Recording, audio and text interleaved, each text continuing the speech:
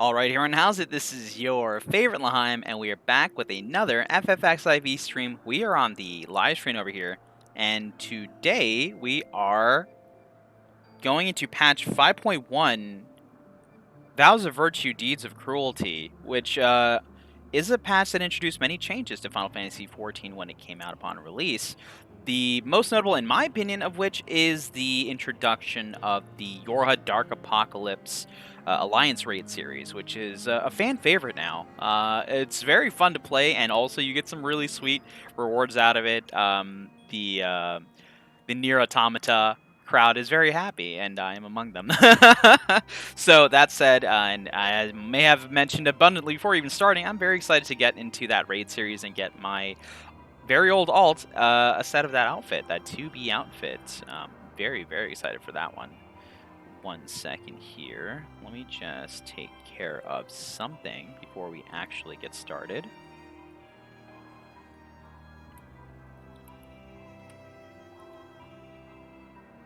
All right.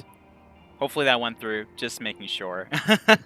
And let's do this then, without further ado. Get out of live screen over here. Oh, you know what I should probably do is I should turn on my chat sensor. That's a good one to have on.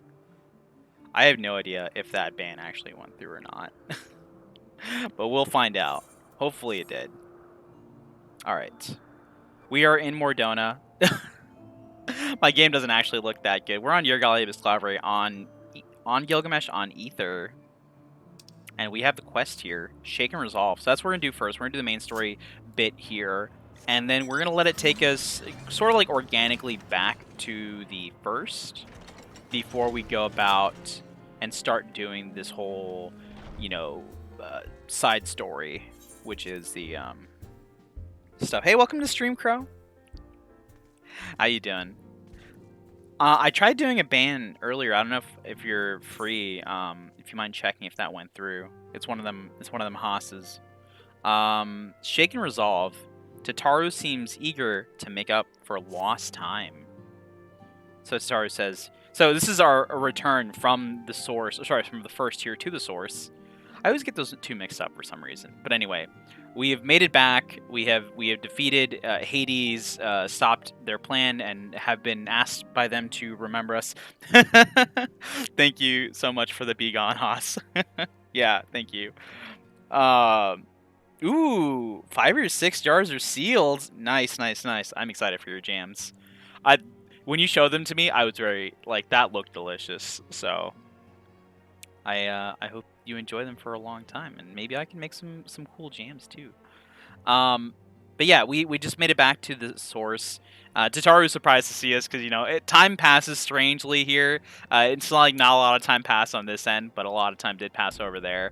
But now we're back, and Tataru's so glad to see us, and, you know, they're saying it. So, here they go. Yurgalia, gods, it's good to see you. I hope you being here means you've had your fill of rest. More than my fill. Not more than 40 wings, should be told. You know what? But since we're kind of RPing, we're going to go more than my fill for Yer. Yer likes to just go. They're the part of me that's just like foot on the gas. Let's go. Well, you certainly earned it. Not much has happened since your last visit. I had planned for you to meet that helper I told you about, but he refuses to answer his link pearl. Estinian. I do hope he's alright. We've been exchanging messages with the Eors in Alliance throughout, though. They say the fighting has finally stopped the Gimlet Dark, and that the Empire has shown no sign of movement, which means we might actually have a moment to ourselves for a change. Seeing as you're back, maybe you could tell me more about your time in the First. Great! And if you don't mind, I'd like to ask Philomene to join us. She'll want to know about what happened to Minfilia, and I think it's best she hears it from you. We'll meet you on the terrace of the House of Splendors. So, Philomene, for those of you that remember, it's Best Boy, Riol. If y'all don't like Riol, y'all need to go back through the story and just pay attention to the kind of stuff that Riol does for everyone. And y'all are going to love Riol, too. Riol, I think, maybe like a few leagues behind Tataru, but still in a very significant way, carries the Scions of the Seventh Dawn in, like, all their operations.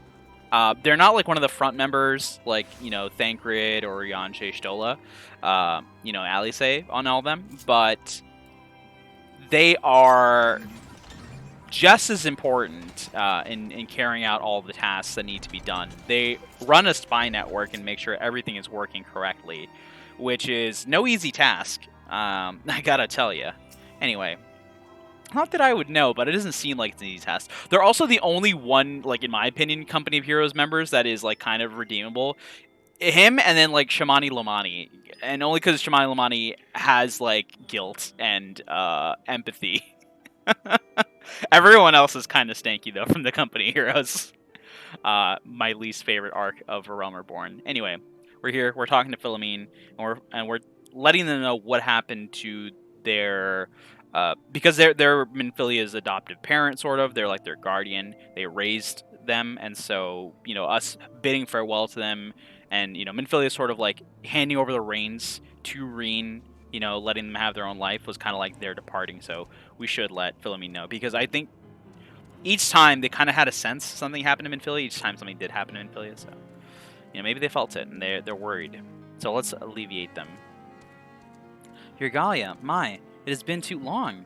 Tataru did mention that I would be joining you, did she not? Yeah, they did. Thank you. Words cannot well express how I long to know more of the first. This world Minfilia sacrificed so much to save. But come, rest your feet. Tataru should be arriving shortly. And rest our feet we shall, because these sabatons we're wearing, they ain't made for walking. They're made for guarding. For protecting. And so Minfilia chose to pass on her gifts to the next oracle. This girl who Thancred named Reen? To have such a burden thrust upon her as a child, only to embrace it when given the choice. In that respect, they are quite alike. It would seem her legacy is indeed in capable hands. Hirgalia, might I ask a favor of you when you next return to the First? To tell Reen what I cannot. To tell her, thank you.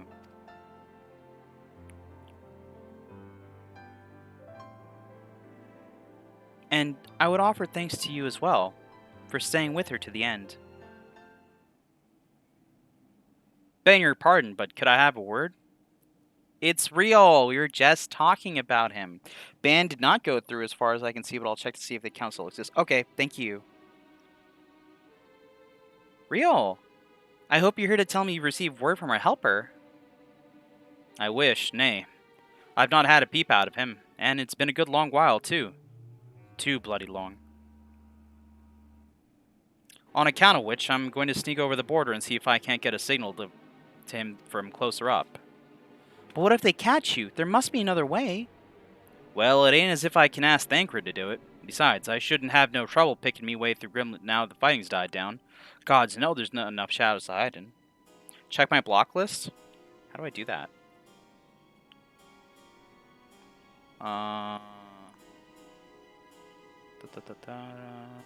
Check my block list.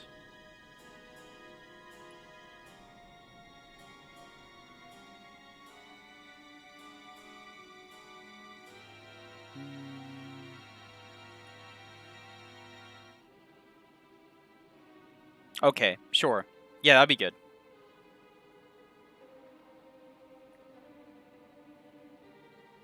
And it beats waiting around here twiddling my thumbs. Any road. I just thought I'd let you know. Now I'd best be. Ah, I nearly forgot. Kral's at the stones and she wants a word. Something to do with the patients. She was getting ready to examine them again when I left. There goes Riol, risking life and limb.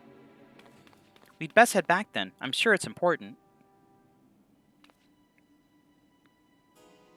Alright, we'll say bye-bye to Philomene. And make sure next time we go to the First, we let Reen know what they said. I do feel pretty bad for them, because it's like this stuff keeps happening. It's kind of stinky. Aw, thanks for watching my back. Yeah, it's it's pretty bad out here for us streamers. With these bots running amok.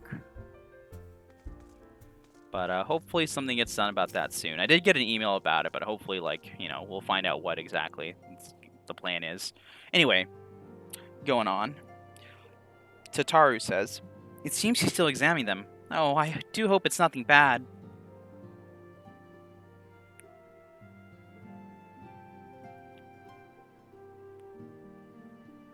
Alright, and here we should be seeing Kral in a sec. You're here. Good. There they are! I love Kral's outfit so much, it's so cute.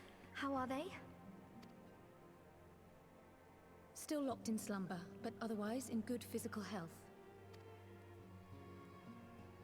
For the present, at least.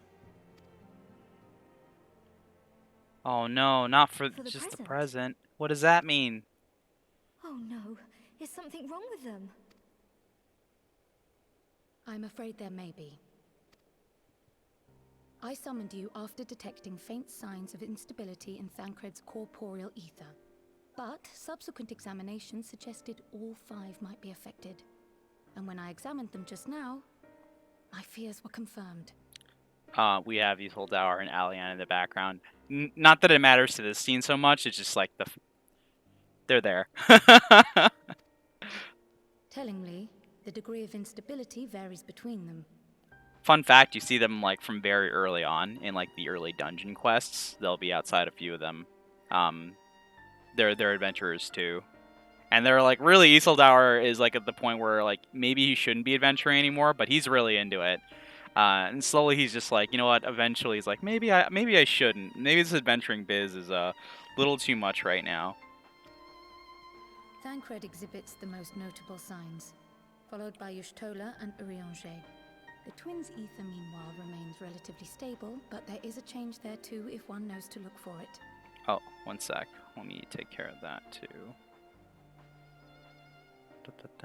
Timers. Turn that off.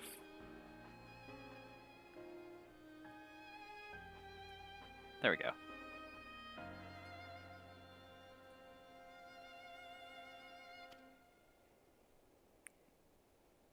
Hold on. Isn't that the order they were called away in? Indeed. Which leads me to believe the instability will only increase with time. Though I can but speculate, I fear this may be a symptom of a weakening link between body and soul. No. By the gods! What happens if the link is broken? I cannot say for certain. This is all unknown territory to us. Yet whatever happens, it cannot be good.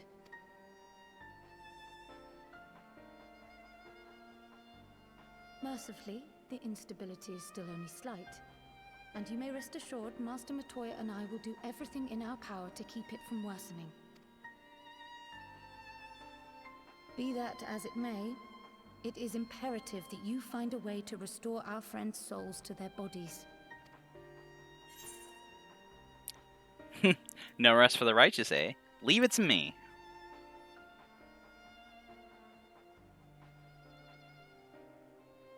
Thank you. Of course, they're my friends too. Where's she even supposed to start? We had the greatest minds in the realm hunting high and low for an answer, and they ran out of places to look. Oh, you know what? I think last time I noticed that the audio on the stream, like the in-game stuff, was maybe a little bit too low. So let me turn that up. I'm gonna maybe set it here. Let me know if it's too loud, too quiet still. I can always make adjustments.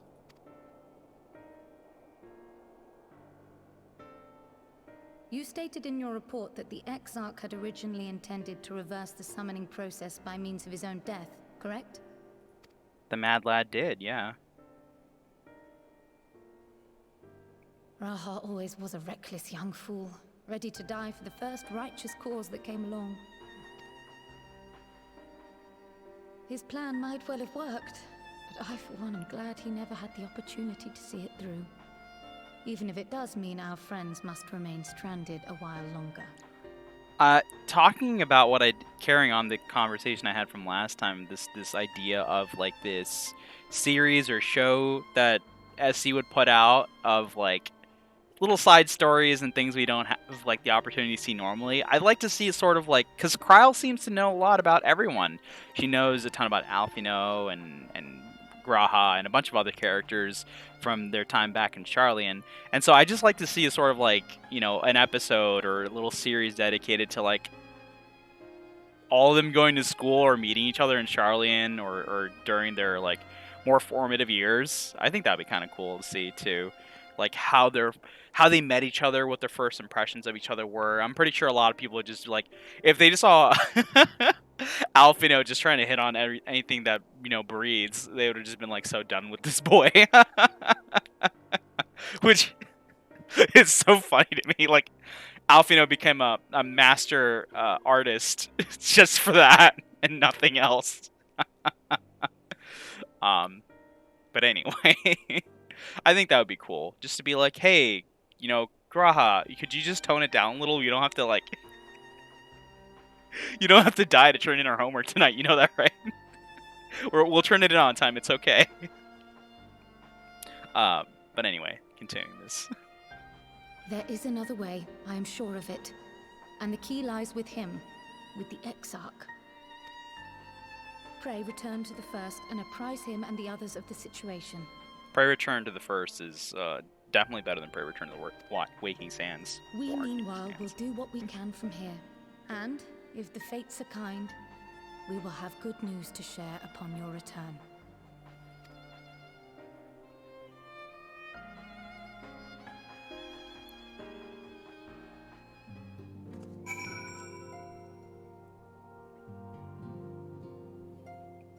Alright.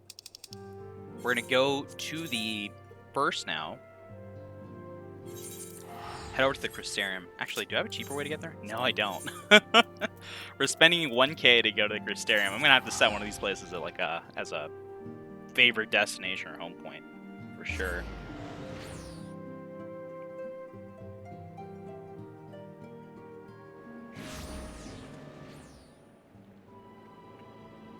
Okay. And let's go talk to them in the Ocular, which is at the Docile Gate. Docile? Docile? Docile? Gate? One of those. And, gosh, it's always raining here. Oh, Mangekyo Sharingan's a good name. It's always raining. I don't know what the deal is. Anytime I'm in the game, it's just like, the rain follows me. Ah, Yergalia, you returned. I hope your time in the source was suitably restful, says Graha. But of course it wasn't. Go on. We've got news, Graha. The corporeal ethers show signs of instability. By the gods, the possibility never even occurred to me. If you have returned in the hope that my research has yielded a solution, I fear you'll be sorely disappointed. 'Tis but a mercy we have the likes of Mistress Kryle and Master Matoya to keep our friend's body safe while we wrestle with the problem. But they cannot forestall the separation of body and soul indefinitely. Come, the others must be told. And so we call in all the Scions who are about doing their own business in their own places to learn about their current fate. And maybe through this little meeting we can figure out what to do next. Well, I mean, we know what to do next, but just how to do it.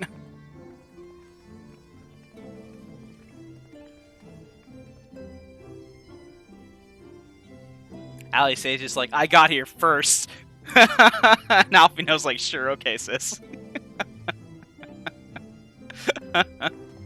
Stola, who got here first?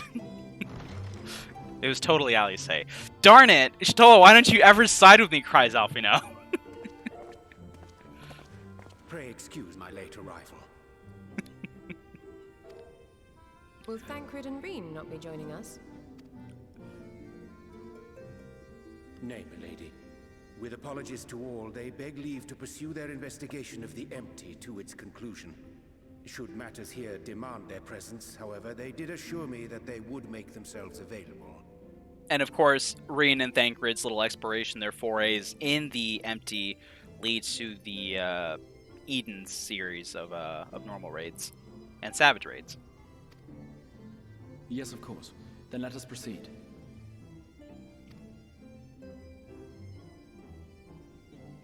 I think it best that you begin by providing a summary of Mistress Kryle's findings. Right, so Kryle says, since y'all been here too long, your souls and bodies are, like, forgetting each other, and that's bad. I suppose it was only to be expected that some change would occur. Yet our souls seem unaffected, to my eye at least. How long they will remain so is another question. Kryle is right. It is imperative we find a way to return to the source. Perhaps an explanation of the method by which I brought you here will yield some inspiration. Yeah, we can reverse engineer your summoning. Maybe. Ere I begin, it must be noted that I am by no means a gifted mage. In order to employ powerful magics, I must rely upon the Crystal Tower and its boundless reservoirs of energy. It's really funny, too, because when you finally get Graha, you know, back with you and stuff like that, like, completely, he mentions that, like, wow, casting magic sure does suck without the power of the Crystal Tower. Y'all live like this? Just judging us. The Y'all magic cast that summoned spells you like was this? no exception. 'Tis a singular spell, adapted through painstaking effort from the technique that transported me to the first. To use an analogy, it works by cutting a hole in the fabric of reality. A hole tailored to the object of summoning, through which it and it alone may pass unscathed. Graha over here doing like some crazy quantum physics, and he's like, "Yeah, y'all follow me, right?" It's like, sure, Graha. Though I succeeded in creating said hole, I failed to latch onto my intended target. Instead of you, the spell found those close to you, and ended up summoning them in their incomplete state. Now it's funny because each time someone was like yanked away from us, they were like physically close to us. So I don't know if this means like every time Graha attempted to do this, it just happened to be like another Scion was like standing right next to us and got picked up instead, or if it just means like emotionally close, like in like a bond, like their soul is emotionally close to ours and spiritually close to ours. Like that part isn't clear to me. I'm gonna lean on the side of physical and just happened that they were standing next to us, but yeah, we'll see. I would not soon throw my life away. Not after the lengths you and yours went to save it. And so long as I breathe, I will spare no effort to see you safely home. Well, with your track record of trying to get rid of yourself, buddy. But should all else fail, and your lives be at stake, there remains one sure method. See? See? He did it again. Yeah, get him, Alice. What was that for? I forgot this scene. I love it so much. How can we even entertain such thoughts? You owe your life to the Warrior of Light, and you don't get to die unless she says You don't get to die unless she says so. I'm gonna screenshot this because I love it so much.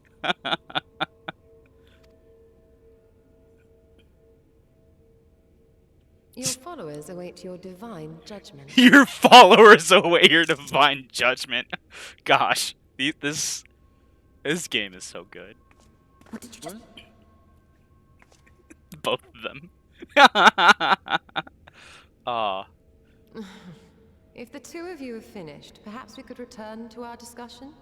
Stola isn't funny, like, you know, they're serious, like, 95% of the time. But the 5% of the time that they do joke, gosh, they're so freaking good at it. They're really...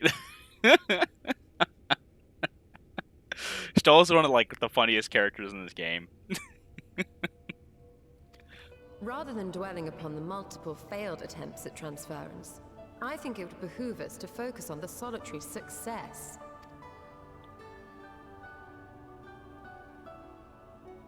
I would draw your attention to the fact that our friend can travel between worlds possessed not only of her body and soul, but her personal effects besides. This is no different from the teleportation magics to which we are all accustomed. Magics that allow for the transportation of those inanimate objects one considers to be an extension of oneself. This is also an interesting concept here. In their teleportation magic, the rules state that you can take inanimate objects with you as long as you consider them to be an extension of yourself or a possession of yourself. You know, like something that you own. Are you suggesting that simply by considering us her possessions, she could carry our souls back to the source upon her person? Well, it would be nice if things were that simple for a change. But vague notions of ownership seem a rather tenuous thing to stake our lives on. So much as a moment of doubt on her part and we'd be left floating in the rift. Yeah, and the concept of doing that seems pretty rough, so it's definitely not a good idea to risk it on that. Milady hath the right of it. The requisite fixity of belief would be too much to ask even of our friend. Yet were we to immure our souls within an object in her possession, mayhap then our safe passage could be assured. White Auricite would, I believe, serve as a suitable vessel for this purpose. It was conceived to imprison the massy soul of an Ascian, and should house one of ours with relative ease. I think, like, similar to how Graha is, Oriange's answer to every solution is kind of also the same thing. It tends to just be White Auricite. It's like, you know, Oriange, I'm stuck. I can't get out of this really small chair I got stuck in, says Alfino. And Oriange shows up as like, I have just a trick. Oh, you're gonna pull me out? No, I brought you White Auricite. Just sits it on his lap and he's like, Oriange, careful not to move. It will break if you let it fall. I can't get out of the chair, Oriange. If you just put it there, it's gonna fall. It'll break. My work here is done, and just walks away. We would need only to ensure our soul's safe preservation inside the stone, and identify a means by which they might be transferred back onto our vacant bodies. I'm having fun with these little stories I'm making. Soul preservation and transference. I believe I know of someone who may be able to assist us. On the far shore of the source, there stands a great palace built by the elves. By the elves. It was forsaken in the wake of the flood, but a certain Numo chose to make their home there soon after. Though they have long lived as a recluse, they once occupied a place of honor in Verbert's royal court, and it is said that none in all of Norvrant is more knowledgeable than they on matters of the soul. I'd say this character is kind of like the Master Matoya of the first.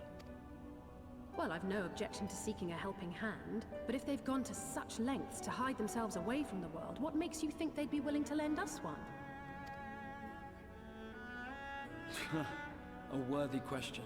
Years ago, I myself tried and failed to solicit their cooperation in the battle against the Sin Eaters.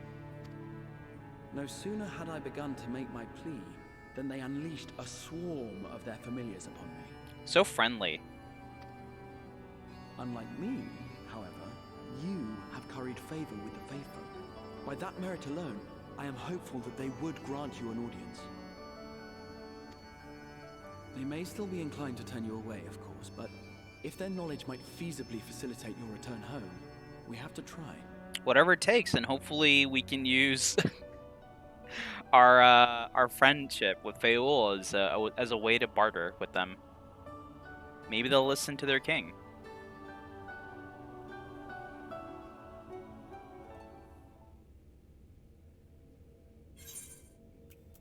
Alright, let's pick up... I think we're just going to take the Night World coins.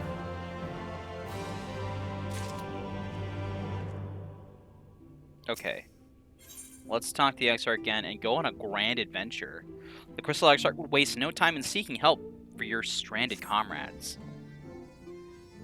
The Grand Cosmos, That is, the palace we seek, stands on the opposite shore of the source. I will arrange for a boat to carry us. So the lake in Lakeland is called the source also. In addition to this, in addition to the actual source, Graha has a very, very interesting name for it.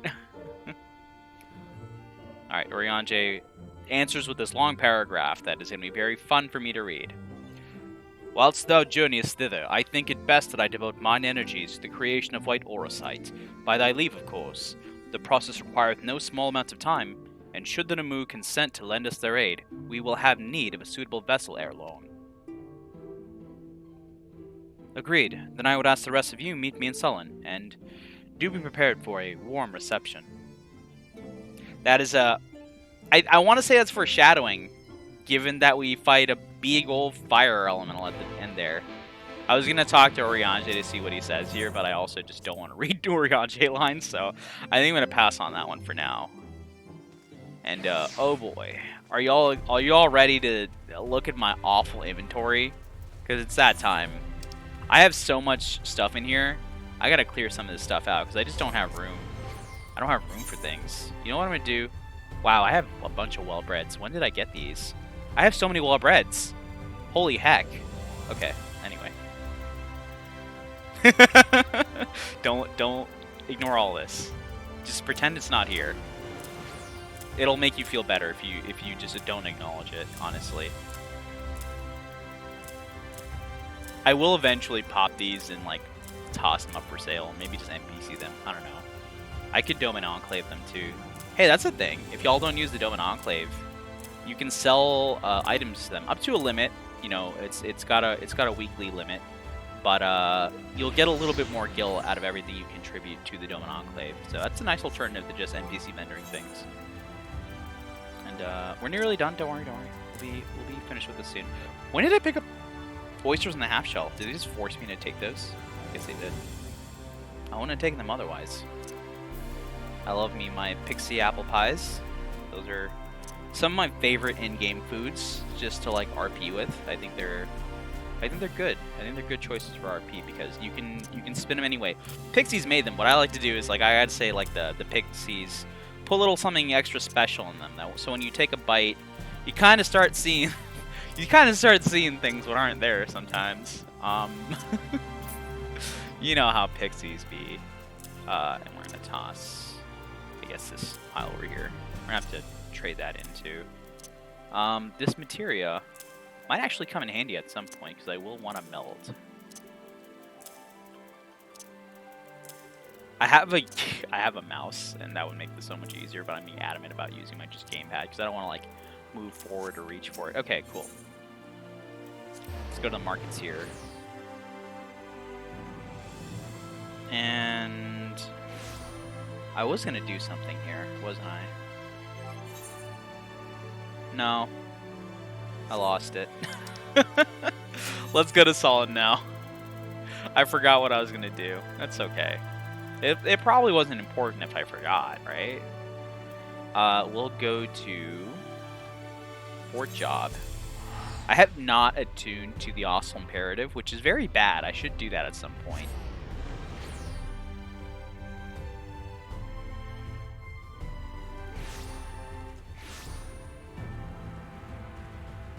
Okay.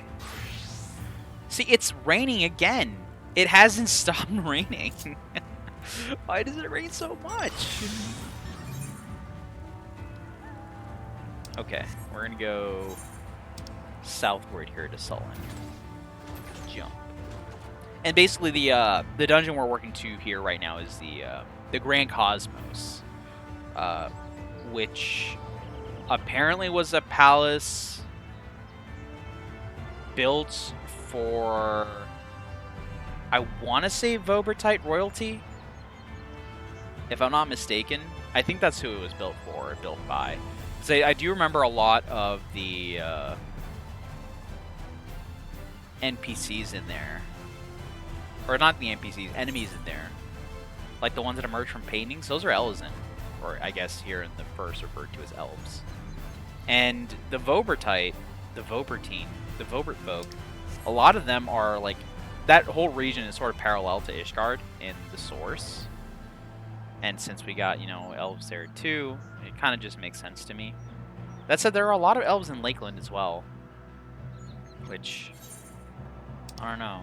I don't know what that says. I mean, it could just be that a lot of them made their escape here on the oncoming of the flood. Which honestly, wise, because after what happened in Vobert after that, yeah, that makes sense. It was overstricken by like this massive flood that took out all these buildings. You can see that like if you go into the waters of the lake in Lidoran or near Lidoran, you could see like a bunch of ruins underwater. You even have like this cutscene there with Artbur that shows up after the Fwath try to drown you when you complete Don Meg. And just like all these buildings down there, and it's like, dang. I sure hope everybody made it out. Those that didn't really just probably got messed with by the Fae. Maybe turned into a couple shrubs. Not the best ending, honestly. None of these are great endings for them. So, anyone that made it out of there, I think good on them. This place is just called Weed. It's just so funny to me in like a really dumb way. All right. And honestly, to me, this place is called Brick. That's two things I like. But yeah, it honestly just looks like I'm about to go fishing and nothing else. Just here, hey everyone, you ready? Everyone got their tackle box and their little chairs and the cooler full of beer, because we're gonna go fishing. Oh, they're playing the good song. I don't know why the good song plays here. It's so weird, but let's do it. All right, Crystal Exarch. As I told you before, I had scarcely set foot on the palace grounds when I was set upon by our host's familiars, and I expect our reception today to be no different, which is why I propose we march through the main gate, weapons drawn. I'm sorry, but are we not here to petition for assistance? You can't honestly think barging and looking for a fight is going to persuade them, says Alice, the person most known for barging and looking for a fight. Actually, I believe the Exarch might have the right of it, says Stola. They have no doubt poured a great deal of time and energy to the creations. Were I them, I would be most interested to meet with those who could overcome my defenses. As would any true seeker of knowledge, says Graha, and there is little we can say or do to convince them to help us if we know nothing of their character, nor less why they chose to hide themselves from the world. But if we can seize their interests, mayhap we can earn ourselves an audience. Earn their interest we will, by punching things real hard. Weapons drawn it is, then. Though I must say, Exarch, you certainly seem to be enjoying all of this. He's getting to go out. He's getting to go out with their best is awesome, pal. Do I? Well, I will not deny that I enjoy the thought of fighting alongside you all, rather than pacing about inside the Crystal Tower. You both seem to be in rather high spirits, if you ask me. Not that I'm surprised. Your moods invariably improve when Yagali is around. Ali says, "Look, I'm just ready to kill Alfino right now." What exactly are you implying? She averted a calamity, and the light which seemed destined to consume her has been extinguished. 'Tis only natural that we be pleased to see her. Yes, well, you have plenty of time to celebrate her good health after we've finished here. Of course. Then let us proceed to the palace. And into the Grand Cosmos we go. our little fan squad in tow behind us. But we're going to have to leave them behind for a little bit here. We're going to go in with a crew of friends that we pick up once we get our eye level up to 4:30, because we're at 4:15 right now. I think I figured out, y'all, what I was thinking about in the Crystarium. I'm trying to remember. I was like, I'm forgetting something. I remember what it was. I'm severely undergeared. But hey, we're doing fine despite being under gear because Paladin's broken, so we can get away with doing a lot. I mean, heck, we just put out a highlight recently on the channel for running Amarat. We were doing the final boss. It was just us as a Paladin and a Black Mage. We'd lost our healer and the other DPS. And, like, through Paladin healing and shielding, we were able to get through that, so... I'm pretty sure we'd be fine even at 415 in this dungeon.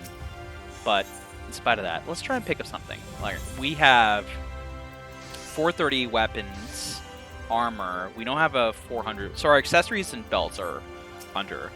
Let's see if we can pick up something here. What's the highest crafted thing we can pick up? Sorry, NPC. What's the highest NPC we can pick up? 415?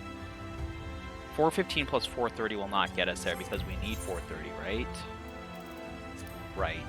Okay, so we're gonna need something higher than 430, which means we can't get NPC gear. We have to buy actual gear. What? Unbelievable. Okay, so what can we get that's good? Facet. Let's see how much this costs. I'm just gonna price compare things. I mean, obviously we should just go Exarchic, but if we're trying to save that gil, the real PvP is here. I guess that's true. Neoish Guardian is some good-looking stuff, but since we're getting accessories, it doesn't really matter too much. Some of the necklaces, some of the chokers, and like bracelets and stuff do look nice, like the Neoish Guardian choker pending is a pretty nice-looking piece, I guess. But again, not seen very often since a lot of the outfits cover it. I'm trying to like toe the line between fashion and function here. We can pick that up. That's 480. That's 480. Yeah? Okay. 48 rather. I don't know why I said 480. These are relatively cheap. Okay, maybe I can pick up accessories that are Exarchic. Yeah, I think I'll do that. Let's do Exarch accessories. Exarceries. I did it. I made a word that I didn't have to say. What's Facet like? Yeah, Facet's about the same. Yeah, okay, we'll go. Alright, let's pick these up. And these will be like sort of outclassed pretty quickly too, because we will be picking up some Revelation gear in a bit as well, as we get some more tomes. So we'll be good. We'll be good soon. Well, we might as well pick up this belt too. The belt's a little pricey, but you know, we'll make up our gil some other way. We'll make up the gil. We'll be fine. Alright, let's go repair our gear and slot this stuff on.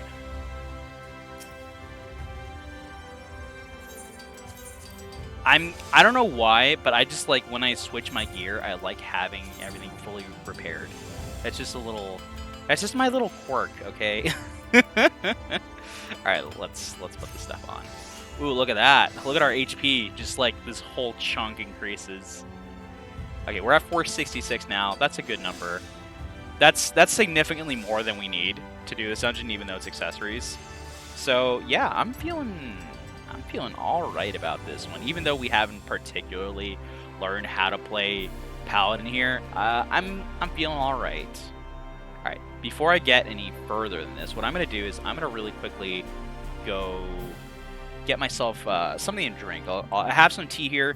I ran out, so I'm gonna go do that, and I will be right back. So see you all in a little bit.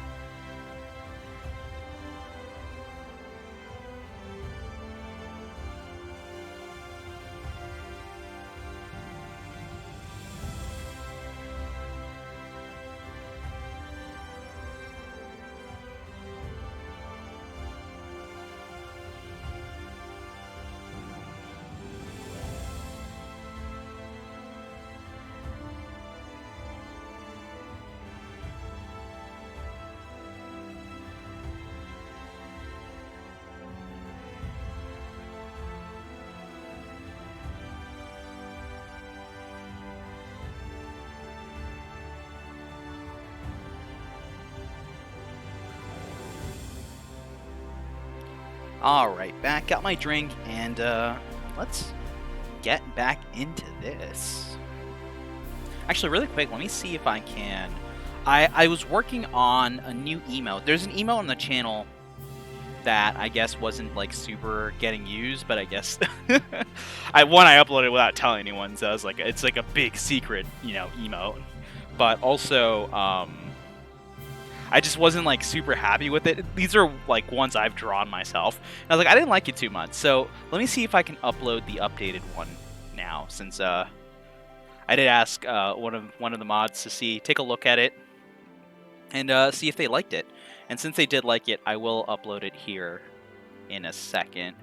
Where the heck do I go for this? I know what I'm doing. Viewer rewards. Here you go. Let's get this new emote uploaded. And then we'll continue from the story here. This is, oh, okay, cool. Okay, so let me remove this one, because this one's like, whatever. I'm going to upload this one. And thanks to all the awesome subscribers we have unlocked new emote slots, too, for the Tier 1 emotes. So this is going to be a Tier 1 emote as well. So that's pretty exciting. This means that everyone that subscribes at Tier 1 will have access to this one. That's good. Desktop. Let's get this. Where is it? I'm gonna go with I'll go with this one. This one's kind of cute, and hopefully gets approved soon too, like all in one go. Let's do a preview of it. See what it looks like. It's loading. My PC is not liking this because it's like, what are you doing? You're streaming? You got the game running? Now you're doing this too? My 10-year-old ancient PC is just like, why do you do this to me? I thought we were friends after all we've been through together. Alright. And I think we're gonna call this like a teehee, because that's kind of what it is. It's like the anime sort of like kind of kind of face there. So it'll be Lahia teehee.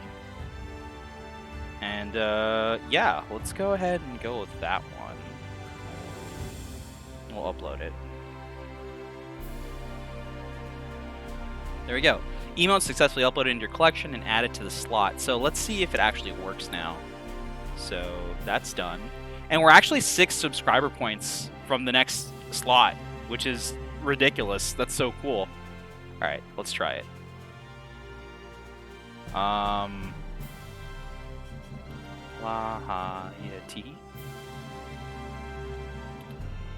Hey, there it is. Awesome, so it worked. That was quick. They made uploading emotes so much easier than it used to be. I'm glad. Alright, so that's available for everyone to use now, too. I hope you'll enjoy it, and I will continue to work on my own emotes for the time being until we can afford to get some commissions done. And then we will have some fancy special done emotes for everyone to use. Okay. Now, what we had just done was upgrade our gear. We're going to do the Grand Cosmos. We don't have to actually go there anymore. We just queue from here. And we'll see how that goes. We're going to go see if we can petition the aid of a certain emote hiding out in this palace that they've occupied. It's all theirs now because ain't nobody else there. And yeah, we're going to see if we can go in, you know, just start blasting and see if we can get their attention. Because really, that's what it is. We have to get their attention. And once we get their attention, then maybe they'll want to help us. And this, of course, this character is sort of like the first version of Master Matoya. They kind of like are sort of solitary, but they're very wizened individual. They know a lot about magic, and that's why we need their help, because they might be able to help us, help Graha, help our friends get back to their bodies before before something bad happens. We don't entirely know what, but we're worried about it. All right, Anxious Crusarum Guard, you have something for us, right? This was important, right? Okay, this is in the middle of nowhere. This is the Eden quest line. So we can do this now. Actually, the one I want to do now is the... let's work in between getting the... what's it called? The Yorha raids. The Dark Apocalypse raids. Where is the unlock for that again? Gosh, let me look that up. I don't actually remember. I have it here somewhere. I actually have the patch 5.1 notes page open, just because I was curious what the significant addition in this patch were. And of course, yes, it is the Aura Dark Apocalypse, a new story, and stuff like that. And a few other things like that stood out to me. I thought were really funny was the addition of a lot of like bard instruments, like the saxophone, which we're referencing in their title. Today, the tuba, the trumpet, a bunch of like these little brass horn sort of instruments. You can tell that I'm a super music person. I know everything about songs. I was in band 3 times. I quit 3 times, but I was in band 3 times. All I wanted was to play percussion, and they never let me. They kept giving me instruments I didn't want to play. And then the one time I was in like marching in summer, I got percussion, but I didn't get like one percussion instrument. They said, L'chaim, you're going to be an alternative, but you're going to be the alternative that learns all the percussion instruments because you need to fill for just about anyone we might lose. And I'm like, I'm out. I don't know how to play one instrument. You want me to learn like 50? I can't do that. I don't know how to read music sheets. What do you want me to do? I can't xylophone and triangle. It's too much. Where am I looking? These are like the PvP changes. Where's the Yorha? There's the Yorha. I found it. It didn't take me long. I found it.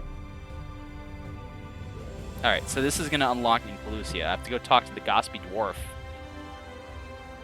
Players must first complete the main scenario quest, Shadowbringers, and the quest Word About Kamra. Okay, let's do that.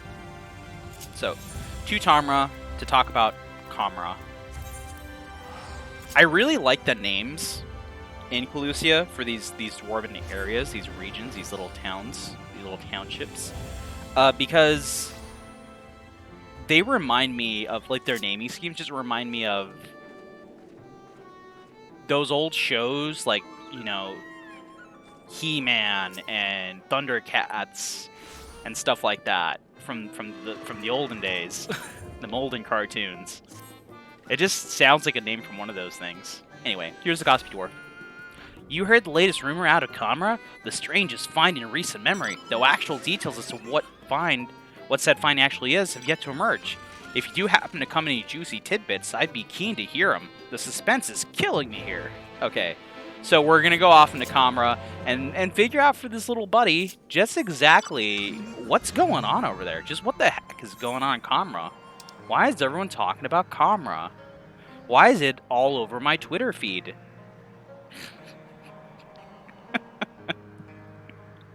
I'm pretty sure the folks here have not been cursed by Twitter, so that's kind of good. They have to get their news the old-fashioned way. You either walk miles to get it, or you just don't. Just don't.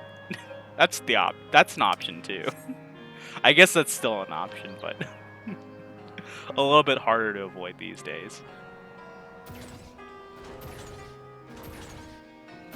I just installed that really sick hydraulics into my car, you know? I've been making some mods to it, and now I get to do tricks like this as I roll around. Not even on the road, it's off-road. We got them special off-road tires, you know? You can't see them, but they're there. I got my nice underglow. This car has everything, really. I have it on one character. When this event rolled around the first time, haha, because car funny, right? I'm good at jokes. I'll be here all week. I didn't pick this up on enough alts. I thought I did, honestly, but it turns out it only picked it up on like a few of them, and I deleted like half of those. So I have it on this one, and like very few others that I actually play. It's very disappointing. So I too am excited for the car to roll around again. I think what happened was that like I wanted to get it, but then like I kind of just felt burnt out. I think it probably came out of one of those burnout times, and I'm just like, you know, maybe I'll wait, you know, and I just kept putting it off. You know how it is. And then the event ended, and I'm like, it ended? Oh no, and now I can't get the car. Oh well, you know, I didn't really care at the time, but then I realized that, because I thought, hey, SE's just going to release more multi-vehicles soon, right? They just didn't. They didn't release another multi-seater for free like this forever. I think. I don't think they actually have released another multi-seater since. Correct me if I'm wrong, but especially not one that's a 4-seater. This is wild. So this is, I guess, my warning to anyone who's as foolish as I am, who decides to be as foolish as I am. Don't. This is like one of my bigger regrets in Final Fantasy XIV. The other one was not getting the Rainmaker hairstyle during the Rainmaker event. I was taking a break from the game, like a week break from that time, and that was the same week that they did the Rainmaker event. And I didn't get the hairstyle, which was Nago's hairstyle from Stormblood. And I was very upset about that. I wanted that one back for years, which finally SE listened, and they gave it back to us. And again, they're bringing us the car back. So, you know, thank you, SE, for actually listening to your player base. You rock for doing that. Oh gosh, I wanted to talk to the dig site watch, but now I can't because the Grand Cosmos comes knocking. Oh well. I just realized that what this means is that we're going to have to drive all the way back here because this is going to drop us off out of the quest location. I really need to unlock flying. Oh, and of course we're going to watch the cutscene to make everyone upset. The things I do to myself to make things harder for me. I like how they come out looking like a Star Wars character, too. I don't know if that's a reference to something real, but it just looks like it.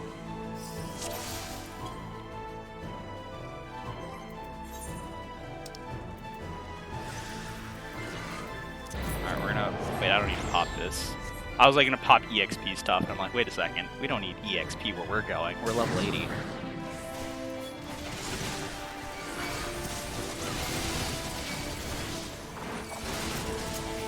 I can't reach that one. I can't reach it. I want it, but I can't reach it.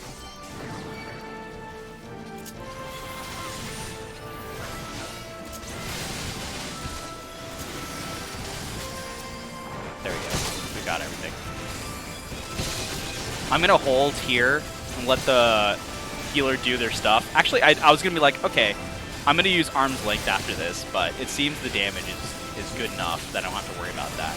I will do a clemency on myself though, just so the healer can worry about other things, like damage.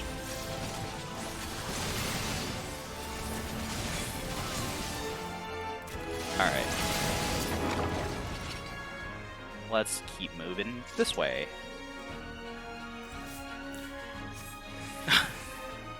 They're really mad. They're really mad that we're making a mess of their floors. They're like, my floors.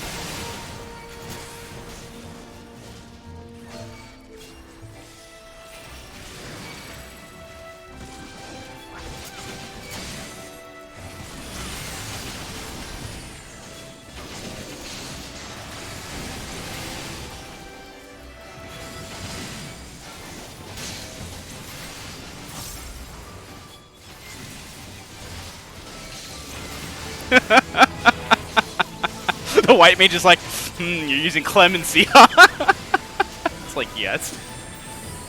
I got clemency here, just to keep myself alive. Just a little bit.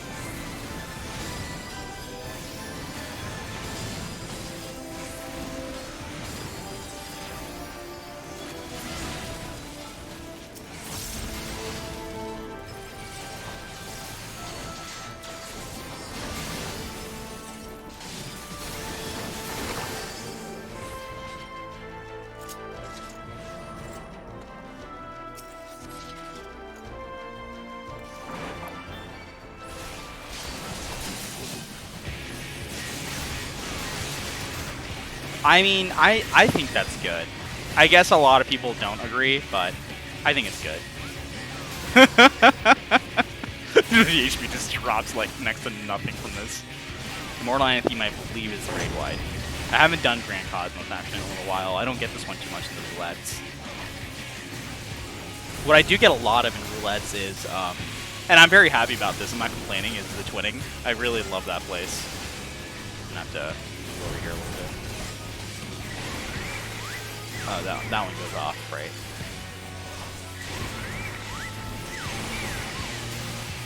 Hey, I did this one without getting hit.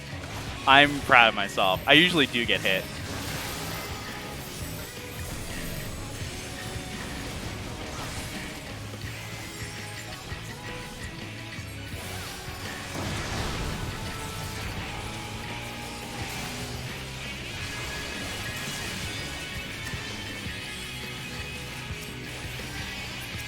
This white mage hates me.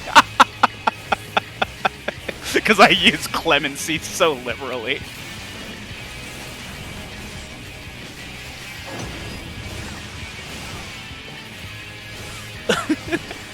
Look, if if Yoshi P didn't want me to spam clemency whenever I could, he wouldn't have given it to me, alright?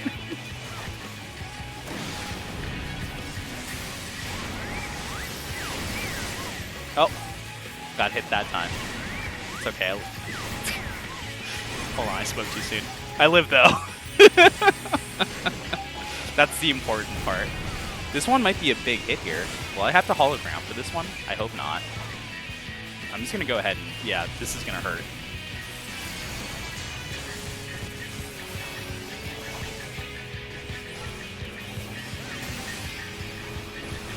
I can't really magic combo either at this point. I can't mitigate this either. Oh gosh. Alright, spread out.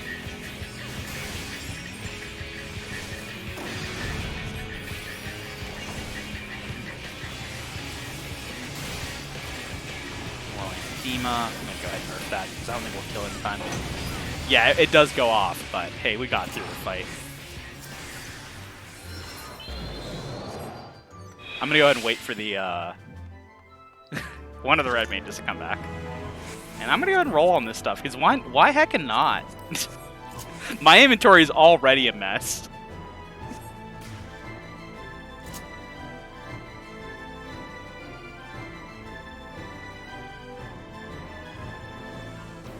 I can pick up whatever I want. I'm just gonna pick up garbage until it's full. What's my armory chest?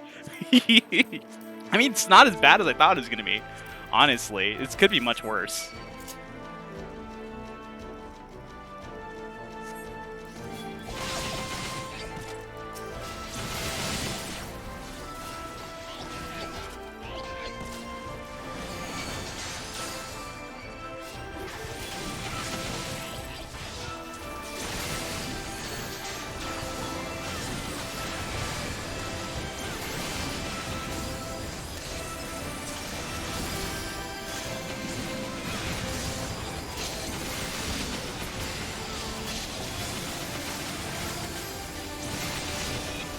Also, not me just realizing on the first boss that we don't have a melee. I didn't check until then.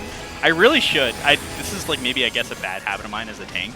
When I go into dungeons, is that I don't bother checking what the DPS are.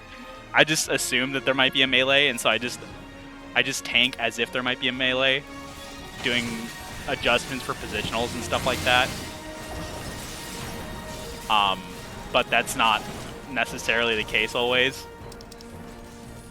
I rolled a 98 and a 99 on these. Gosh, this is where all my luck goes. Heck.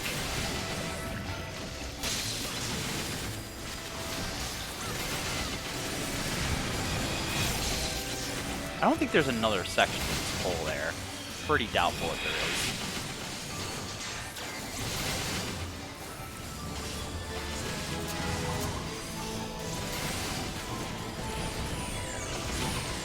Can I live? Oh, Hades Benediction, okay.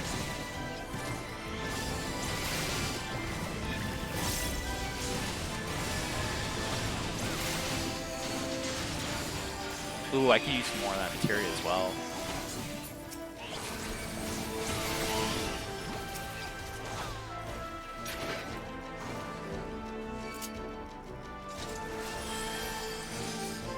Alright.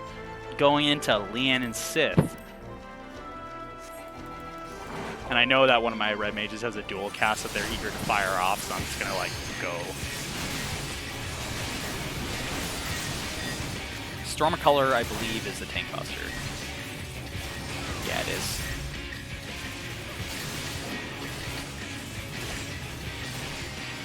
Ode to Lost Love might be the raid wide, but I don't have mitigation for the first one. I am gonna heal myself here though.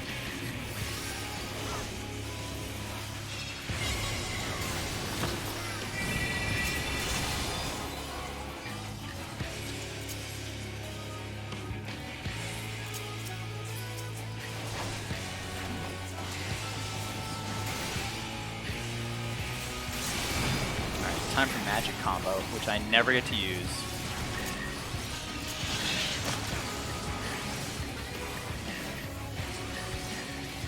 And Ode to Lost Love, raid wide. Fighter flight back up, good. This one's a slide, right? I think this one's the oh, this is the spread.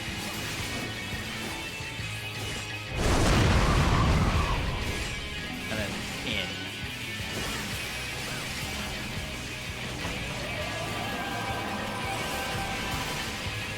Is my Requiz cap back up? It is not. Over Lost Love. Raid right? Yes. Sadly, I feel like, I don't know. The Past Storms isn't like the greatest. I suppose I'll move this. And I'll put it like over here. Oop.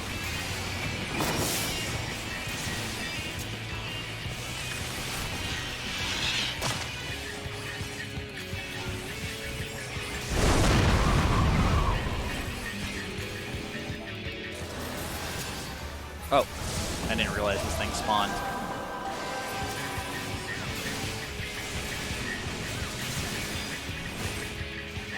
Storm of Colors on me.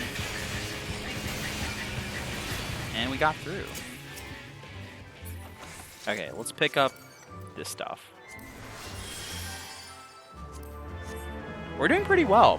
I mean, I can sense... I can sense my healers, like, just not enjoying the clemency, because they're letting me go low. Because they're like, oh, this paladin's gonna just clemency anyway.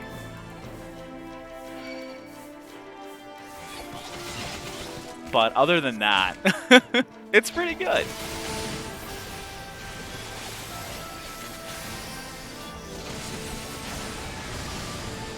It's more exciting this way because I'm more afraid for my life.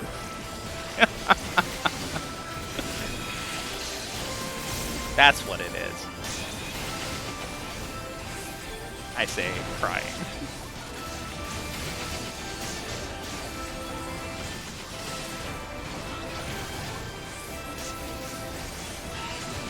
Uh-oh. Clemency, keep me alive. Oh, it's such a good skill, though.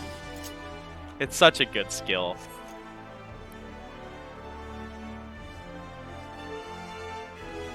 Second, definitely to the Blackest Night. I really love the Blackest Night on Dark Knight so much. That's probably my most favorite skill in the game now. It used to be, and I think to some degree it still is, but it used to be Flare from Black Mage. Was my favorite skill in the game.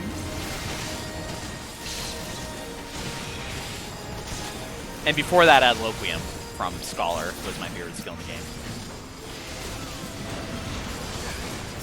But I'd say Clemency is up there. I do think they really should nerf Paladin, though. Like, I know it sounds like a joke, but I'm being completely honest, though. They really should. It's too strong. It does everything. It does everything too well. That's the problem.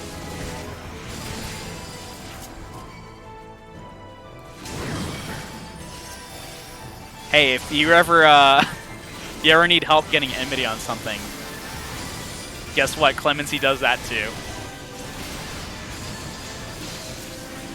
One of these needs to go down first. I want to say it's Sir Hammond that needs to go down first.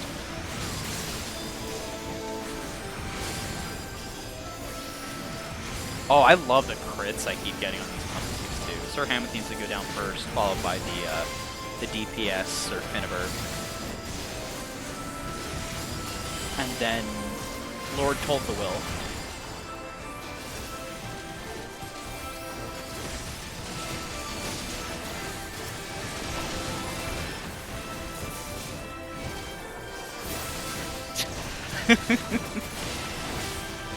I cannot stun that. I don't know if it's because stun resists or just not stunnable. I don't remember.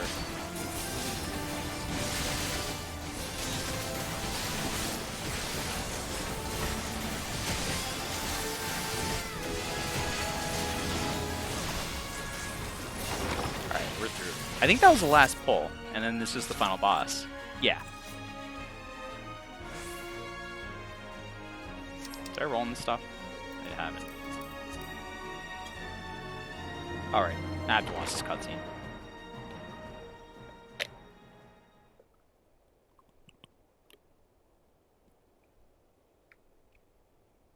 You have sullied these halls long enough. Come, Lugus, our guests yet want for company. There they are. One fiery boy coming right up. The insatiable flame, Lugus.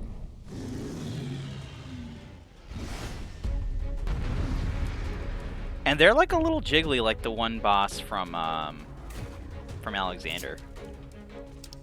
They're a jiggly lad.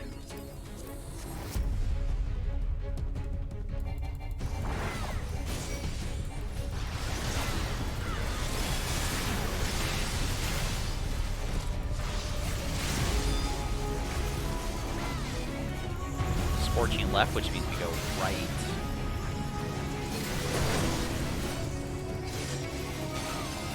Ouchies. Otherworldly heat. I'm gonna go ahead and shoulder for that. Don't want to stand in it. Uh-oh, we lost the piano. That's not good.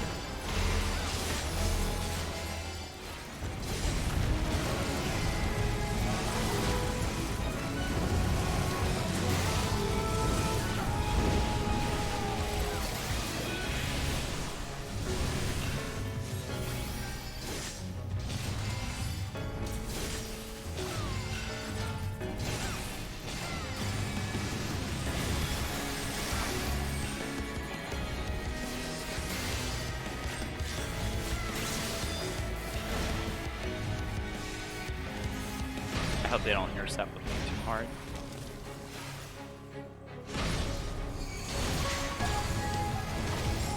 There wasn't a lot of running there. I didn't have a lot of room, but it's okay. We got through it.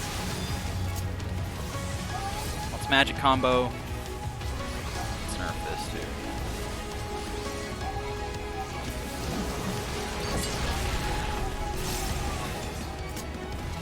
I don't have fight or flight up for this buff. Otherworldly heat. Ooh, we gotta be careful of that chandelier back there, though. Sure hope that doesn't get hit. I guess I'm gonna take this Flush Soak over here.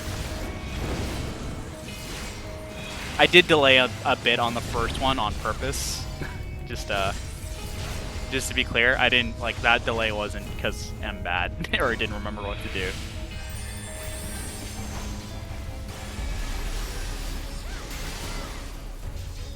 Definitely for other reasons. Scorching left. Alright, so we go right. Ooh, that one was an angle. There made it, so that's good. Hey, get back here. Stay in the bubble. That place was cool. Alright, so that person's gonna get a little ouchies.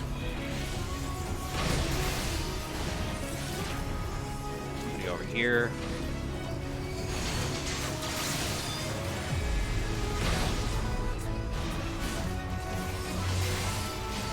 Basically through. We have LB2 now. That's pretty good. Captive Bolt. Is this the Tank Buster? I'm gonna go ahead and use that. I don't know why I used Prominence over there. That was a mistake. That was a misclick. It'll really heat again. Cool. Fortunately, no furniture to break with it. That's the raid wide. I can't mitigate this. Passive Arms is angular, which is annoying. I much prefer my Dark Missionary or Shake It Offs than than Bastion of Arms, honestly, at this point. I guess I could do Divine Veil, but I don't know what the range on this thing is. I haven't read it. I haven't really looked at the tooltip. Ouchies. There goes another one. Alright, Fire's Domain on first. Should I even bother with this one? It's just like, they're about to die.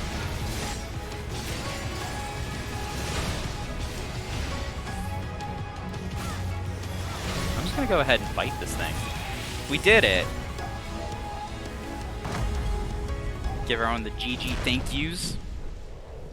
Hopefully, hopefully the healer doesn't hate me too much after this. We done it! Oh, everyone's so well dressed. Dang. I'll be well dressed too soon. Aw, the buddies show up. Alright. And we just got the outfit. Ooh, the War Jacket of Striking. I remember this one being actually good. Oh, look at that. Oh, this is a good piece. Oh, I got the big floofy tail. This tail takes up the whole window by itself. Oh, it's such a big floofy tail. I like this a lot. This is a cool outfit. I'm glad I got it. We have a monk.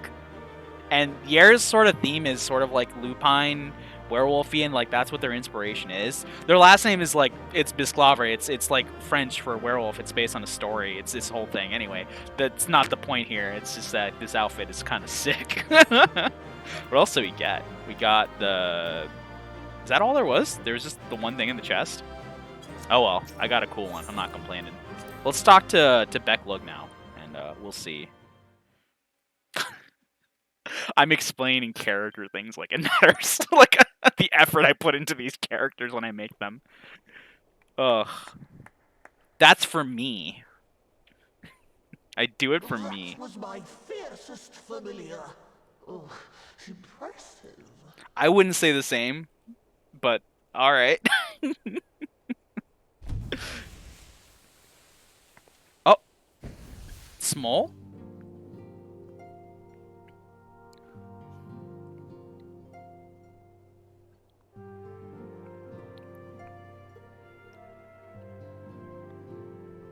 They're so cute. Alright, Graha. It's your time to talk. Look, tis good to see you again after all these years. And judging by your vigorous greeting, I dare say the feeling is mutual. To be sure, a simple shake of the hand would have sufficed by way of welcome, but I shan't complain. Oh, thank you for the follow. And, gosh, this part here, they're so mean. I hate how manipulative sometimes folks are of the Namu, because they use the magic words that they can't resist. And they're doing it on purpose. They're sly. They're doing it on purpose, too. You can see them. They're italicized. They just said shake there. Ugh. Rude. But you must be wondering as to the purpose of our visit. We come to beg your assistance in a most urgent matter. Shake? Beg? This is all Becklug is hearing. It's just the command phrases. Like, Graha, how would you like it if folks did it too? You're a cat. Wait, no, cats don't listen. Never mind. This doesn't work. This doesn't work, this example. Our comrades' very souls are in danger. If we are to save them, we will need the benefit of your unsurpassed knowledge on the matter. Please, will you not sit and hear our plea? Oh, how dare you! How dare you speak thus in my presence! How has no one memed this yet? This is so good. Anytime someone says something you don't like, you can just drop yourself one of these. It was to escape such words of temptation that I hid myself from the world of men. You are sinners, one and all, and I swore never again to have any part in your affairs. All you filthy sinners. That's why I ran away to my sick palace.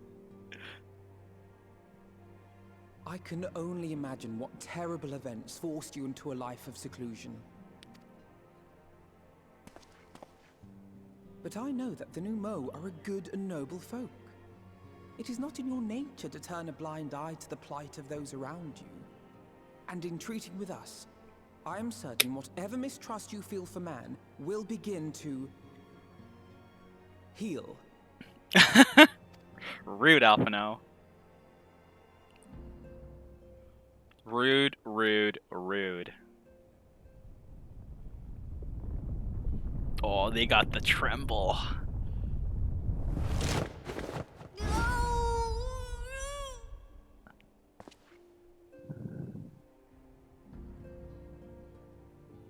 If you will not be satisfied, I suppose I could listen. After all, there's no harm in just... No. Oh, I so mustn't. cute. Not again. Oh, I love when they do the no, no, no. That damn court mage seemed to have the best of intentions too, and countless innocents died for my naivety. Oh, you know not what you ask of me. What horrors my knowledge has wrought. The court mage that they're speaking to, I'm pretty sure, like 99% sure, is the same court mage that we saw in the Paladin Roll quest. The one that was trying to take over the court in Vobert. So, yeah, that's apparently Becklog gave him the information to be able to do that kind of stuff, and they were sort of like regretting that they had done those things. But fortunately, Artbert and friends were able to do it. Although at the cost of Lady Saldia's life, which was tremendously unfortunate for the Kingdom of Vobert, because to be left without a person in charge is, yeah, not great. Not great to say the least. So, makes sense that Becklog, in their shame, sort of brought themselves here. And I'm curious, because I wonder, I don't remember actually, if and anyone that knows might double check with me. Hey, welcome to the stream, Monsoon. Right, they're so cute. If anyone wants to double check with me, I feel like you don't get this third option if you don't do that role quest. But because we did it, I think we're getting that option. Because otherwise, there's really not a ton of ways for the Warrior of Light to know this information. The Magical Plague of Vobert. So we're gonna go with this option, since it's like special, quote unquote. You know of the plague? Yeah, I saw it with my own Echo eyes. Then you know how dangerous soulcraft can be. Instead of saving your friends, you risk damning them. Are you sure you're willing to take that chance? We don't have a choice, Becklug. It's either that or they die, or something. We don't actually know what happens. No.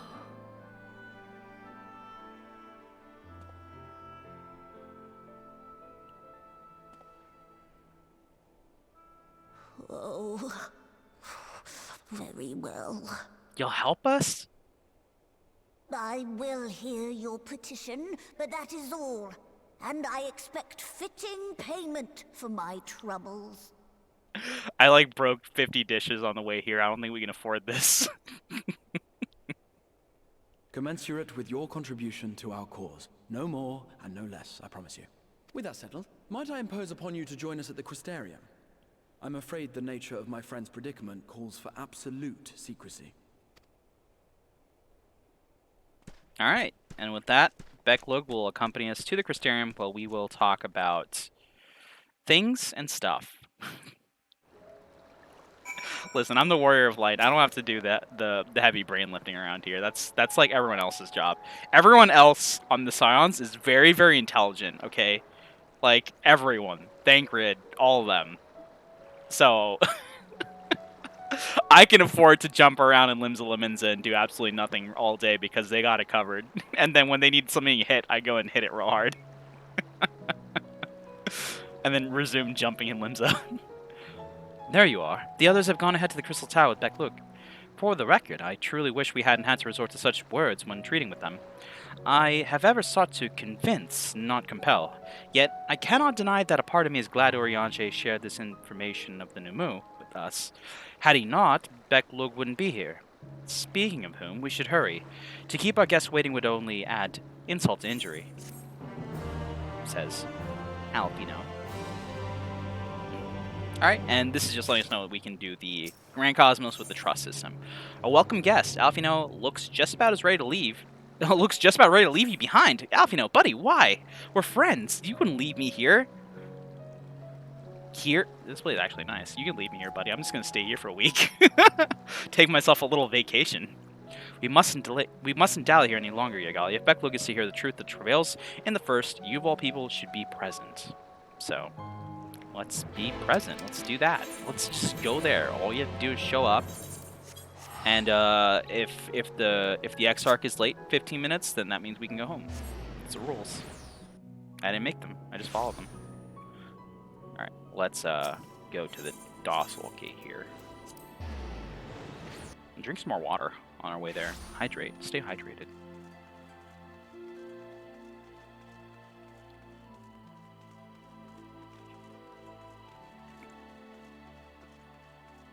All right. Going in. Is there a minion that drops in the Grand Cosmos? I actually don't remember. Maybe I want to farm that. I'll check that. I'll check that on my own time. I'll find out. Or if anyone knows. Actually, no, I know which one it is. It's a little Yanin. That's the minion that drops there. It's like a little seedling from the second boss. It's actually really cute.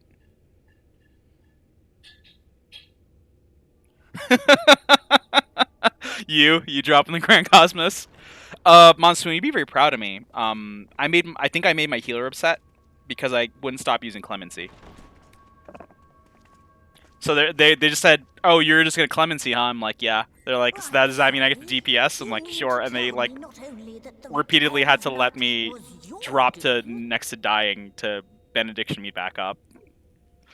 It was pretty funny because I was pretty sure that they really wanted to let me die multiple times.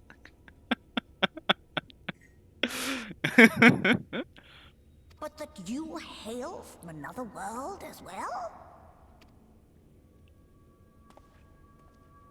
Everything we told you, of the source, the shards, the 7 umbral calamities, all of it is true. I realize how fantastical it sounds, and I would not blame you for doubting our testimony. I mean, it just sounds so crazy it's gotta be true, right? It's just how it is. But given your expertise, you must surely have noted the peculiar nature of their souls. Any other time and I would have dismissed your stories as balderdash and flummery.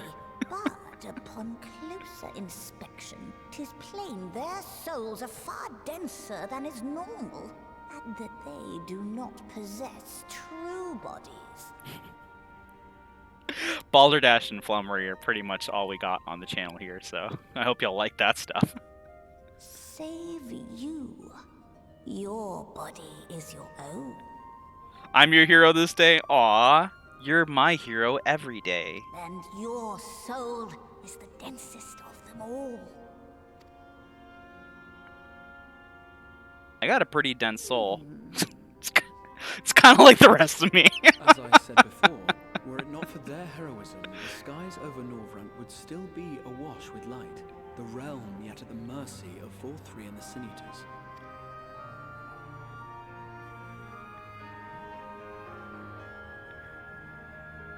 After all they have done for our home, seeing them safely back to their own, it seems the very least we can do.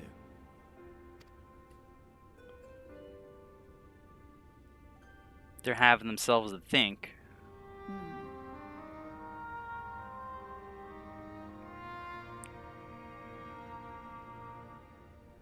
Your tale is intriguing. Yes, very intriguing indeed. Simply to hear it is fitting payment in itself.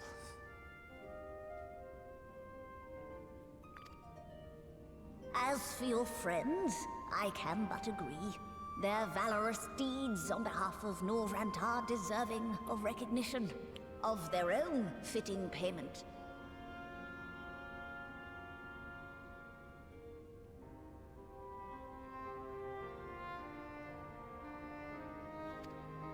You will help us then? I will. I would see my knowledge put to good use for a change. I do have one condition, however. I am not the spry young Numo I once was. As such, I will require assistance in my fieldwork and testing. No problem. We can take care of that. It would be our pleasure. We'll be laboring for our own benefit after all.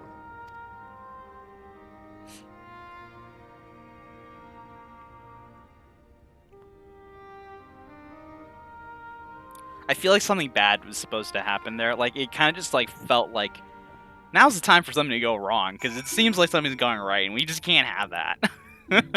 We can't have one good moment, can we? Let's talk to Becklog and see where they need us to go from here. As far as their field testing goes.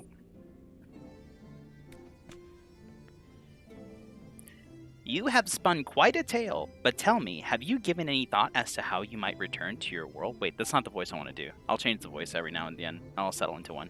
I think I'm going to go with like a little nasally. I like doing a nasally voice with a new move. Oh, kind of like that. Oh. White or... no. White or... I don't know. I can't do it. White Orosite, you say? An intriguing proposition? No. But one which falls... This is just Tristan from Yu-Gi-Oh! Abridged. I was trying to find a voice for it. It's like, I'll just stick to... But one which falls to account for the... My voice gives me super strength. In a few hours, the sun will rise. I'll just read this normally then, until I figure it out. But one which fails to account for the present state of your souls. They have become highly charged, like a consequence of having maintained tangible forms for so long, and in such an energetic, unstable state, there is no telling what may happen to their souls within the Orosite. They could very well become immutable to transference, never to be restored to their bodies. Then, would it be possible to force our souls in a state of dormancy prior to transference? Says Stola. In theory, yes, but the soul is not a candle to be snuffed out and relit on a whim. Well, that sounds ominous. What exactly would rendering our souls dormant entail? In order to maintain a corporeal form, your souls constantly draw ether from your surroundings. The process must be halted and the resulting surfeit of ether removed. Your minds would ultimately be separated from these faux bodies of yours, rendering you incapable of interacting with the world around you. A cruel fate under normal circumstances, but one which will be rectified upon your return home. Leaving lifeless husks like those poor souls at the Inner Journey's head, corrupted by the Sin Eaters, their ether made stagnant by the light. Corrupted? Stagnant? Might I see these unfortunate individuals? Why, do you think you might be able to help them? I might, or I might not, but I shan't know for sure until I have seen their condition firsthand. Then I would be glad to take you to them, on the understanding that you won't do anything which might increase their suffering. It is my faith in man I lost, not my compassion. Well, I see no need for all of us to accompany you, while you escort our guests to the inn. I will assist Oriange in creating the requisite Orosite. I believe my talents would be better applied to that endeavor as well. Might I leave the three of you to assist Becklog as necessary? They say to Alice, Alfino, and I. Let us make for Amarang then.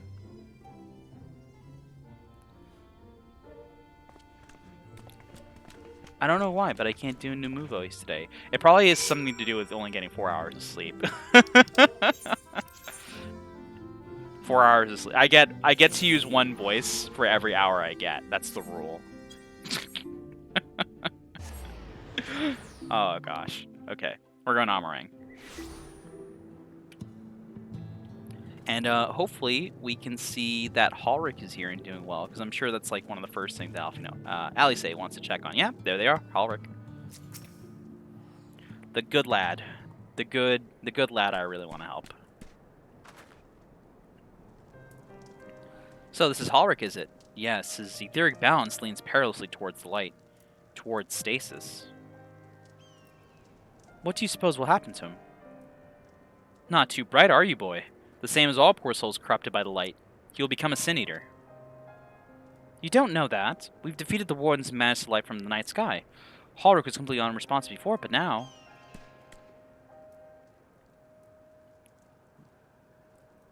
They did a mumble.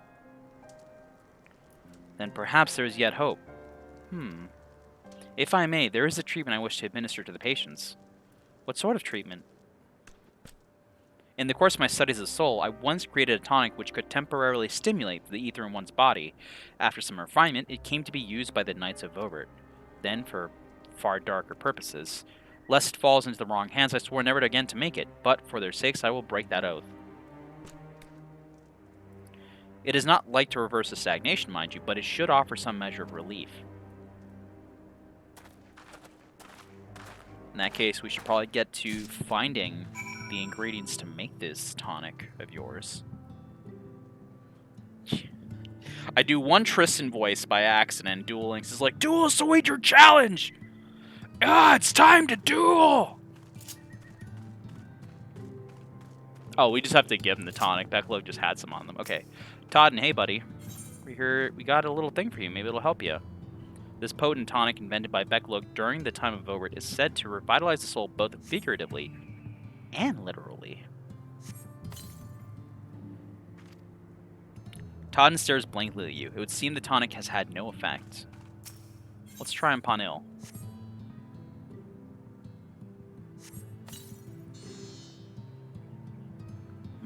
What is this warmth I feel in my chest? Okay, so it's had like a bit of an effect on Panil. So maybe Todd was like a little further ahead in their progression, but maybe that'll pull him back a little too. We got Boyne over here. Got a little tonic for you, friend. Check this out. Hopefully this makes you feel better. I feel warm, and my legs they don't feel as heavy. That's good. Okay, so this means it's working a little bit. Okay. So as long as we can get sort of like the ether flowing back in their bodies again, keep it from stagnating, you know, we can probably help them maintain themselves. If not reverse the effects at the moment, but like maintain themselves until we can find an actual proper solution to get things running again. Now then, have you noted any changes in the patients? A notable rise in body temperature and increased motor function, in most of the patients at least. The more severely afflicted show no response. I got just about the same thing. As I feared then, 'tis true that with the restoration of night the corrupting influence of light will no longer grow, and yes, their bodies will naturally return to equilibrium given time.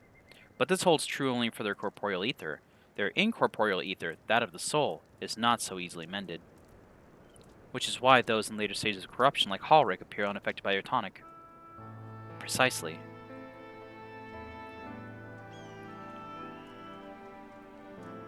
The boy's soul is too far gone, his mind held together by the finest of threads. There is a chance he may one day recover, but of course, but it could take years, decades even. By the gods, he could wait to find himself an old man.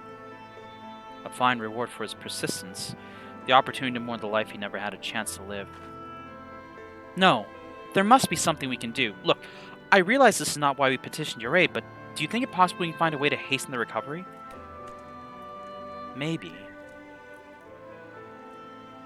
Nor do I think it impossible that in treating them, we might learn something of relevance to your own predicament. Ooh. 2 birds, 1 stone. Maybe this might be the answer they seek. I mean, we know it is, but I gotta play along a little bit. Good for the soul. Ooh.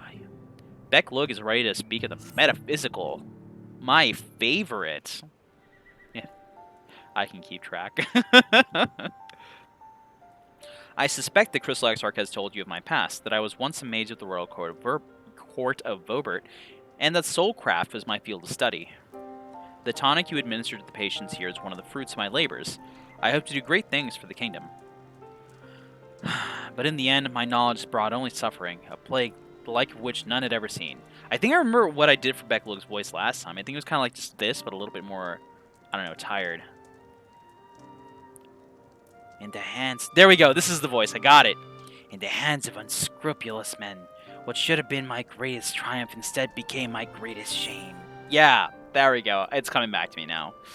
You mustn't dwell in the past, and now you have a chance to redeem yourself. At least the Warriors of Light brought those responsible to justice. Well, you mustn't dwell in the past. What would yours say?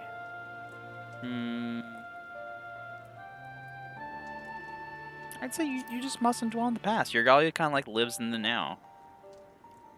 They're more of like a go with the flow kind of person. I know that only too well. Alas, the knowledge we require is steeped in such bitter memories.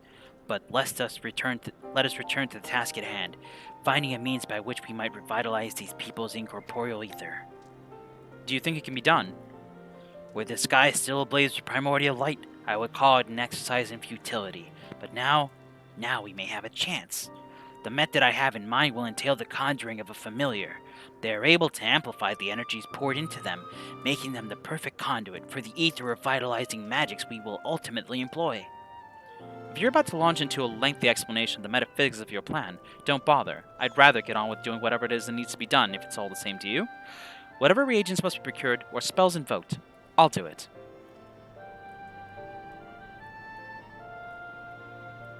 I admire your spirit. Very well. Your first task will be to gather the necessary materials. The purest of waters and finest of clays, as well as a fey lantern brimming with pixie magic. If you are convinced the resulting familiar could help the patients, fine. Alfino, the water and clay will be simple enough, but I think you know what we'll have to do to get the lantern. You don't mean... The pixies took quite a liking to us before. If we humor them with our company, I'm sure they'll be willing to help us. Fine, we'll pay the visit to Ilmeg, though I never thought you would be the one to suggest going back there. I'm impressed you've been there at all, let alone befriended the Fey folk. Oh, while you're about it, seek out the Numu of Pleione. They'll be able to supply you with water suitable for our needs. Right, let us get this over with, shall we? And off they go to Ilmeg. There still remains the matter of the clay. Might I prevail upon you to find it? Sure, we can go find some clay. Just tell us where to go. I got a little shovel to help dig the stuff up with. Clay from Amarang would be likely best. Know you of anyone who might be able to assist us? I could ask the miners at Twine. There's also scavengers on Moored Soup, but I'm probably better off with the miners at Twine? I don't know, we'll find out. Ah, yes, they will be able to point you in the right direction, I am sure. While you and the twins are occupied, I will see if there's aught else I can learn of the stagnation which afflicts the people here. Alright, so with that said, let's go ahead and teleport over to Twine and speak to Magnus, see if they can point us in the right direction of getting ourselves some nice old clay that we can use to make this familiar for Alice, which I believe is going to be Angelo, their buddy, the Porksea. But we'll get there in a second. We'll talk to Magnus first, hanging out here with Taffy and Jarek. Irgalia! Well, what a coincidence! You've come at a good time. We've just this moment finished repairing the Talos and trolley you took to Nabatharang. The trolley was no trouble, but the Talos would have been another matter had we not visit from Master Chai. He offered us a share of the leftover building materials from the Daedalus Stoneworks, as well as a few trade secrets to help us along. Clever man, that China's. He seemed pretty keen on the ideas I had for putting the giant Talos to work. Like a giant trolley, but Magnus still refuses to see all the good we can do with it. You're entitled to your dreams, Jarek, but that doesn't mean you can go harassing our guests with them. Master Chai was just being polite. Then something tells me your Galia here didn't come all this way to talk about trolleys. What is it you need, friend? I'm looking for some clay, the fancy kind, for storing souls and stuff. I see, and this familiar requires clay from a meringue. Well, look no further. If anyone can find you some quality clay, it's us. Saying that, it isn't exactly commodity nowadays, but there must be some lurking somewhere or other, waiting to be dug up. If I'm not mistaken, there was a time when they used to take clay from Mount Barren mines to make adobe bricks. The place is swarming with coyotes now, but if you're after the good stuff, you could do worse than to look there. Alright. Time to go see if we can wrestle some clay out of the clutches of some coyotes. Given where I live and the fact that we have so many of them here, that sounds like a very bad idea to me, but hey, we're the Warrior of Light, I guess. Okay, so we're gonna go up to the north here, drive our car on the tracks because we're cool like that, and ain't nobody gonna bring their trains this way here. Once more, passing up the easy opportunity to pick up a nearby ether current because, oh no, there's someone else on the tracks! We almost had a big accident! Our fancy, expensive car would have crashed into a bunch of Namazu. That would have been really bad. Oh, hold on, let me go safely around this person here. One sec. Hold on, we're good. Okay, we're good. That would have been a terrible accent hitting all those Namazu.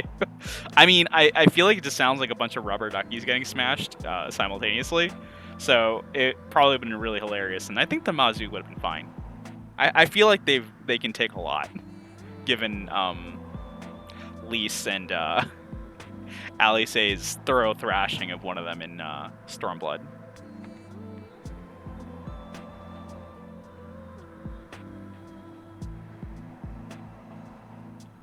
Not saying you should beat up the Namazu. That's not what I'm saying. I'm just saying, like, if you did, they'd probably be okay.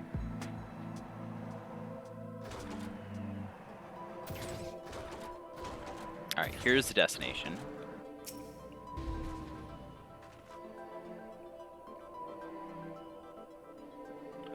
Can we find some clay here? That's one. Ooh, nope. Don't turn around. Look at us, Burb. Yeah. You walk the other way. That's two. Where's the third one? I feel like some coyotes are supposed to pop out. I'm surprised they haven't yet. Yeah. Yeah, maybe we just won't have any. Maybe we'll just be fine. Well, easy enough. Oh, spoke too soon. We got one wandering coyote. Let's take those real quick. I jinxed it. That's what happened. I hope it's just the one. Multiples would be bad.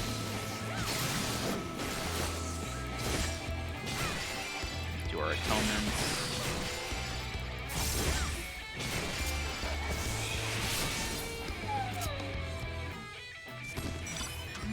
Alright, let's get out of here. Don't turn around over Nanny.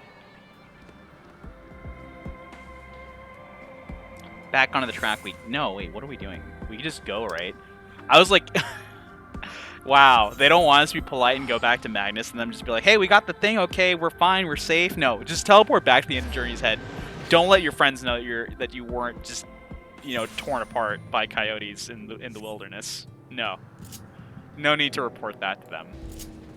A little bit rude. I'll send them like a little message. Be like, hey everyone, I'm okay. Don't worry about me.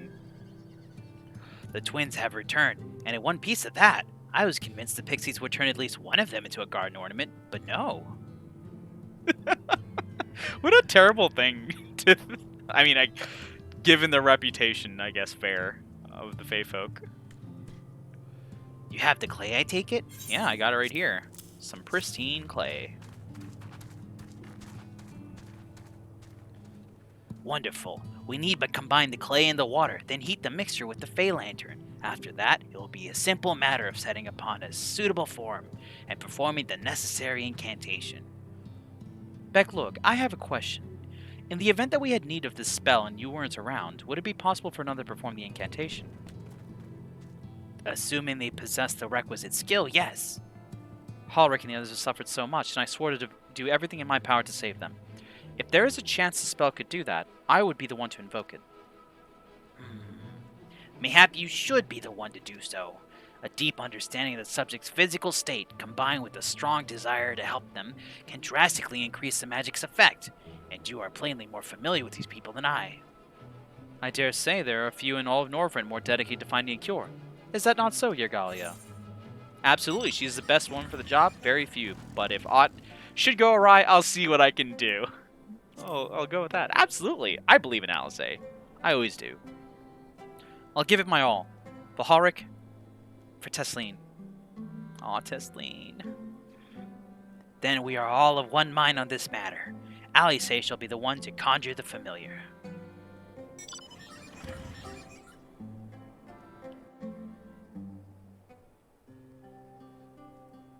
Alright. Time to get this conjuring business going on. Let us begin. I trust you've prepared the clay?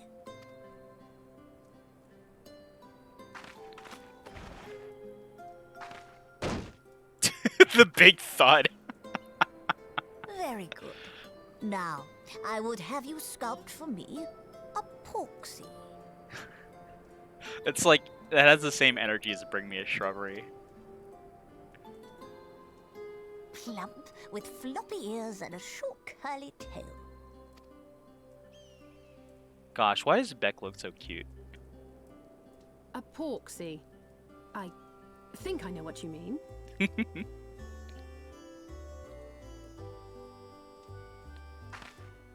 Now they say, shows your magnificent sculpting skills. There we are. How's that? Alfino, like, the artiste over there. No. He can't control it. Well, it is certainly creative. There's no denying that. just turn around, look at Alfino. This is... Yes, I'm no artist. Very funny. Just whistling. I didn't see it. Pay him no mind, child. Though it may look like a grotesque parody of reality, it is what the invoker believes that matters. This is a grotesque parody of reality. Beck, look. No. Oh, poor Alice. They're getting dunked on so hard by everyone. You're not helping. But I speak the truth. If successful, this incantation will turn imagination into reality. Which is why the only thing of import is what you believe this figure embodies. You must focus. Hold the Porksy's image steady in your mind's eye. I mean, honestly, Alfino's like not. I mean, I don't have right, so I don't know, but like he doesn't seem like that bad of a sibling. He could have been much worse, I think. And allow your energies to flow.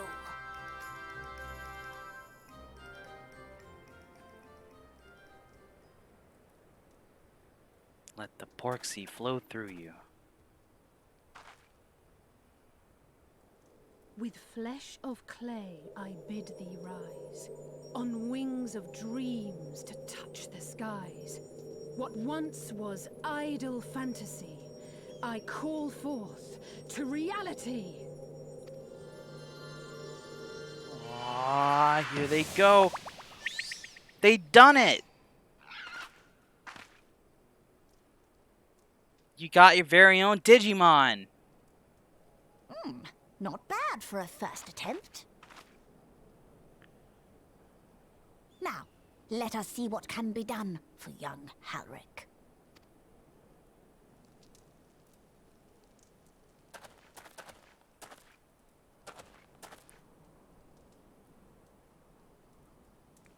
Kind of just like letting Halric know what's gonna happen.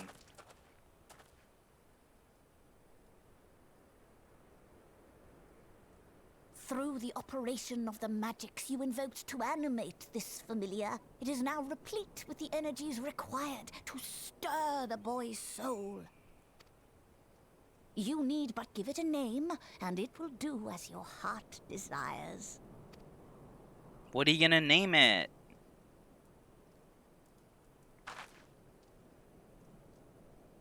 A name.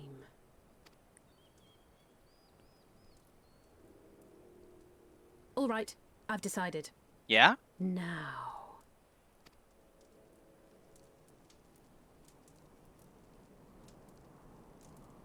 Go, Angelo! Angelo. That's like a much better name than I would have given. I would have given this like a silly name like, you know, bacon bits or s'mores. Some cute food name. Angelo is just like a real it's a nice name. Ah, Halric's moving. I think they feel the warmth returning to them.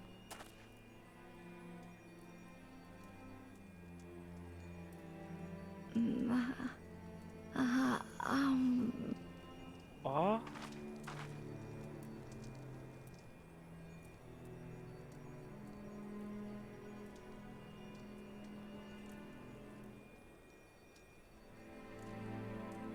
Mother,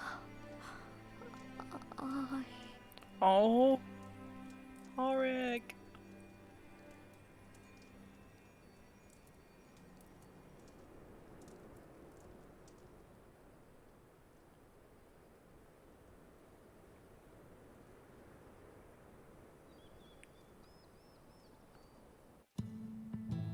Poor kiddo. This is like, honestly, this getting hit by a Sin Eater and being like put into stasis like this is like a really honestly terrible fate, because like you're locked in your own body with like all your thoughts and stuff like that. Ugh. Ugh. The whole time I played through this first time, I was like, we have to help these people. Ah. How is he, Becklug? Did it work? I believe it did. You and your fledgling familiar have done well. In my eyes, do not deceive. A hint of color has returned to his soul. Gods, I'd jump for joy if I weren't so exhausted. We're so close now, Halric. As you are even now in the process of discovering, this magic asks much of the invoker. What you may not have realized is that the same is also true of the subject. As such, we must proceed with caution. However, with further treatment, I have the utmost confidence the boy will make a full recovery. Observing the reanimation of his stagnant soul has been most enlightening. I will need time to put my theories to the proof, but I believe I can fashion a spell to produce the opposite effect. That is, to induce stagnation, thus enabling our safe transport back to the source via Orsites. A thought occurred to me about the treatment. Becklug said that when the soul is rendered dormant, the mind is separated from the body, that a person becomes incapable of interacting with the world around them. Does that not sound a lot like some of the tempered back in the source? Not really. It is the fate of most tempered to become slaves to primals, save in a handful of cases, or am I missing something?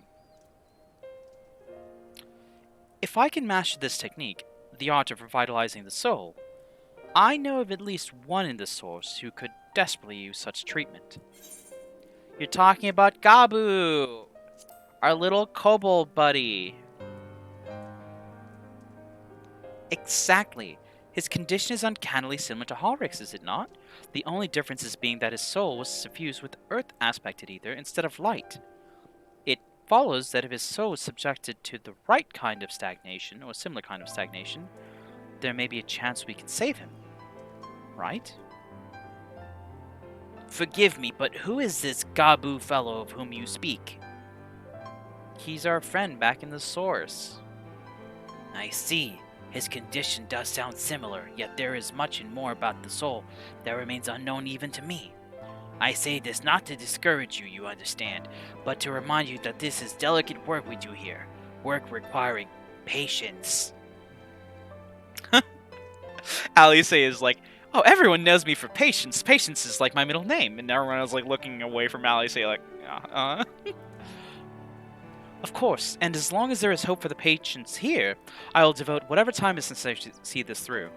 But I refuse to spend that time in idleness, if it's all the same to you. I'd like to stay here with Angelo and continue with their treatment.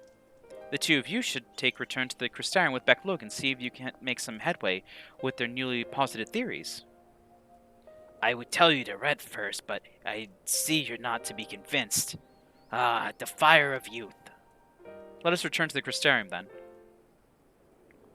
Finally, I found you, says someone I don't know who to do the voice for. Oh, it's Kaishir! Hello, Farron. How the heck did he get all the way out here? I'm still wondering. Kaishir, what are you doing all the way out here? There's trouble back in Yulmore. Lady Chai is beside herself, sighing, pacing the whole lot. Near enough begged me to go and find you. Sighing and pacing, you say? It must be urgent. I take it I will be returned to the Crystarium alone. Go on, then. It's not as if I have anything for you to do. Thank you, Becklug. And off they go. Sorry for bothering you and all that, but she says the future of Yulmore's at stake. Oh, the future of Yulmore. We definitely gotta make our way there. Which is nice, because Alfie sort of has a stake in Yulmore. It's so cool because, like, the thing I like is, in your Shadowbringers story progression, or these characters that have spent time in these regions particularly are very tied to it. So it's cool to see them return to these places and make advancements there. Alice has a strong bond to Amarang, and so we come here repeatedly to see them make improvements and help things better at the end of Journey's Head. Alfino, on the other hand, has a strong tie to Calusia, where they spent a lot of time trying to, one, infiltrate Yulmore to see how things were going on there, finding out it sucked and trying to fix it, and is now in the ongoing process of helping them rebuild. So every time that we go back with Alphino, it's Alphino just trying to help them sort of like have a new facet of assistance in developing themselves and finding a way to be on their own feet now Vothri's not around, kind of lording over them anymore. And you see that for the other characters as well, with, you know, Stola and the Raktiga Great Woods and so on and so forth. Anyway, nowhere to turn. Kaishira is anxious to see you and Alphino back to Yulmore.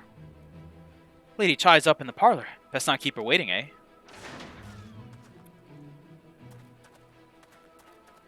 Alright, so let's teleport over to Yulmore and see if we can fix this problem too. Probably not going to be conjuring any familiars here, but might have to conjure up a little bit of assistance for a friend.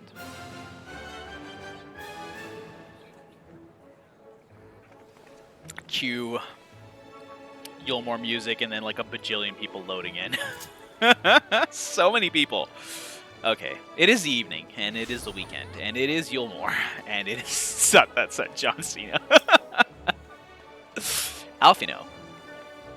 Well, not here seems out of the ordinary, though I do not see Lady Chai anywhere. Probably pacing around outside again, staring off in the distance and all that, sighing. Whoa! Thank you for all the subs, Booba. Welcome to the stream, too. Congrats on all the subs, everyone. Welcome to the channel. Happy September. Strange, says Alphino. Let's see if we can find her and discover the true source of her distress. Hope you're having a great evening. We're gonna go look for Delia Chai, and one of my favorite characters, and really see what we can do to help whatever's bothering them. The Chais are such great characters. I really enjoy them. Both of them are fantastic. That's Renda Sue. There's Delia Chai. And gosh, see what I was saying earlier? It's like it's just raining everywhere all the time. It's raining here now. The time. You're well. I'm doing all right. I'm doing all right. Could have had more sleep today, but I'm doing great now. Now we're streaming.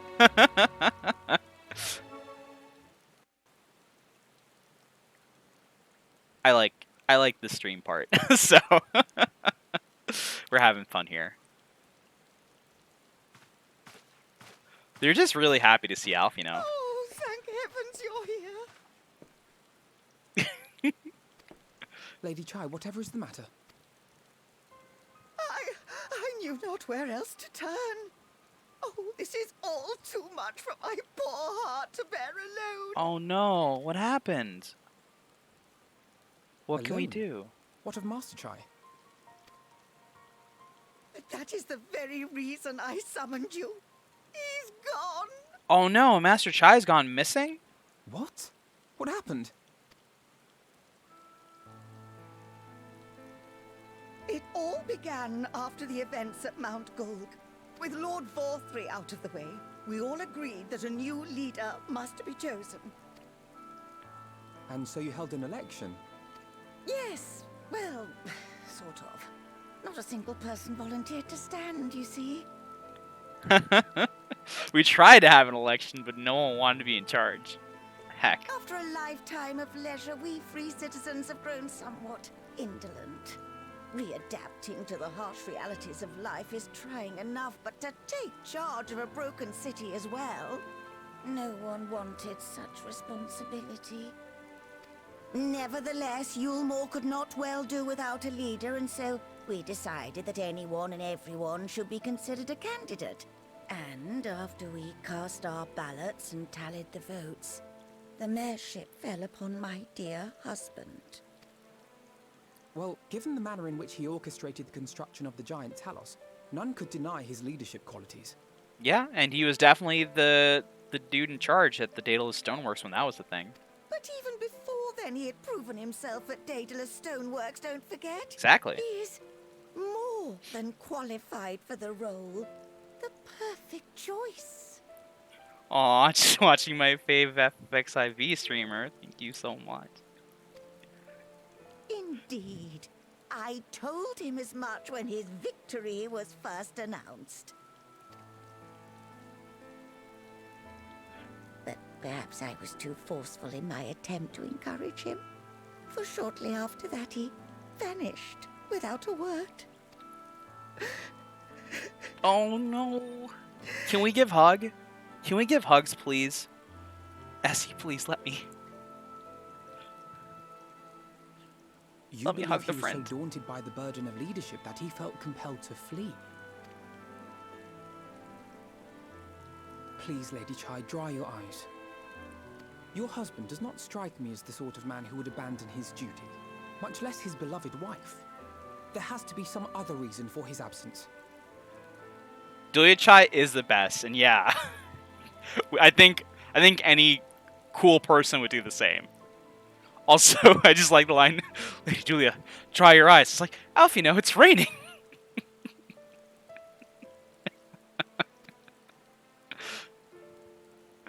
You truly think so?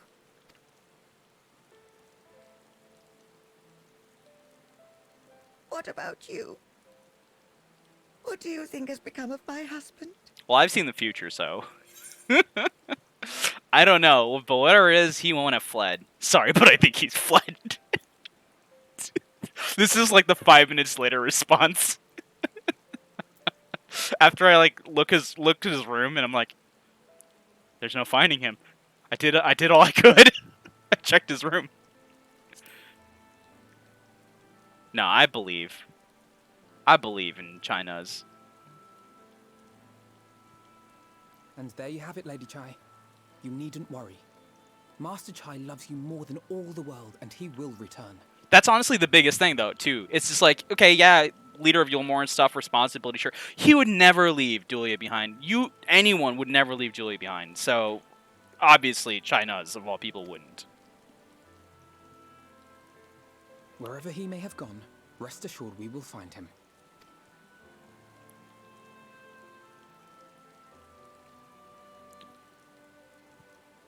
I like that Kaishir is also included in this. Thank you, my dear boy. You have set my mind at ease. I will trust in my husband and await his return.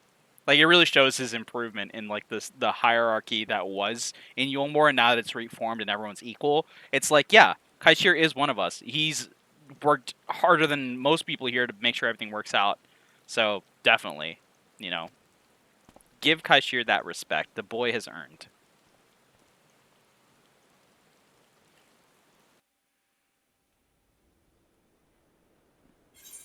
Alright, let's pick up our... Oh, they got Pixie Berry Tea here. Oh, I'm so tempted to take that. I like me my Pixie Stuffs. Do I want the coins? That's just 1,000 gil. I'm going to take the Pixie Berry Tea because I think it's fun. That goes with my Pixie Apple Pie. I wouldn't eat those together, but I do like them. Alright, let's talk to Alfino here next. A notable absence. For all his comforting words, Alfino is plainly troubled by Master Chai's sudden disappearance. It makes no sense for Master Chai to have left without a word, but even if he had, he would not have done so unobserved. Someone here will have seen something, I am sure of it. We should split up and inquire as to whether anyone saw him leave, or failing in that, if they have any idea where he might have gone. You and Kaishir go to the basement. Meanwhile, Daphne, Velma, and I will go to the other place. I'll meet you at the Glory Gate to compare notes later on. Alright. Let's go to the Canopy, Buttress, and Derelicts. Canopy's here, so we're just going to talk to somebody over here. Oh, let's talk to Moen, the first version of Rowena. If y'all didn't know that, that's who they are. Master Chai, why yes, I spoke with him recently, though I recall he was in a rather dour mood. Concerned about Yulmore's neglect of industry, you see. With Lord Vothry's apparently inexhaustible stores of meal and no great need for money, it's little wonder our businesses were all but forgotten under his rule. But I assured Master Chai that the Boutique of Splendors will do all it can to contribute to the revival of trade here in Yulmore, which seemed to satisfy him. He took his leave soon after.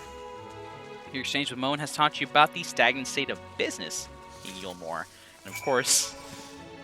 Moen will not have that. Or they're going to try and revitalize that themselves. Alright, down to the buttress, which is the second floor here. I suppose I could have teleported. We're running now. We're just going to run for it. Because, like, heck, why not? I haven't forgotten that we need to do Copied Factory. I know it's there. We got word about Kamra. I think for that one, I'm not going to go do story since it's not part of the main story. I'm just going to, like, mash the skip button as hard as I can. Because I want that 2B outfit. I want it real bad. That's, like... That's honestly goal number one every time I make a character. Is just, like, go get there. That's real, like, that's where the game starts for me now. Is you get the 2B outfit, and then you can you can be someone. Looking for Master Chai, are you? Is something amiss? When I last saw him, he seemed ready to collapse from exhaustion. I insisted he rest and catch his breath, and we talked for a while about his concerns over the city's defenses, among other things. He made more than a few valid points. Many of our men are still recovering after your confrontation with Lord Pothery, and finding General Ranjit in a heap in the middle of the plaza shook us all to the core. Did I do that? Oops. The man commanded no small amount of loyalty, and some of our longest-serving soldiers seemed lost without him. Indeed, a number of them left. Not that we'd blame you, of course. Without you and yours, we would still be blind to the error of our ways. Anyway, funding permitted, I propose replenishing our ranks with volunteers from the derelicts in Gatetown. We have a duty to protect not only Yulmore, you see, but the surrounding regions of Calusia as well, and I, for one, would welcome any man or woman willing to take up arms for that cause. Indeed, I told him as much, and he seemed relieved to hear it. It was on that note that we parted ways. He headed outside, as I recall.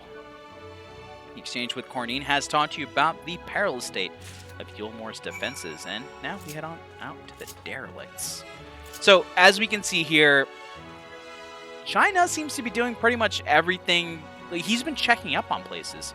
He wants to know about the economic state of Yulmore. He wants to know about the security and defense of Yulmore. So, yeah. By the way, I just want to say this because I like this. I found this NPC. They're very sad, but I really like them for some reason. I don't know. So, I guess if you're just walking by, say hello to Nuncy Lou. She's very sad. Like, I feel terrible, but I like them also. So, anyway, that's just me, I guess. I find a bunch of, like, random NPCs in the game, and I'm just like, I like this one. We're friends now. if they're willing to be friends. There's another one over here. There's a Vieira that hangs out over by a stool here. They're like, hey, I wanted to come to Yulmore and check out because I heard all this cool stuff about it. But they want me to wait, so I'm just going to sit down here and read my book. And so they've been just reading a book for years. I mean, assuming they found more books, but still. Anyway, let's talk to Half and Bet. I recall a man fitting that description. Asked to speak with the poor buggers lately come from right. Said he wanted to know the state of things down in the derelicts, and you can be sure we gave him an earful. Lack of food, medicine, clothing. There is plenty to tell. We hunt high and low for whatever we can scavenge, and it's barely enough to fill our bellies. But folk here don't just want to survive, they want to thrive. And when he heard that, he started mumbling to himself. Something about finest work, I think.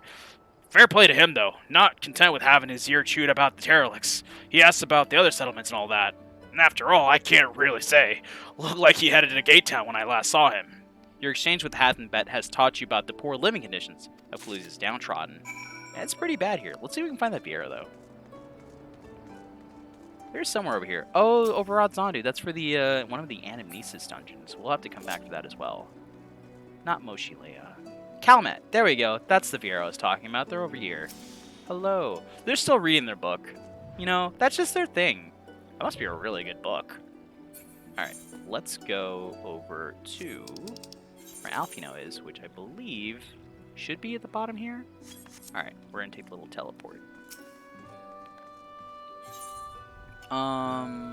Mainstay? Question mark? I think this is the teleport here. Haha, nope. Maybe it's the Glory Gate. There we go. First try. Alright, Alfino, we got info. 3 folks saw them. Ah, there you are. How did you fare? Have you learned anything which might offer a clue to Master Chai's whereabouts? I got 3 sheets of paper with information on it. Here you go. Take your pick. They all saw them. Interesting. He apparently paid a visit to the Queen Bee as well. They discussed the possibility of granting admission to customers from outside Yulmore, an idea to which the proprietor was surprisingly receptive. Sounds like he's got big plans for the place. Yulmore, I mean, not the Bee. Perhaps, but the question remains, where did he go after leaving the city? Well, he head out into Gate Towns, from what I can tell. For the people, with furrowed-browed, Alphino carefully considers where best to look next. All we know for certain is that Master Shai has shown great concern not only for Yulmore, but its surrounding settlements. It seems logical, then, having consulted those within the city walls, he would wish to do the same to those without. Regalia, if you would go and make inquiries in Right, I shall do likewise in Stilltide. Gate Town, I leave to you, Kashir. Fair enough. Where should we meet when we've finished?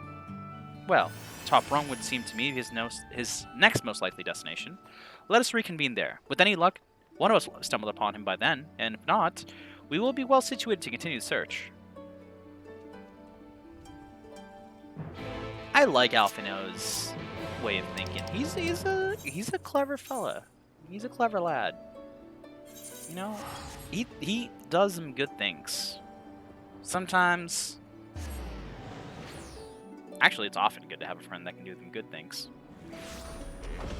Get you a friend that can do them good things, or maybe you are the friend that do the good things. Dang, just know your friends like you then, because you're awesome. All right, Haste-a-Lot, Haste-a-Lot. Play a lot of red decks in Magic, don't you? No, the name doesn't ring any bells, but there was a rather dapper-looking mystical gentleman here not long ago. He wanted to talk about relations between Wright and Yulmore, or rather lack of them. We lost a great many people to the promises of meal and the chance of a lavish life among the free. And Vothri thought to take even more from us, conscripting the few able-bodied men we left to guard his paradise. I needn't tell you what happened when the Sin Eaters came. Such things are hard to forgive, but Vothri's gone now, and we're curious to see what will become of Yulmore in his absence. That's what I told your friend. Chai knows, was it? And I'm sure the others said the same. Not what he wanted to hear, I suppose, but he left soon after, and that was that. Alright. So that's the information we get there. Let's go talk to Alphino. I wish there was a way to sort of... Maybe there is, I just never realized it.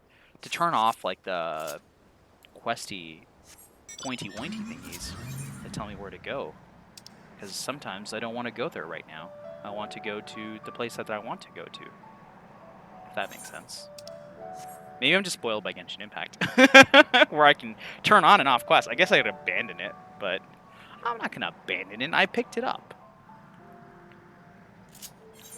I don't just abandon quests willy-nilly.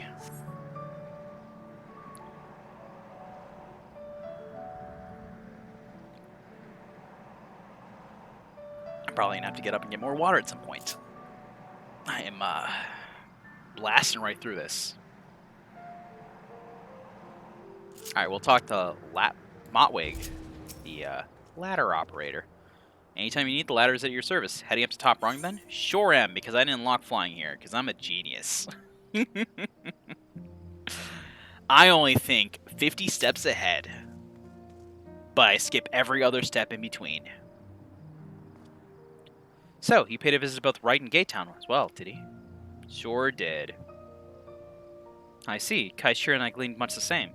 He seems determined to salvage what goodwill might yet remain among the settlements of Calusia, the only likely place he has left to go being Amity.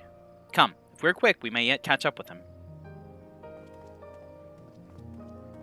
Alright. Onward to Amity. And I believe he's probably there. Yeah, he's definitely there. Trying to see what he can do for the folks. Like the painter friend that he had thrown out of Yulmore and unceremoniously. That we were fortunate enough to help out. Oh, don't turn around, Talos. Don't turn around. Oh, thank goodness.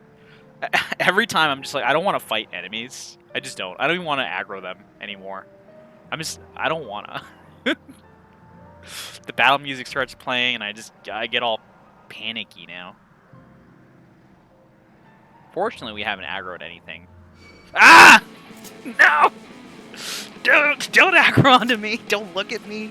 Hold up! Oh, we found China's. Hey there. Hopefully I don't get smacked out of this cutscene by the Holdu. Hey there. General Yergalia. Yergalia? Alphino, Kashir, what are you doing here? We might ask you the same, Master Chai. We've been looking all over for you. Looking for me? Whatever for? Lady Chai has been nigh inconsolable in your absence. She claims you disappeared without so much as a word, and bade us return you to her side. What in blazes are you talking about? I left a letter for her in her chambers. You left a letter? Though I suppose she could have overlooked it, and when she gets an idea into her head, I can only apologize. No harm done, Master Chai. But since we are here, might I ask what compelled you to come all this way? We were told you have been elected mayor, and from what we have gathered from the nearby villages, you have been inquiring about the people's grievances.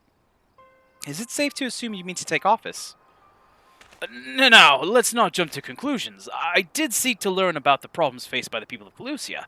That much is true. But I am by no means sure I am the man to solve them. Tackling our many challenges will require resources, and until I have secured them, it would not be right to assume the role of mayor. I see, and do you believe said resources can be found here? Indeed, the people's grievances are many, but in course of my inquiries, I have already met with several individuals willing to lend their aid in addressing them. However, there remains one individual crucial to my plans. A man whose counsel might yet make a mayor of me. With respect, such forethought is, in itself, proof of your suitability. The city needs you, Master Chai, and I am certain this man of whom you speak, whoever he may be, will reach the same conclusion. For what little it is worth, we will vouch for you should you require convincing. Yeah, you can count on us. That's exactly what the line is. We believe in you, Master Chai. He doesn't take too kindly to that kind of stuff, by the way. He requires more like he wants inspiring, not flattery. You know what I mean? I don't know what to say. You don't need to say anything. You've got your actions to speak for you. Well said, Kaishir. For as long as I can remember, all I ever wanted was to make it into Yulmore. But that dream's gone now. Burst like a bubble. Or a boil, more like. Anyway, outside of repaying Master Alphino, I haven't had a clue what to do with myself. Spent most days in a daze. But you've been running up and down, trying to find a way to fix this mess for everyone. And I reckon you can do it. You got this lot up to Mount Gog, didn't you? How hard could mayoring be? You're going to steer Yulmore into a better future, I know it. And I want to help. Properly help. Do something that makes a difference. I don't know what it is yet, but I'll work it out on the way. If you let me come with you, that is. You give me entirely too much credit, the lot of you. But I can't deny it gives me heart. Come then, let us press on together. Thank you, Master Chai.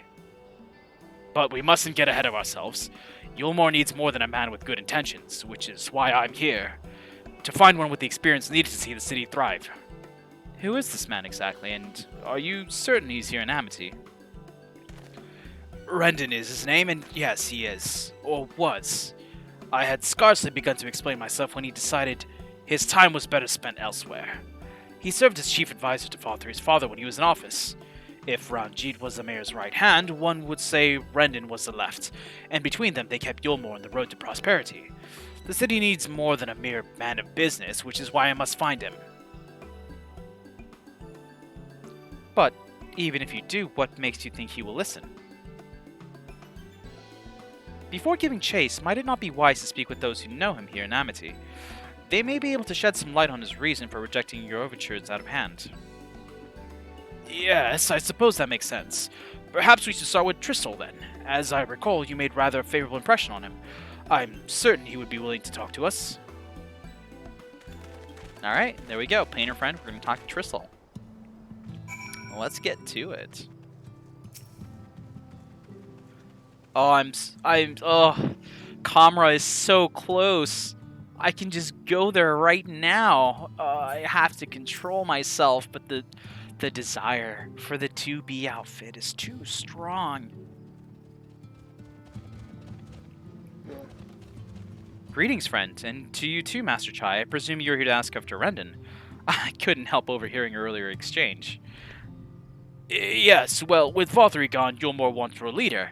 Should no one rise to the challenge, the city could very well collapse. I came here seeking Rendon's counsel in the hope that we could build a better Yulmore together. And that is still my wish, but given how abominably we were treated there, I will quite understand if you choose not to help. To be is life. Worry not, Master Chai. I bear no grudge against you or the people of Yulmore, and I would not see you suffer for Vothri's villainy. As you no doubt gathered from your meeting earlier, Rendon can be rather uncompromising. He has had his principles, you see, and little patience for anyone he deems less committed to their own. Your desire to right the wrongs of your past, of Yulmore's past, is quite admirable, but I fear the guilt you bear on the city's behalf works against you. I can see it in your eyes, in the way you carry yourself. It goes without saying he sees it as well. You must let those feelings go, Master Chai. Be more assertive, commit to this course, and prove to him Yulmore has the resolve to change. The resolve to change. I believe he was heading toward Pit 8 when he left. If you plan to go and speak with him, I suggest you be firm and clear in your intentions. Very well. To Pit 8 we shall go, and I will not take no for an answer. Nay, not even a maybe. I like his attempts to be assured. It's pretty cute. Alright, let's head northward. To the north and right to get this going. I believe that's it, yeah? Yeah, it's Pit 8. If there's a Pit 8, does that mean there's other pits here on the map that I just never noticed before? No, there aren't. It's just Pit 8. Pit 8 is the only pit that was like, yeah, this one gets a mark. No one else does on the map. That's funny. There really isn't another one. Wow. I wonder what happened to the other ones. What makes Pit 8 so special? It's probably because Rendon's here. Rendon makes things special. Oh gosh, what kind of voice am I do for Rendon?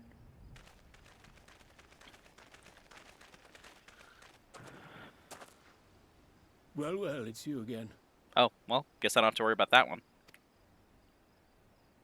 Just yet. Well, I see you've invited your friends. Need them to fight your battles for you, do you? No, I didn't invite them, as it happens. Though they are indeed my friends. Well, not only mine, but every true Yulmoran's. They are the ones who awakened us to the truth, to Lord Vothri's villainy. The famous Warriors of Darkness. That's us! We're the Warriors of Darkness! Are they now? Rendon's like, I'm like intrigued, but not impressed. Yes, they are. It would be no exaggeration to call them our saviors. We owe much and more to their kindness, but we cannot depend on that kindness forever. To do so would be a little different from entrusting our affairs to Lord Vothri. Nay, we must learn to stand on our own 2 feet. And I would have them present to witness my attempt. Hear, hear, Master Chai. Your sentiments are admirable. Yet admirable sentiments do not a nation make. You got a smug face on. In my capacity as advisor, I once strove to build a better Yulmore. Gave honest counsel to my superiors, drafted laws for the benefit of one and all. But in time, my values fell out of favor. There was no need for them in this paradise Vothri was creating. And so I left my homeland behind. Aww. Just wanted to help people. But you, Chai News, you were content to wallow in indolence under Vothri's auspices. And so I cannot help but ask myself what manner of nation you intend to build. It's a fair question, honestly.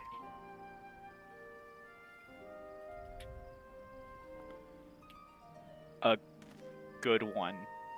Question mark. I can offer no simple answer to that question.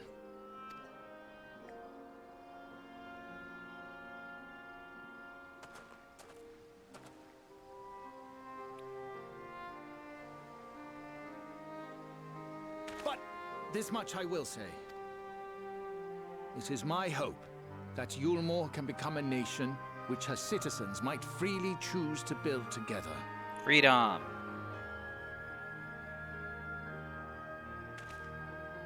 A great many people, myself included, flocked to Yulmore seeking sanctuary. The alternative being to live in fear and die in pain. Seemed an easy choice. And sanctuary we found. As much food and drink as we could ever want. Secured at the cost of the surrounding villages. Little wonder the people gathered at our doorstep, begging to work among the bonded. The free were blind to it all, of course. Content to, as you say, wallow in indolence. In ignorance. Were I mayor, I would first take stock of the city's resources and see that they were assigned equitably. Our days of reckless consumption are behind us. Pretty good. Pretty good so far. The distinction between free and bonded died with Vorthri. The needs of rich and poor alike must be considered if our nation is to survive. True. Get rid of all that nasty old stuff. To which end I would take steps to secure channels for supplies, rekindle relations with nearby settlements, who re-establish industry, reach out to neighboring nations, and the list goes on and on.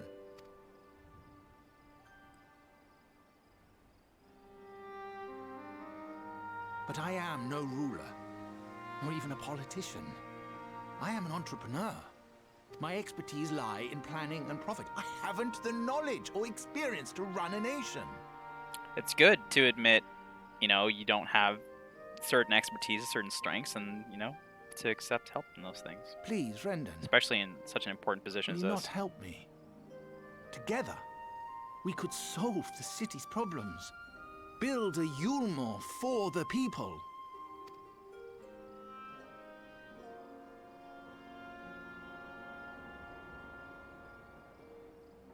A Yulmore for the people.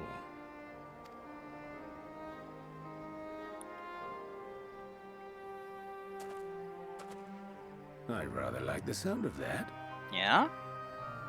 You in, buddy? We gonna do this? But before I offer you my counsel, I would be certain of your ability to perform the duties of office. Oh, heck. You would? You ask me to help you solve Yulmore's problems, but first I would see you solve one on your own. Accomplish that, and you will prove both to me and the people that you are a man worth following. I mean, tough but fair, I guess.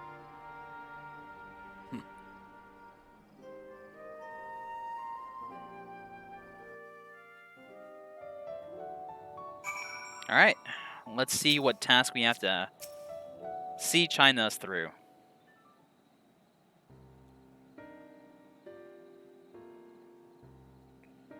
Ahem, right then. Is there a particular issue you'd have me resolve? You seem to have concluded an assessment of the problems Yulmore now faces. I assume you will agree, therefore, that the matter of dwindling food stores is the most pressing. Yes, meal being neither a desirable nor a less sustainable option, I assume alternative foodstuffs are now required to fill the void. And a man who hungers is not like to contribute much to society, save violence, perhaps. So tell me, how do you propose to solve this problem? Give me a satisfactory answer, and I'll consider offering you my counsel.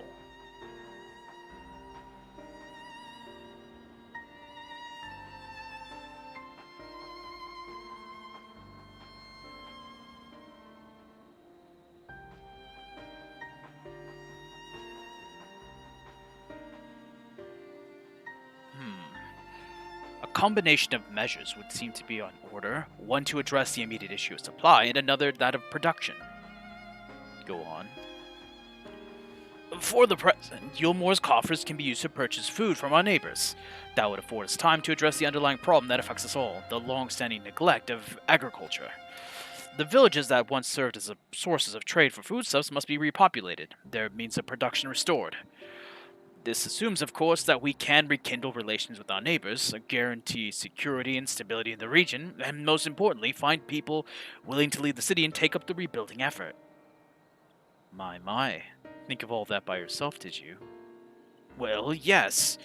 It began as a rather abstract plan I drafted some time ago after speaking with the people of Yulmore and the nearby settlements. You've impressed me, Chinos. I have? Well, that is a relief. Oh, you haven't secured my support just yet. Only my attention. Grand plans will not be enough to persuade the masses. If you would ask them to rebuild, you must provide them the means to do so. A fair point, Rendon, and one which I have given much thought. I propose the use of Talos to aid in the establishment and maintenance of these settlements. Their employment should drastically improve efficiency and ultimately increase production. Talos? But Daedalus Stoneworks closed their doors years ago. Without a steady supply of the necessary equipment, the people would starve before your plans could be put into effort. Well, as the heir to Daedalus Stoneworks, it just so happens that Talos are my field of expertise. And with a little help, I'm quite certain we can acquire what we need in no time at all. Alright. He's got a little fire in his eyes. I'm about it. Oop. More pixie food. We're taking it. Got me some pixie berry cheesecake. Okay. Let's talk to China's again and see where we can get this whole Talos business rolling from. Finding some good help. China's look of steely determination is only slightly undermined by the knocking of his knees. He's a little nervous. Rendon is quite right. Building Talos from scratch would require time we simply do not have, which is why I propose to make use of the long-abandoned Talos which wander the wilds of Calusia. They will need to be deactivated, of course, and if memory serves, the tools required to do so should still be at top rung. Come with me. And we shall come with them. Brendan's coming along, too, to make sure they do it right. Otherwise, there's no point. Like, we just go and come back with, like, one of our old Taloses and just be like, we did it. But no. Brendan's got to see this with his own two eyes to confirm that, you know, Chai's got a way of solving problems. What's going to be good for the city, or I guess Yulmore, the nation. And the surrounding settlements, of course, too, because, you know, it's kind of their responsibility to take care of them. Especially because they kind of owe them for all the nonsense that they had to put up with Yulmore going around flaunting its fanciness and, you know, excess. It's only fair that way. I seriously have to need to go around collecting all these ether currents, these nasty, nasty ether currents, so I can get flying unlocked. Now, if SE would just listen to my gosh darn suggestion of making them tied to story progression and not having to wander around looking for them, and leaving exploring to the players that want to explore, and maybe, you know, putting some alternative incentive to do so, then, you know, I think things would be a billion times better. But, maybe one day. We'll see. As a person that makes a bajillion alts, too, it really sucks. Dealing with one time, you just have one character that's cool, but making so many alts, it's a nightmare. Aha! The old memory hasn't let me down. This chest contains canisters filled with a dastardly potent insulating powder, capable of halting the flow of ether into Talos. We need only get within throwing distance of one and let fly. Thus disabling them without damaging them. Ingenious. An old trick of the trade, nothing more. Once disabled, it should be a simple enough matter of getting them to march to Yulmore. More extensive repairs can wait. Ordinarily, this is where I would task you to run along and do the deed, but as I have said before, it's high time we learn to stand on our own 2 feet.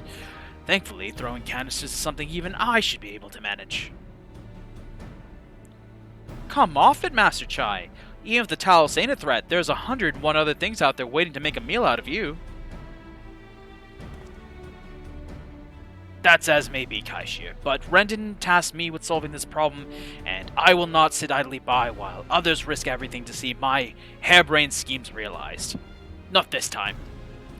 Which isn't to say the mere thought of it doesn't fill me with dread. Truth be told, I can't feel my legs. But if I'm to prove I'm a man worth following, then I must lead by example. Well said, Master Chai. Here, here. Alright, but if there's any trouble, we call it off. That's like, I'm big worried for you, buddy. No, but I believe in them. Yes, well, it should go without saying that I have no intention of dying for this. I've always preferred living to see the fruits of my labors. And to make sure I do, I will require your help. It's as Kaishir says, these lands are dangerous if one is not careful. I would ask that you use my spyglass to look out for any beasts that could get in the way of my work. I will also need you to alert me when it is safe to subdue the Talos. Understood? Sure thing. Even that eyeglass. I'll keep an eye out. Good. Then let's be off to the quick way, through the north gate, and see if we can find a suitable vantage point for you. Alright, we're going to a little snipey sequence here. Get a little looking glass and let China's know when it's safe to approach these Talos. I'm so glad it just brings me here. That's so convenient. That's a good thing. They should do more of this. Alright. So we're helping Master Chai. Alert Master Chai when it's safe to approach the Talos. And the objective is failed if they are spotted along the way. So we're going to have to give them the signal to approach. We'll let them know here in a sec. Once this thing turns around. Alright, go, go, go. Why is it not going? Oh. Heck. How the heck? Why did it not? Oh, I have to target them. That's right, I forgot. It's been so long since I did this portion. It's so strange. I don't know why I have to target them to do it. Alright, go. I should just start at the Talos. That's the goal, right? My mouse out of the way.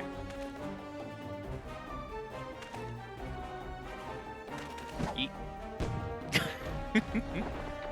Got it. That's one. I did it!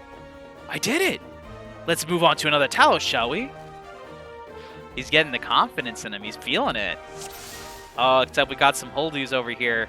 Gosh, it had to be night, didn't it? These are a little tricky, this one's. Because they're going to do some turnarounds here. See, if I send them out then, I think that would be bad. I have to wait a little bit longer. Alright, go.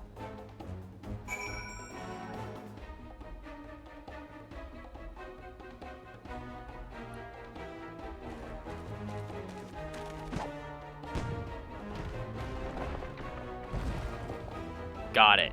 Nice throwing. I do believe I'm getting the hang of this.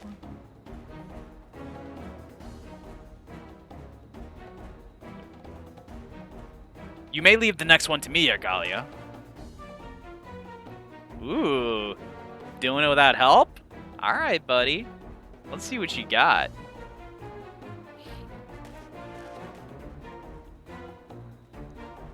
Oh, look at him go. Ooh. Nice. Great takedown. Excellent form. 10 out of 10. Haha! That should do it. Now we have all we need to proceed.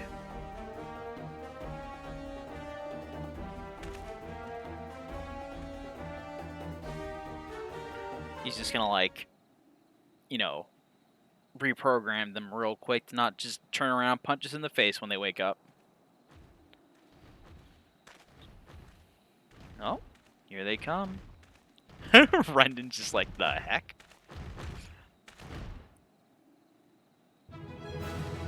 Cha cha cha cha cha. We done it. Cha, you done it.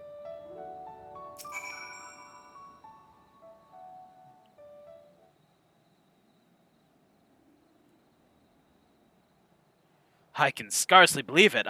It was reckless. Foolish plan, but somehow it worked. I have my very own dance troupe. I did it!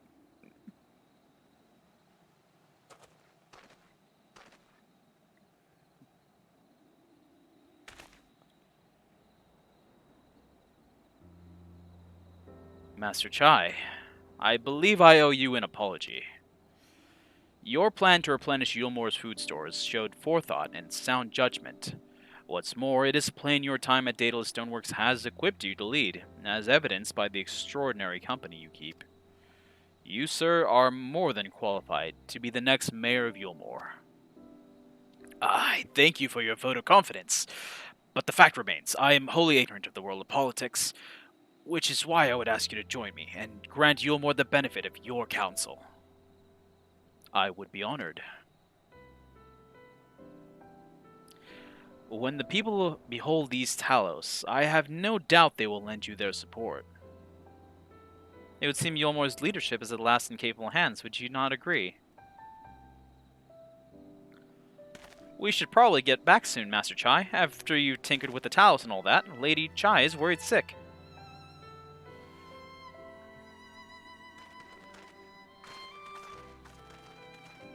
Alright. Now we have our new buddy pals. Let's take them back. And it's gonna be fun seeing everyone's look when we bring these in. Oh, and they're playing the good song. Yes. Right. Right then. Form a line and make for Yulmore.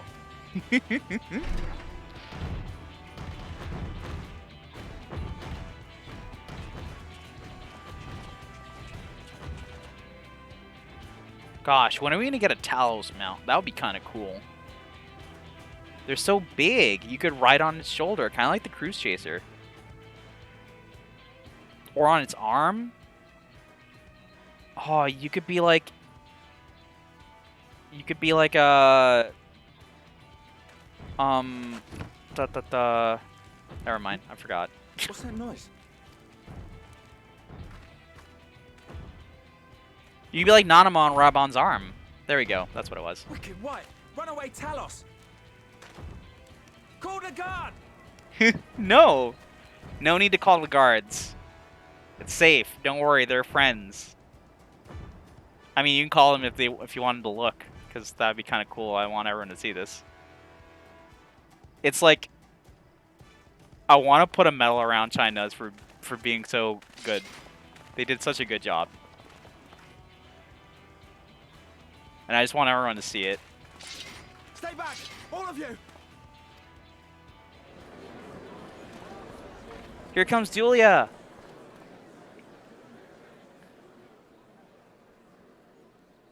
Perfect time for the sun to come up.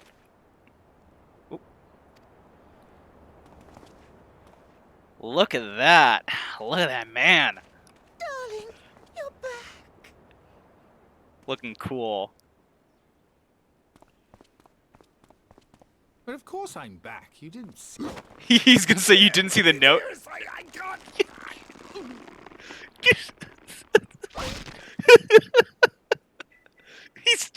He's out. That's it.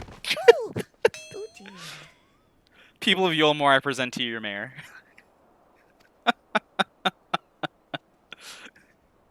Good thing Alphino can heal.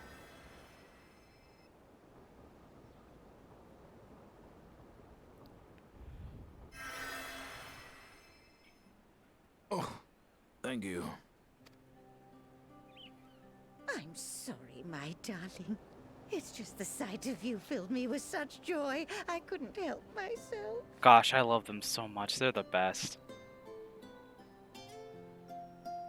Oh, no, it's all right, dear. I should have just come out and said what it was I was intending instead of entrusting the task to a hastily scribbled letter. Yeah, fool. You should have just said it. Dilly would have been totally on board with this. Does that mean you'll do it? Well, I'm here, aren't I? I mean, not that my absence signified any unwillingness, you understand? Oh, no, naught could be further from the truth. I only left to enlist the aid of the former mayor's senior advisor. And now that I have it, I believe I am ready to take office. Yeah! Wonderful! Even the folks at Gate Town are super happy about it.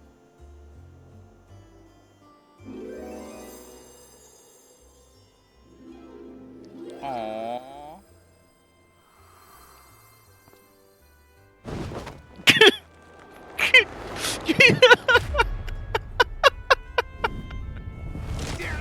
Please.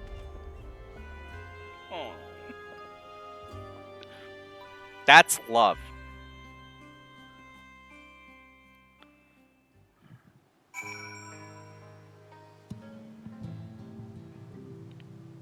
Alright. Let's talk to Rin here. It's so pure. It's so wholesome. Oh. That was quite a reception. One Master Chai will struggle to forget. More seriously, the arrival of the Talos has seized the public's attention. Once word has spread around Yulmore, it will be that much simpler to gather one and all so that Master Chai can make his inaugural address. Master Chai, are you up to speaking? Because you got a big speech to give. Moving forward, despite the butterflies in his stomach, Chai Nuz is prepared to address the masses.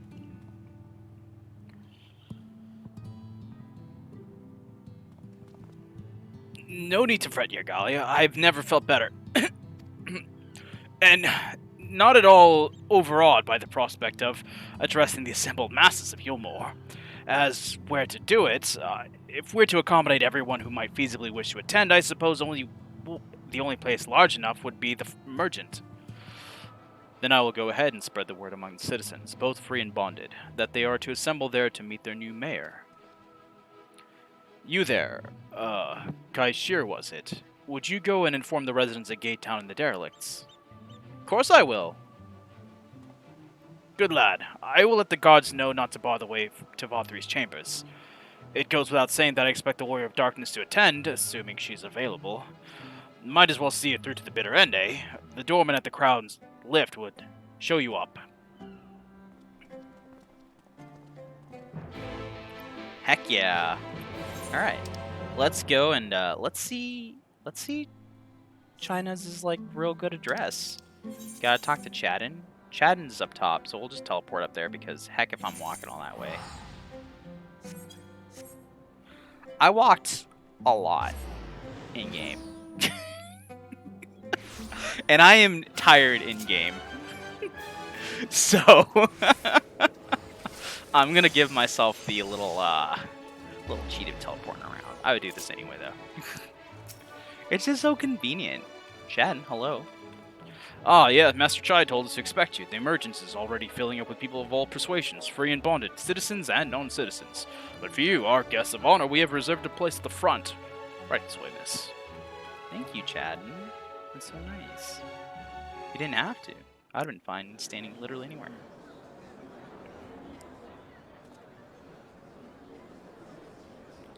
Oh, I love that Kai Shear's in the front there. It's so good. Alright, let's hear this super cool speech of yours. I believe in you, buddy. You got this. Go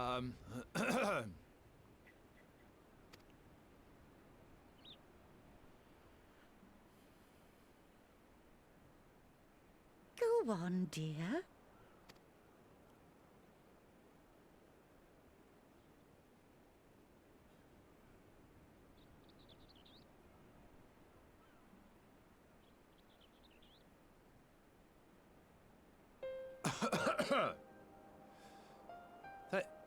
Thank you all for gathering here today. But before going any further, could I ask the free citizens of Yulmore to look around?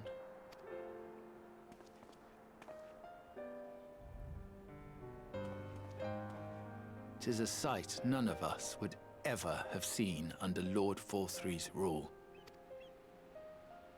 Not only do we stand in the familiar presence of those we once called the Bonded,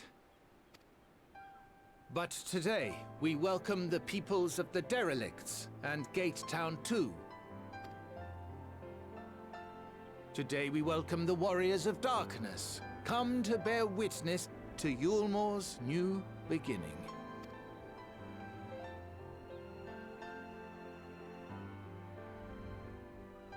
As you know, an election was recently held, at the end of which I had the honor of being chosen to succeed Lord Vothry.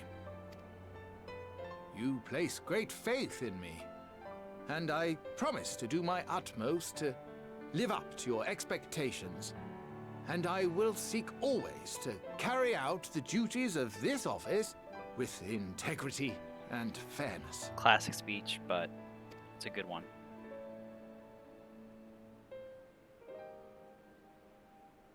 Always, I say, but not forever. Ah, it gets better. Let it be known that I do not intend to hold this post indefinitely. I consider myself but an acting mayor, who will serve only for the interim, while Yulmore is reshaped according to a new set of values. Good, good, good.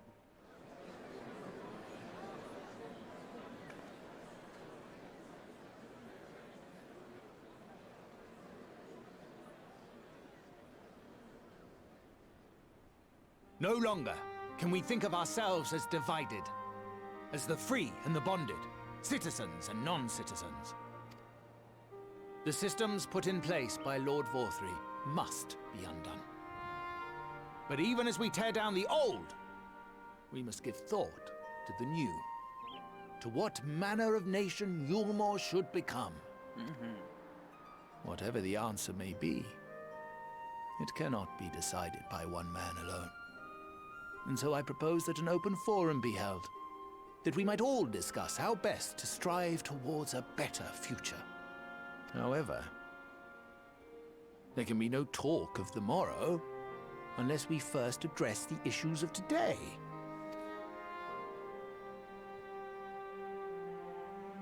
Securing new sources of food, rebuilding relations with our neighbors, re-establishing industry. There is much and more that needs to be done.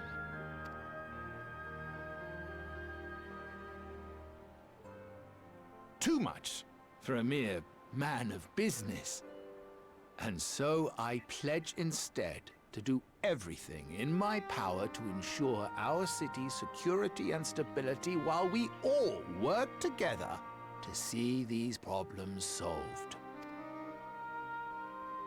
The road before us will not be easy, and I know full well how daunting the prospect of honest labor may seem to some of you. Yeah, a lot of folks who thought that they had given it up for good, who spent their time here in up top in the canopy. Things have changed. For the better. We must accept the reality of our circumstances. We must move forward. This much we owe to ourselves and to the brave heroes who risked their lives to bring back the night. Once we have shored up our city's foundations and regained some semblance of normality, let us reconvene to speak of the future. Until then, I humbly ask that you lend me and each other your strength. For Yulmore! Yeah, for Yulmore.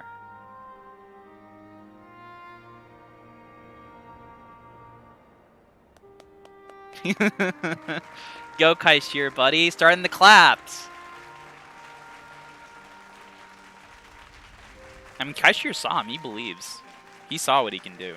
So he knows he's going to be doing what's best for Yulmore.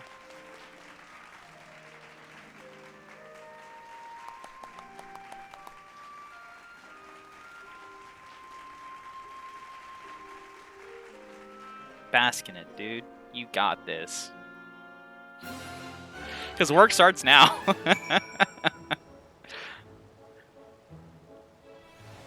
It ain't easy. I don't envy their position, but also it's very necessary. Also, they're not alone. They got friends to help them too. Kaishir for sure, Rendon, and everyone else in Yulmore wants to see Yulmore become a cool place again. That was a fine speech, Master Chai. I believe your words stirred every soul in attendance. Stir them into action, I hope. If I have learned anything from all of this, it is that change begins with the individual. 'Tis but a matter of finding the strength to take the first step. Assuming my fellow Yulmorans can, it shall be my honor and privilege to help them walk this road we have chosen. We must not forget the individuals who made all these changes possible.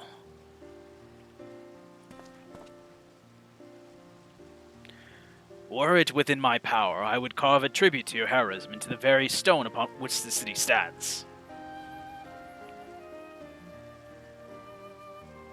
Y'all don't have to do that. Your thanks is good enough. I hate to change the subject, darling, but now that you have officially taken office, Have you given any thought to your mayoral seat?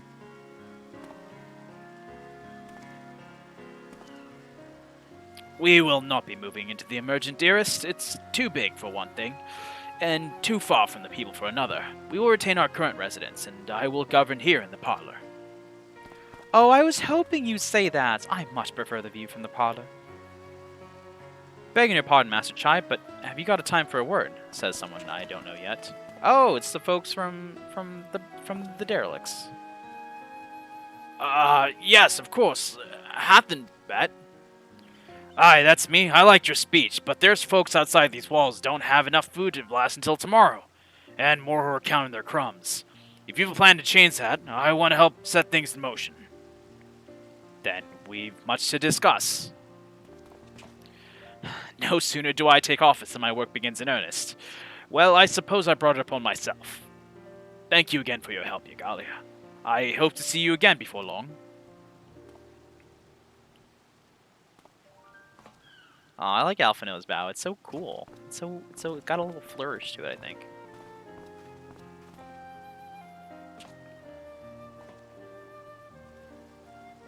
What a day! I don't know what it means exactly, but I do know I've got plenty to think about.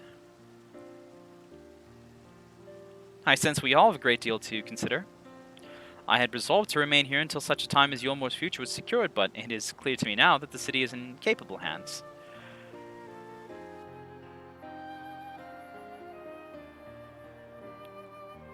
I have every confidence that they will find their way, and I believe it is time we went on ours.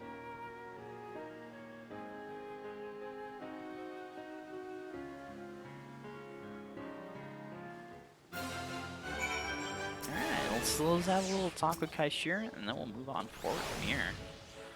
So, Alphinaud's leaving too, is he? Seems like everyone's moving on. Everything's changing. I've been thinking about what I should do in all this. Like I told you, I spent most of my life dreaming about living here with my friends. In paradise. That paradise is gone, but something better's taken its place, and I reckon I want to be a part of it. This Yulmore for the people Master Chai has been going on about ain't gonna build itself, after all. Not that I'm much of a builder. Me and my friends will find a way to make a difference, though. Help keep things changing for the better. A far nobler dream than the one which you clung to before, and one I am happy to say we share. Whatever path you choose, I will pray for your success. Well, when you put it like that, there's no going back now, is there? We've got a few ideas on how we can do our bit. Just a matter of taking the first step.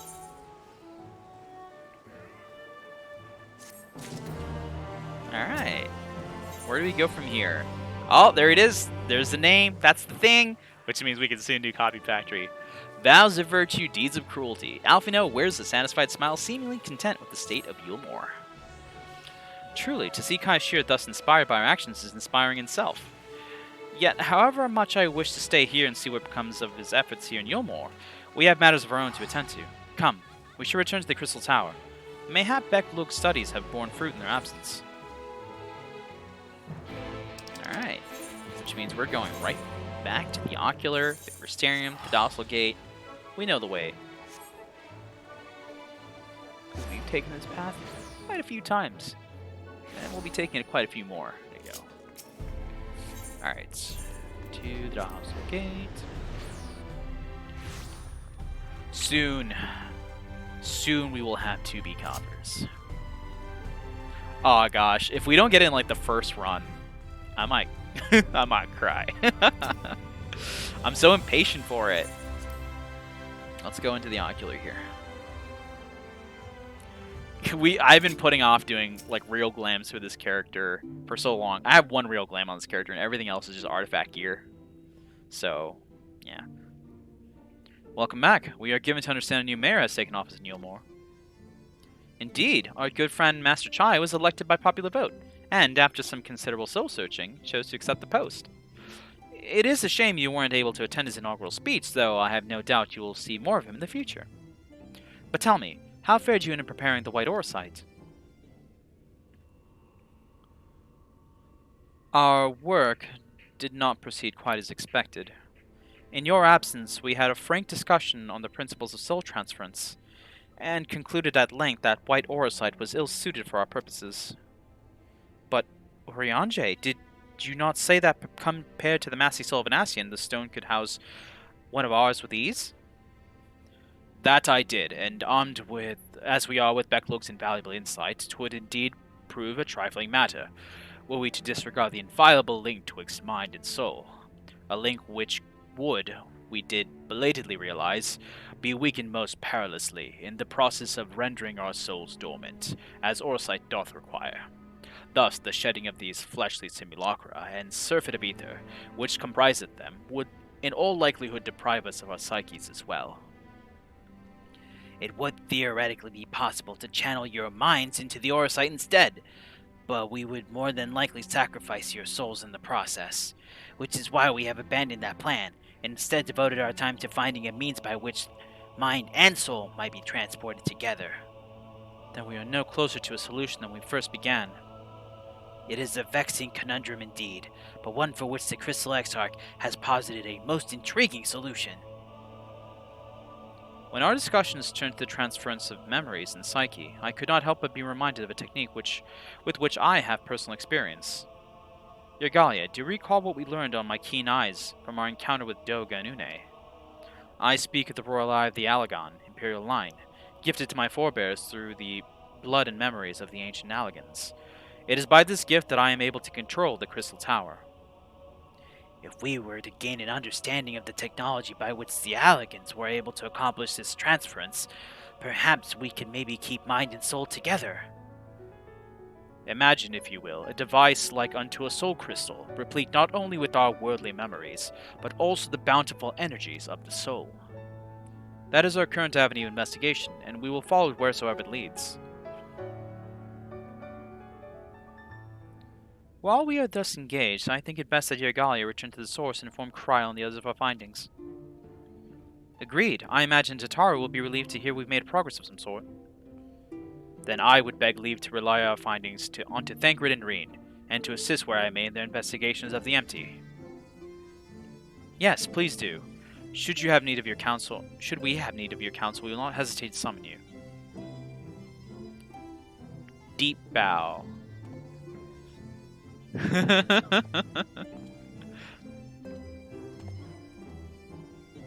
Give our regards to Tataru, won't you? Of course I will. Okay.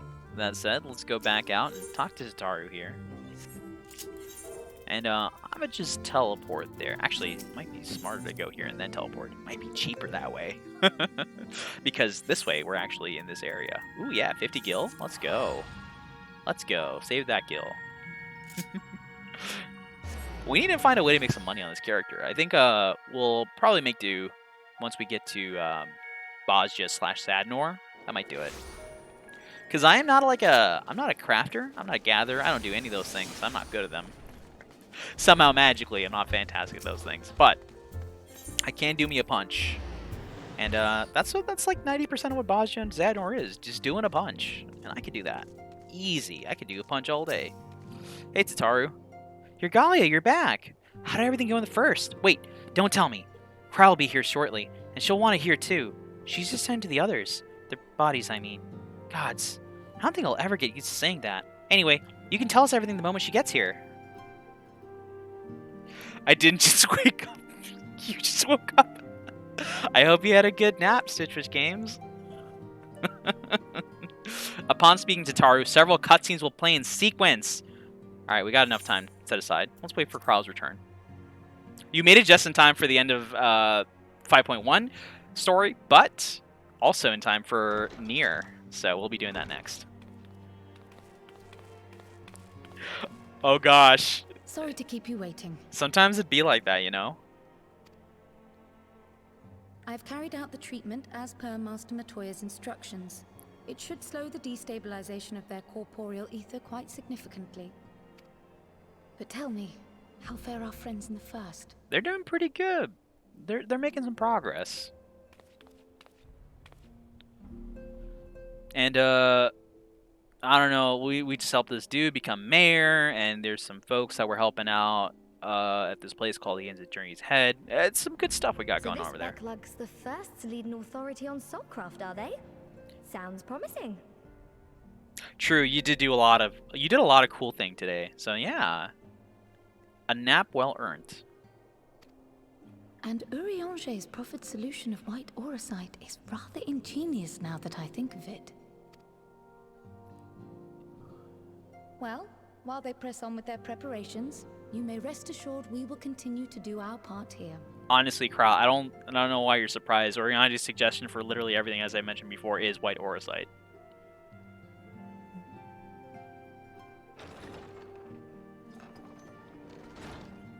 Oh, you're back. I know this voice, and not just because the name's there.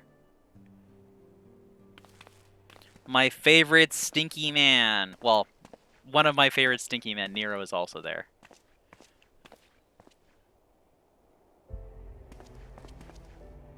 And none the worse for wear, I see.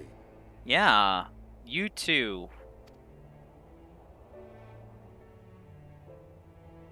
Estinian! Oh, thank the gods! We've been worried sick. Did you lose your link pearl or something? Oh, was that not a jawbreaker? I just ate that. The situation in Garlemald has become more complicated. I was making my escape from the capital when I ran into one of yours, Riol. Best boy, Riol. We come straight here. More complicated how? Oh, Riol's so good. He like straight up went into Garlemald. He's like level 20 at best or something. No, he's got to be like level 30 or 40. But still, like he went there and heck, what a mad brave lad. Estinian is the Stinkian. Estinian is the stinkiest man. Yeah, Dream that they changed Estinian's voice and it went from sexy gruff murder hobo to like, why Nerdno's angry about it? So he got Alphino's voice.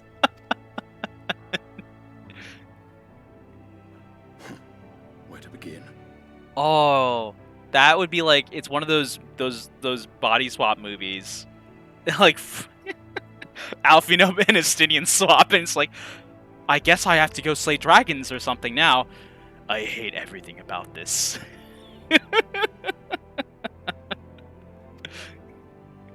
After entering the Empire via Razat Han, I went about my mission of investigating Black Rose. Do you seriously read 3 books every day, Alphino? Really, 3 books every single day? And you quiz yourself on them? Yes, it's a great way to pass the time. It accelerates your thinking and I've had enough. Please stop talking. It was then, inside a provincial factory, that I encountered the one who styles himself Shadowhunter. Shadowhunter. Gaius Balesar. Gaius Balesar. Our goals being apparently aligned, we joined forces and ventured on into the heart of the capital, to the very Imperial Palace itself. There, we found a man whom all assumed dead. Who? You can't mean him. But his soul lives on. And he has wrested back his flesh. Xenos Ye Galvus. Cheering. Off the screen. Cheering. Just me solo, like a whole crowd, like a whole full stadium of people just cheering at this news. Nice. Nor did the surprises end there. For no sooner had we arrived than he murdered his sire in cold blood. I didn't like that part, to be honest. The Emperor is dead.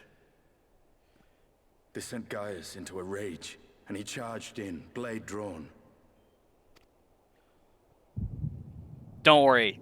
You don't have to say anymore. Kral and I'll just go there. Just hand to his mouth. Shh, shh, shh, shh. I'm having a headache. It'll make things better. This is a cool scene, though. Some cool fight stuff going on here. Steen's got a mouth that looks like a frog trying to escape from it. Kinda does, yeah. A little bit. Oh, is this not dialogued? I gotta read this? Okay. I've seen him in action. His body, at least. You will not best him alone. Nay. death will not come so easily to that thing. If you would join me, then by all means. For what good it will do.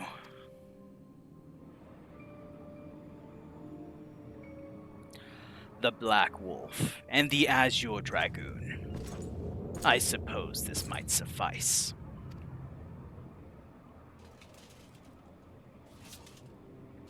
Ew, blood, get that off of me. Come then.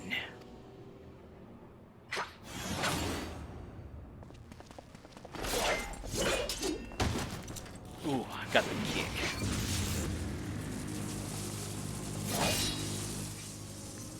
So cool. Just throws him by the spear. But look at this. They know. They're in each other's heads.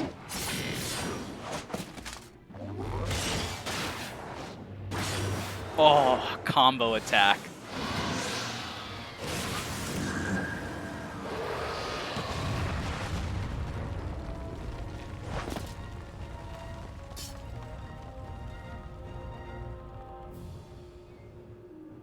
Ah, the simple pleasure of one's own flesh. Truly, there is no place like home. Abomination. Whatever he is, Yagali was barely a match for him. If we stay here much longer... Emperor Varus, your Radiance, are you alright? We may wear out our welcome.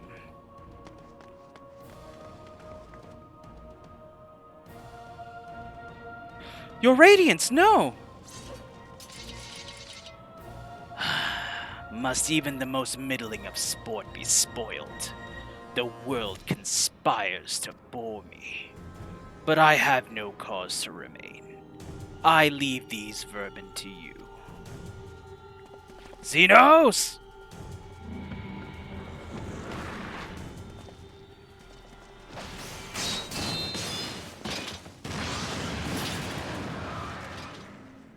Well, any bright ideas?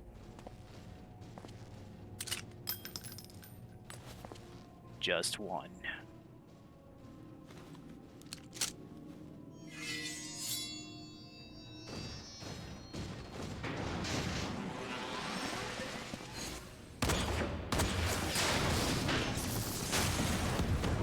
Gosh, all these dudes are so awesome!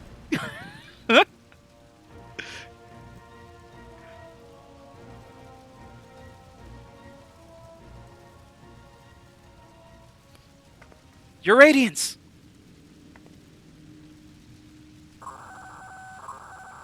The intruders have taken flight. I repeat, the intruders have taken flight. Deploy all available Magitech armor.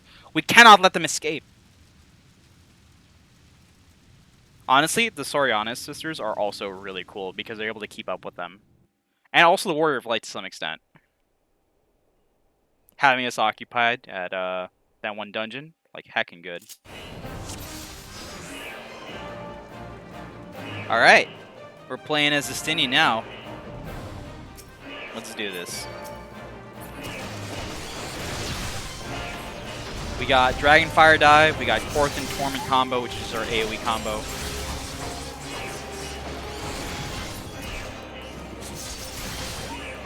And they know that Gaius is here now, which is pretty bad for all his efforts of trying to stay concealed and hidden all around these parts.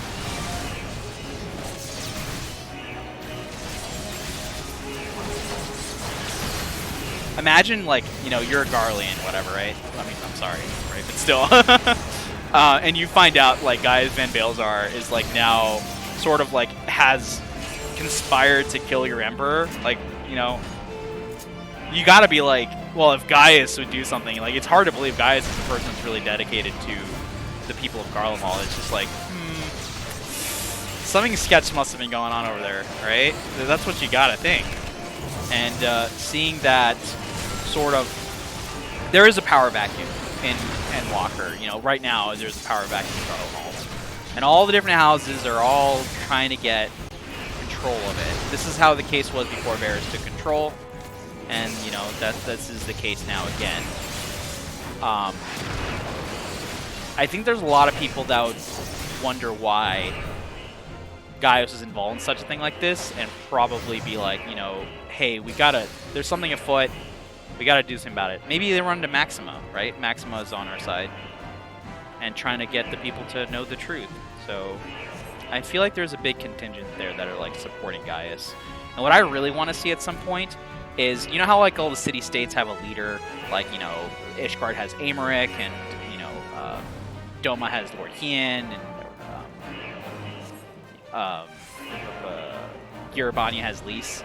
I feel like they should totally, you know, at some point maybe put Gaius in charge of Garlemald. That's the outcome that I would like to see. I think he's well suited for at least like as Chai Nuz was that we just saw right now, an interim person in charge of Garlemald.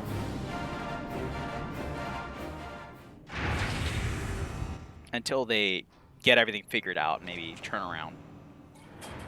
Oh, also this part is terrifying to me. It scared the heck out of me the first time I played through it.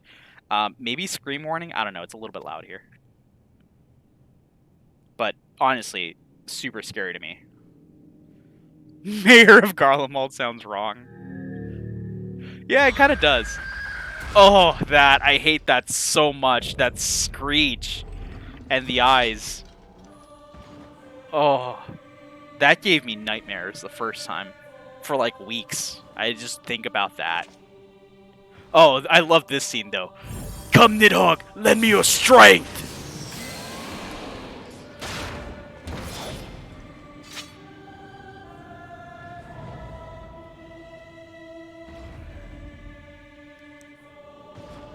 He just busts out that sweet Kaioken. What would you call him? Not the mayor of Garlemald. Interim steward? I don't know. Something. It would probably be like a Latinish name, right? Because that's what their thing is. Like, for example, here they're talking about the signifier of Praetorianus. So maybe something like that. One of these is a bleed effect.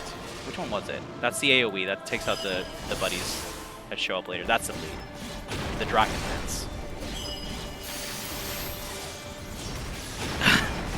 Gee, Estinian, how come your mom lets you have so many star divers? Ah, I hate it. He just does it whenever he wants, and he can do like 50 of them at once too.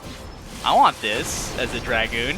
I want to just have a phase, like a burst phase. Maybe one of these like Blood of the Dragon sections where it's just like, yeah, you just get access to all your jumps and you can just do them on a short cooldown.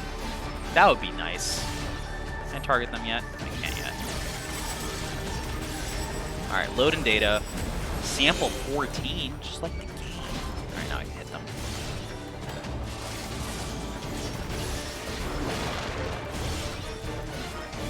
That's a Titan landslide there.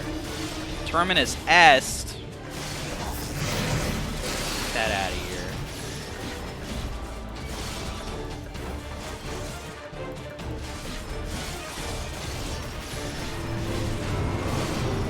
Angry Salamander. This is a funny name.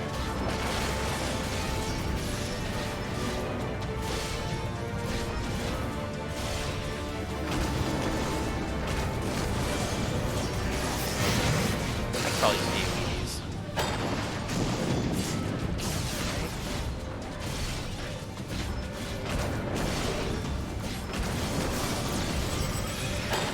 Load some more data here.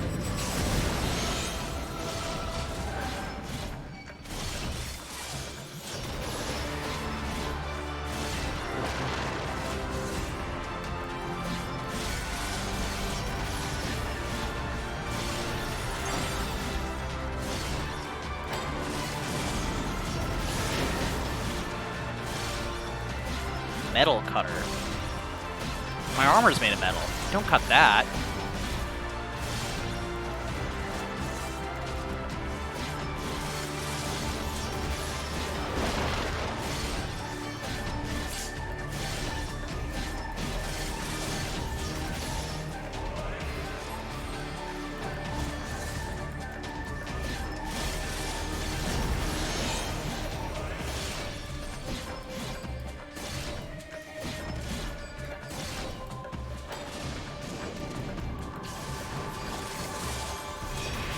Invulnerable.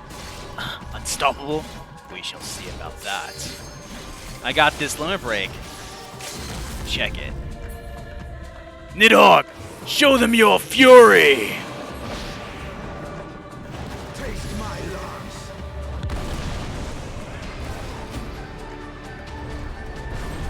Oh, cool guys don't look at explosions.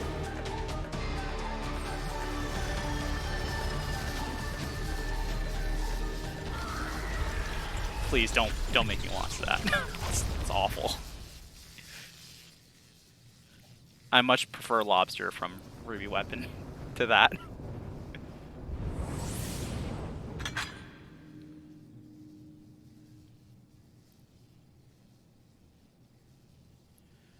Gallians and their machina. Now, where are you, Gaius?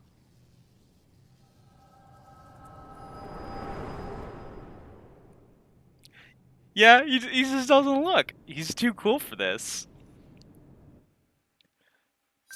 Gosh, I wish I was half as cool as Justinian.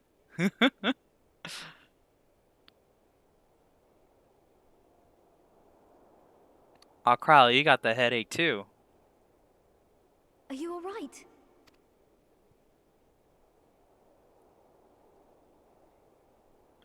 Immediately turn to Justinian. Justinian, listen, we have to talk, okay? You taking up the lion's share of all the star divers? I'm not okay with that. Can you give me some? Give me You're half. into my past, did you? Yeah. Let's talk about your Well, DPS, I okay? didn't quite relive the experience as you did, but I bore witness to it all. You broke your combo 5 times. You died too much. All right, you're not keeping up time on your blood of dragon. Come on, Justinian, you got to do better, buddy. We're not gonna clear this if you don't. Just start I'm still roasting not sure him for what I nothing. think of this gift of yours. But no matter. Our confrontation was cut short when the Imperial Guard arrived. It was then that Xenos took his leave, citing boredom. Sounds like Xenos. To That think sounds their like my research Xenos. into the Echo could bear such fruit. Your echo gives you fruit? Escaping Heck. death, jumping from one body to the next, and returning to his own after all this time. He is an Ascian in all but name. Dang, that reminds me of something that Emmett Selk said. Wait, no, that's later from now. Never mind. It beggars belief, aye. But no more than hero traversing the rift between worlds.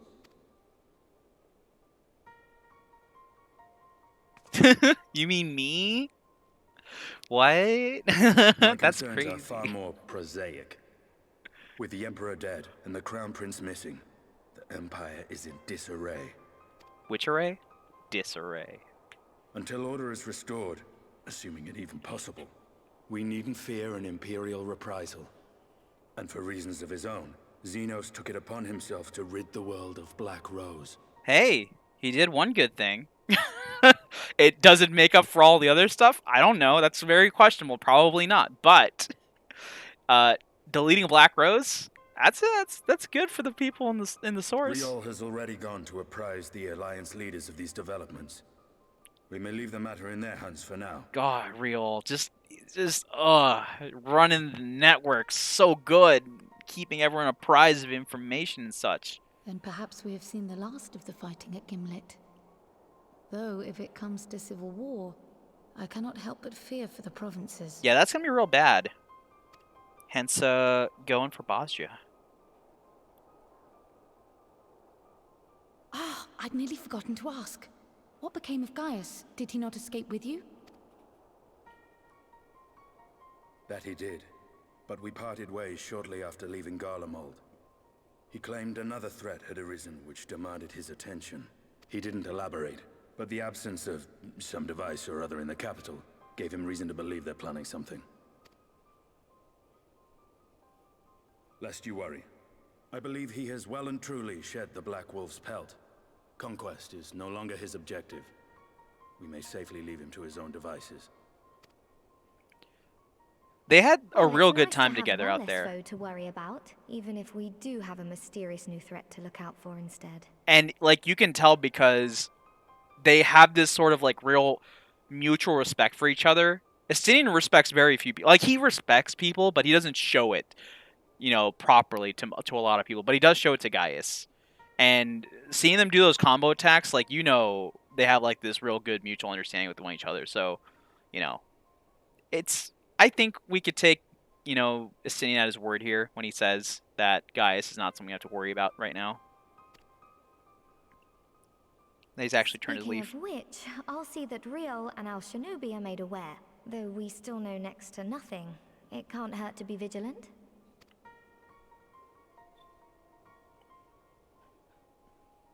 Well then, with Black Rose nipped in the bud, Haha, I funny. believe I've fulfilled my part of the bargain. Good pun, Estinian. Good pun. You're not as funny as Stola, not even 5%, but, you know, you're doing something. That's true, but with the Archon still slumbering away, we were hoping you might agree to stay with us for a little bit longer. Just a little bit. Just a little time. Could use your help. Sorry, but I'm not inclined to extend my contract. Gaius isn't the only one with business to attend to. Aw, darn. Okay. Thank you for your help then, Estinian. I see why Alphino admires you so. Oh! Krell always got them silver bullets loaded. Just knows what to say at the right time to just pierce right through the person. Their weakness.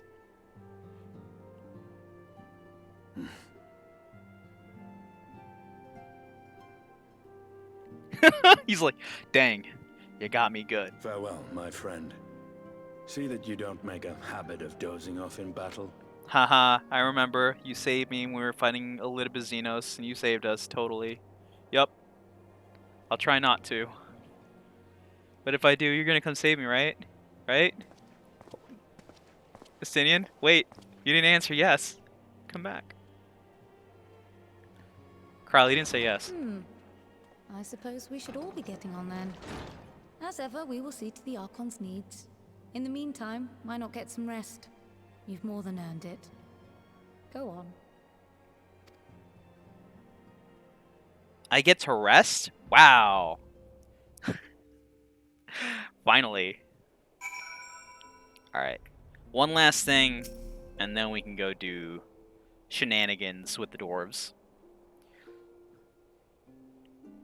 You must be shattered after all that hopping back and forth between worlds. Why not stay here and rest for a while? I'm sure Beckla can manage without you.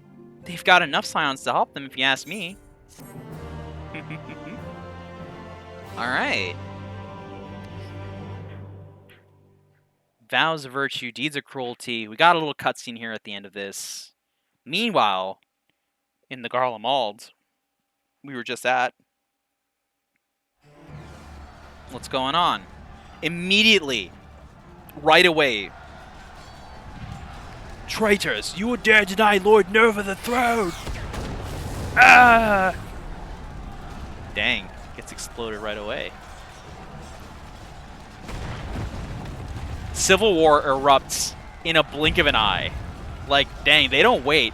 I feel like, I mean, actually we do know this to an extent, that a lot of the factions in Garlemald were readily waiting for something like this to happen, should something like this occur, because, you know, they are actively in the middle of wartime, and a lot of them were previously vying for, you know, leadership.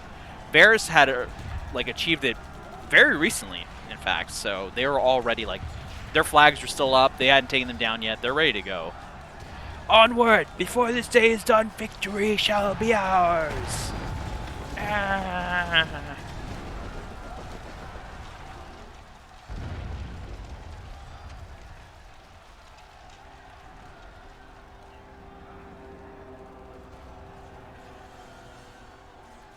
I am standing on the rooftop, and it's snowing. Boring, boring, boring. Do you think? I find it amusing, like dogs herding cattle to the slaughterhouse. I know who this is, so I can do the voice for them. Let me see you with my special eyes. That hue. Your soul is... Who are you?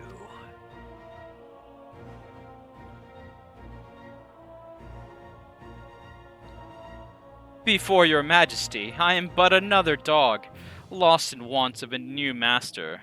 A hunting dog, if you'd wish it so. For I know full well the prey you would seek next. Zodiarch.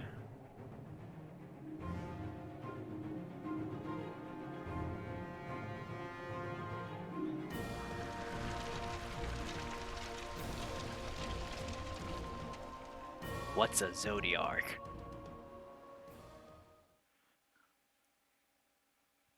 Meanwhile, in Yulmore in the first. We got a lot of meanwhiles going on here.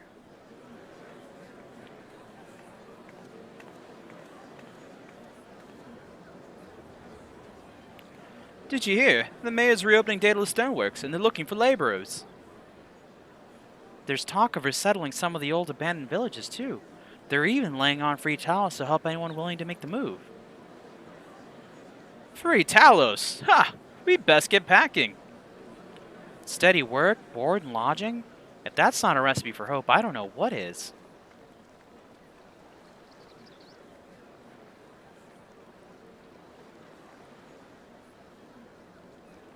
Hope.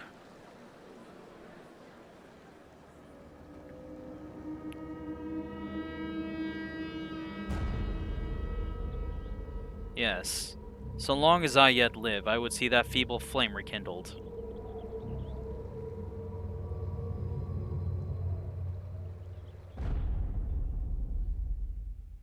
It is my destiny to see our dream fulfilled. And on that ominous note, let's see here. I think we can complete it by talking. Your Gallia, might I ask a favor of you? I'm not normally one to pry, but Philomene's been oddly distracted ever since you came back to tell us of your travels in the first. Would you go and see if she's alright? Yeah, I will. What's this quest here? Old enemies, new threats. Okay, that's the next one. Let's go talk to Philomene.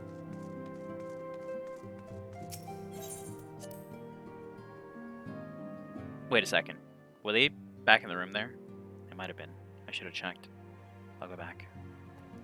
Loading screen. Going back in. Because they're like in one of two places as far as I know. They're either here, where FME is, or they're up above Roman's House of Splendors.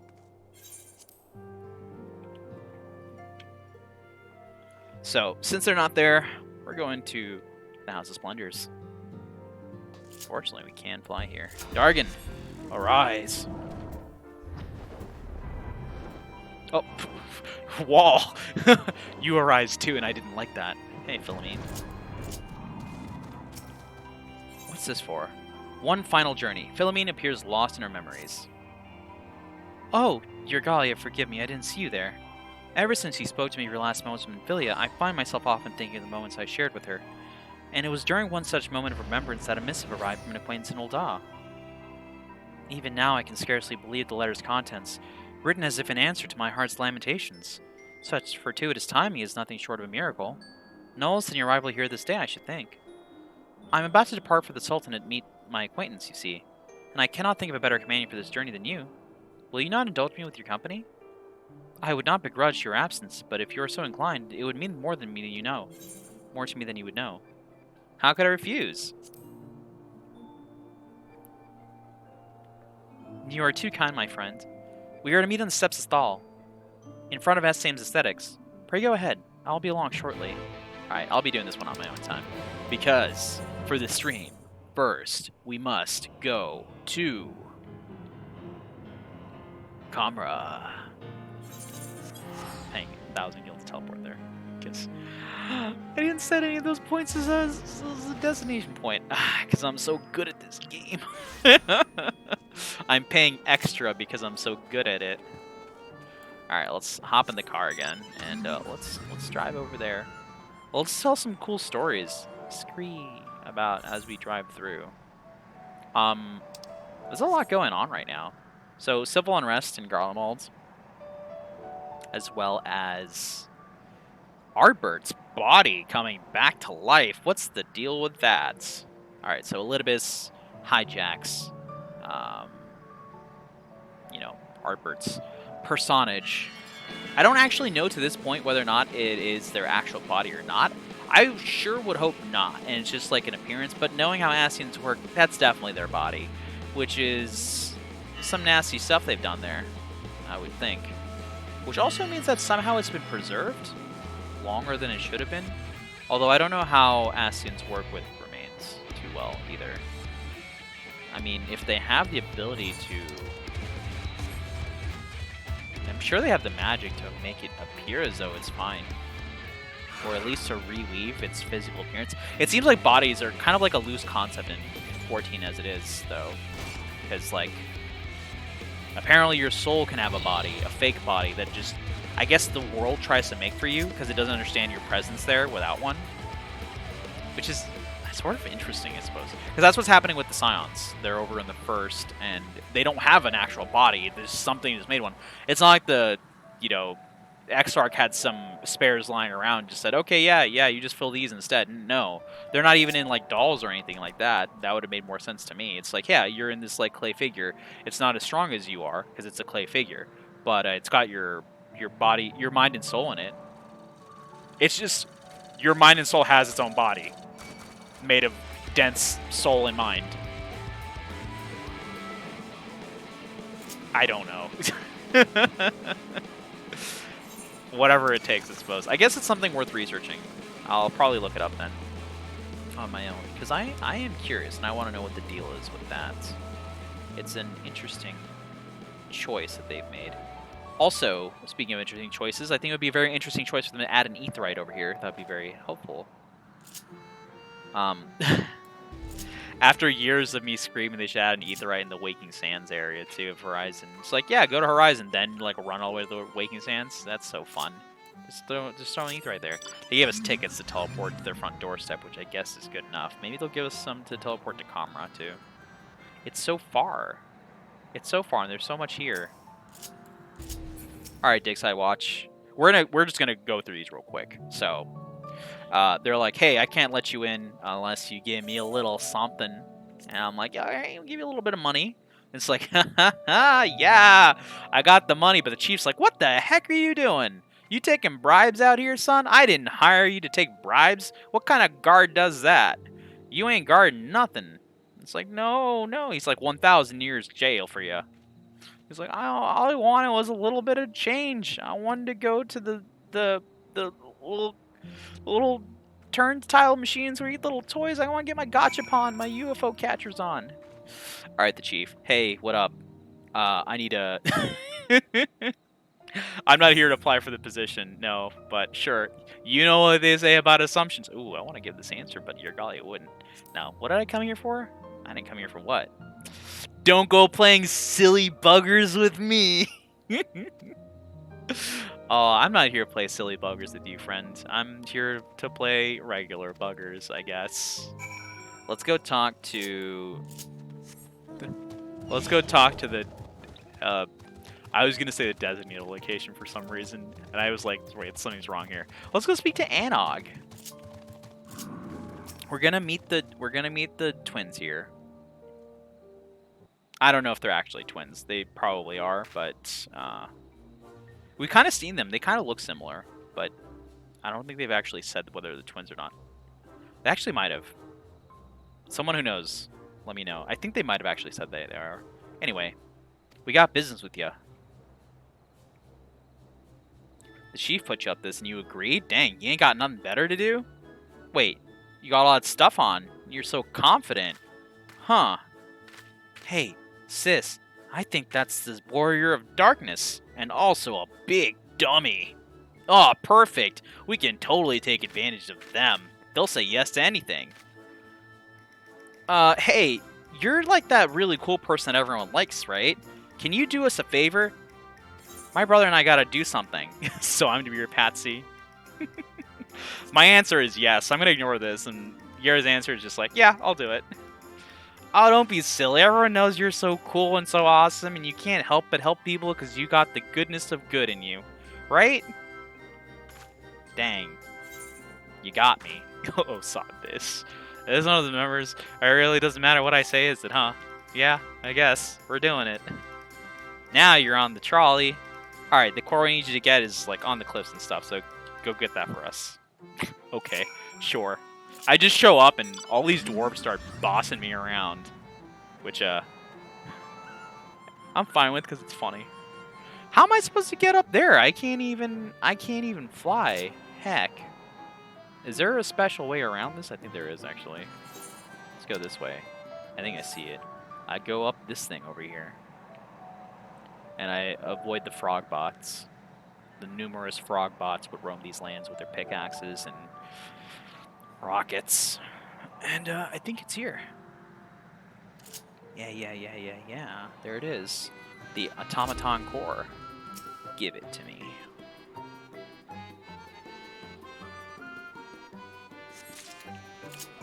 Automaton core. Automata acquired. Scratch up my paint job all the way down the cliff. Aw, there's a good sinner now. Is that a core I spine her hot little hands? Are y'all... Do y'all go from Patsy to Puppy or something? What's going on? Here you go. I brought you the thing, though. Did I do good? Alright, all we gotta do is sell this for a small fortune, and we're gonna be super rich and have world domination. Hey, just don't say that out loud. Oh, right, that was a close one. I totally did already say it aloud. Anyway, for our next request. Hey, what are you two up to? Oh, no, we aren't doing anything, bye.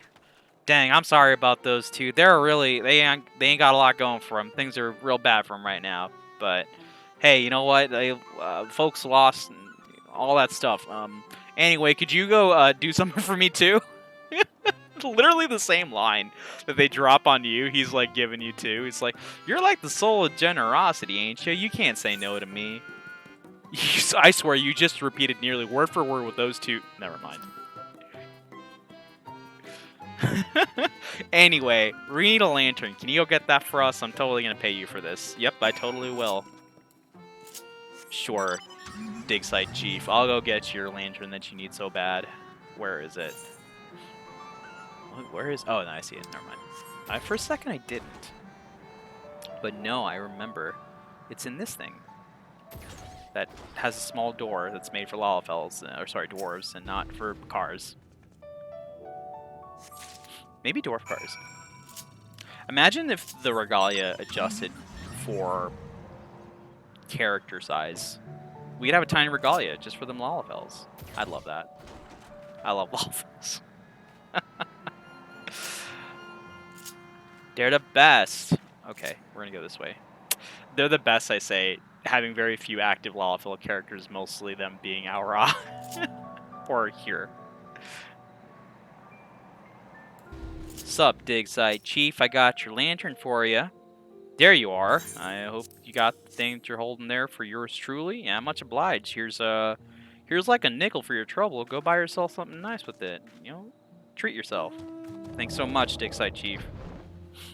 Alright, now, Anog and Konog want to get some real bad trouble now. So, we're going to have to go do something about that. Alright, we're going to go to the designated location. Why do I keep reading that? I'm gonna, contrary to what I said earlier, I'm going to abandon this one, just so it's easier for me to follow. And I'm going to go pick that one up later. Probably, like, right after the stream. Well, after the stream and I get something to eat. I'm starving. We'll go talk to this gossipy dwarf. What are they gossiping about? I want to know. Am I gossipy too? Where am I running to? Gosh. Oh, okay, I'm going all the way back. Why was I running there? And this is why I say I'm not good at reading. You know where it comes from now. Hey, we're back. We got the news about Kamra. Poked around Kamra, did you? You learn anything about that big find? I sure did. No one knows what they're doing over there. A machine graveyard, eh? It's like you didn't even listen to what I just said. Interesting, interesting. This could be the beginning of a great and grand adventure. Or an utterly nonsensical one, though that does have its appeal on occasion, I'll allow. They've described pretty much accurately what this whole adventure is like. Ooh, do I want paella? Jellied haricot? Or am I just gonna get myself some... What is wrong with me? I'm gonna get myself some money. A scandal in Comra. Oh, dang. A certain gossipy dwarf has news that might be of interest to you. Hail, sir. Have you heard about the strings of thefts in Comra? Word has it they haven't found the fog is who's behind them. Not a clue. They've gotten desperate to find the culprit, I'm told, pointing fingers at any who so much as sneeze in a suspicious fashion. Why, the next thing you know, they'll be blaming their old rivals in Tom... Oh, Wicked White. They would do that, wouldn't they? Damn those thin, bearded blighters. Listen, Sinner, you go and tell them that if they ever try to pin this on us, there'll be consequences. Alright, let's go to Comra again and let them know, hey, all these stealings that are going on, that totally wasn't Tamra. Good on that person to be watching out for Tamra, because they know. They got that ancient old rivalry. They know that they're going to be like, hey, something bad happened. It's obviously them Tomrins over there, over the hills, causing shenanigans again. Which, like, I'm surprised it's not, because they really do hate each other for such a silly reason. They don't like each other's beards? I mean, I'm sure it was once, maybe like 2, maybe 3 inches deeper in meaning than that. Maybe I'm being generous for them. I don't know. But these days, probably not worth it. Whatever their arguments are about. Your beards suck. They're the same beards. This is the same picture. Why are you all fighting?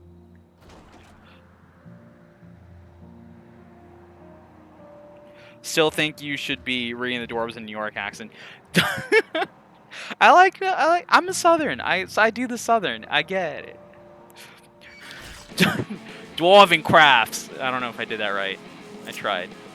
I apologize, New Yorkers. I apologize, my cousins. If my cousins are watching this, they'd be very mad at me. Dwarven crafts. Dwarven crafts? Now I'm just doing a Joey. Channel your... Yeah, there we go. Aw, Brooklyn Rage! We got Dwarven crafts, Dwarven cars, Dwarven robots. Dwarven baby dragons over here. We got robot dragons over here. There we go. See, you just had to put it in Yu-Gi-Oh terms for me to understand. You could teach me anything if you put it in Yu-Gi-Oh terms.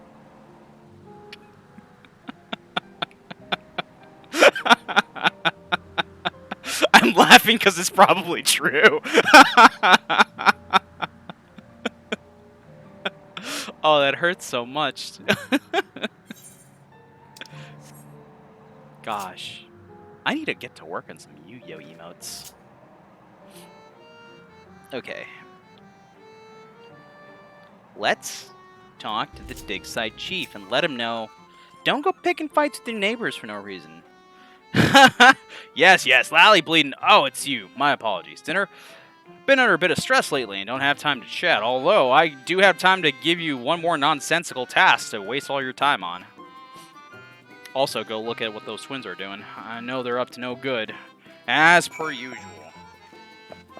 Wait, no, this is for the thefts. Thefts. As per usual.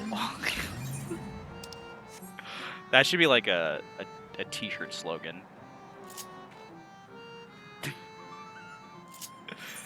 Alright, we're going over here. Turns out I would have the worst merch on the internet. Burnished bracelet. Give it to me.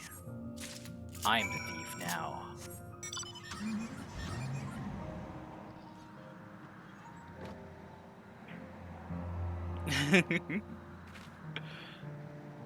I can do... Now I know that I can do it. I'm still going to do the Southern because it's just... Oh, I feel like it fits them a little bit. I don't know. You don't look to have our criminal stuff in your pack there, but I take it you found some manner or clue? I got this blue item. Oh, dang, I've seen this before. Let's go give this to the Dwarven Damsel. They got robbed. They got this taken from them. Let's returnificate it to their person. Here you go. Here you go. I got your bracelet. They got such a colorful language here. Their words are so fancy, and I dare not repeat them. Oh gosh. I'm going through this quick, but I'm like trying to like speed glance read. It's not reading, it's glancing, speed glancing at the words, and I'm just like, gosh. Them dwarves.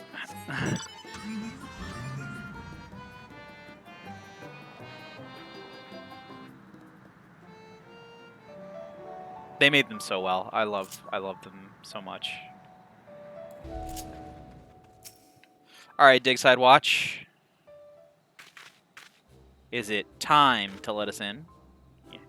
Because you're the watch. And you tell the time, get it? I think I'm at least funnier than Estinian. Come on, let us in, let us in. You know you wanna. What I want is for you to go.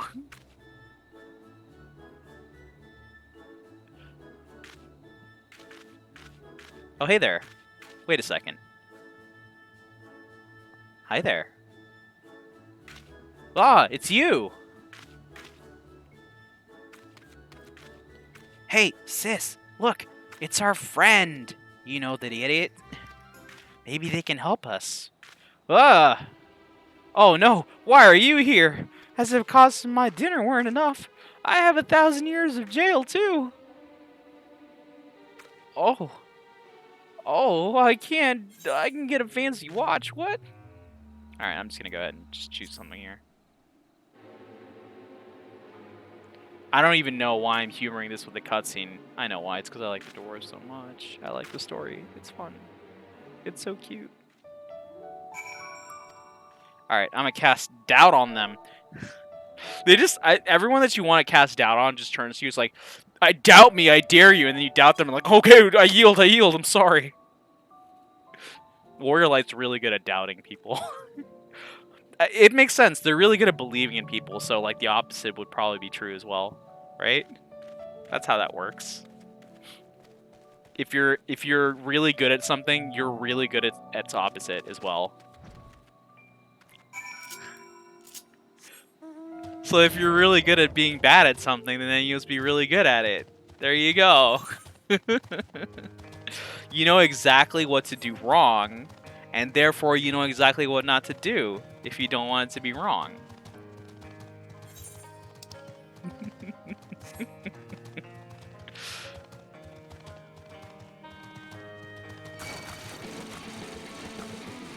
We're gonna just provoke the aggro of everything on our way. Wait, I should just make sure to do that then. Yeah, we got aggro. We're tanking. We're gonna tank all of Calusia. Well, at least the top half of Calusia. On our way there. Hissops, come at me. Hysops? Esops? Hishops? I'm not sure how to say that one. I know how to say this one, Uguna. The Iguananas. That's totally a chameleon though. Oh, there they are. This is the fighting part, I think. We gotta do some fighting here.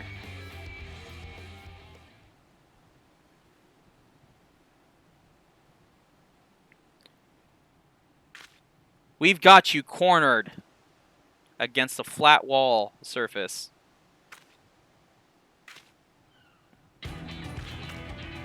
I don't think he's alone, sister. Look who's got who cornered against a flat wall. Oh dear, a hasty retreat does seem to be in order. Hey, adventure, you want to take care of this for... Okay, bye. Everyone just leaves. Surprise triplets! What now, baldling? Y'all twins, we're gonna one-up ya. Alright. It's punching time.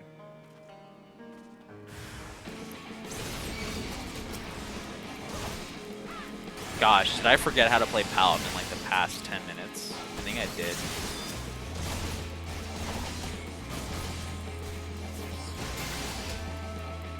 That's one taken care of.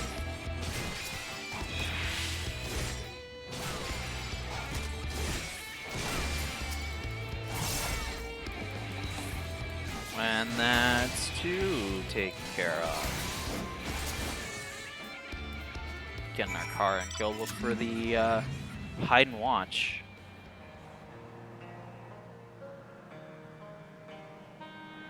Ooh, B rank. How do you say that one? It's in front of the Una. I can't see it. Coxagroup? Something like that. Found ya. Well, I confess I did it. Okay, cool. Thanks. I hope whoever you're trying to impress was impressed. Give me that. That's mine. Ooh. Glimmering object. This is the key. The key that they're looking for. The key to all of our problems. And now I'm going to go hand it to 2 of the most irresponsible people I know.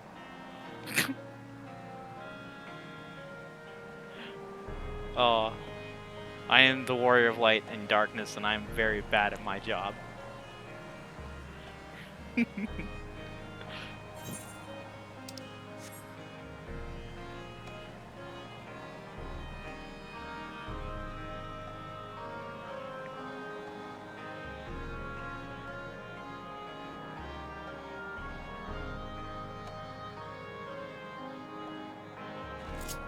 Alright. Where are they at? They are. Let's talk, Dayside Chief.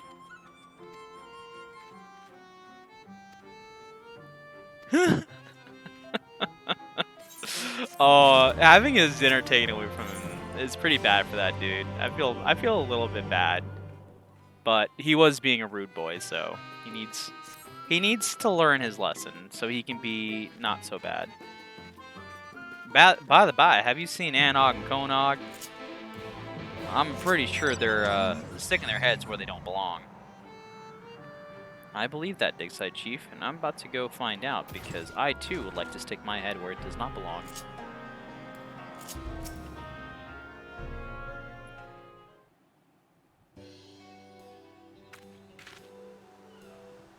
That's the watch taken care of, but we never did get that key. You mean this key? Oh, wow, you picked it up? And no one even knows it's missing? Good job. We got ourselves a good accomplice here. Rude but fair, I suppose. Yeah, sure.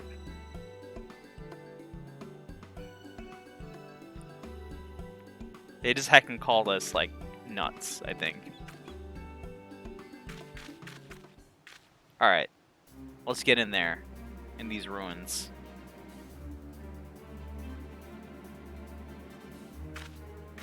They're gonna give us a tiny little cut of their spoils? Sure. Honestly, the Warrior of Light does stuff like this for the thrill of adventure and nothing else. The extra money is nice because it helps live, you know, it helps pay for things. Not that they really need to do that either, but maybe it helps fund other activities like crafting and gathering, I suppose. Really, the Warrior of Light will be like, there's no prospect of money from this having gained. It's like, sure, okay, I don't care. Money? I don't care about that stuff. I'm just here for the sheer thrill of things. I want to see where this goes.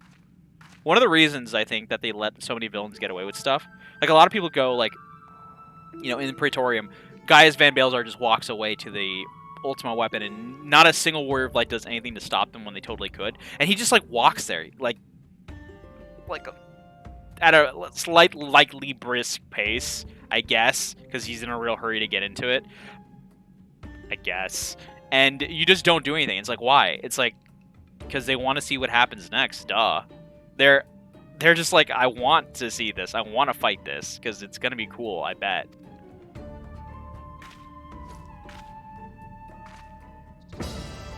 Cha-cha! Bunch of explosives! Remember when the goblins did this? Back in Idleshire? And Ishtal and Alphino just ran, leaving you to explode? That was nice. Good thing you learned to run sooner. Just a little bit sooner.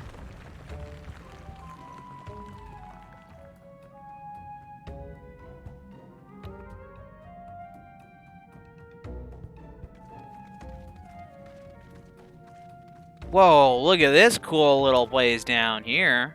Dibs. That was easy. Oh, what's going on over there?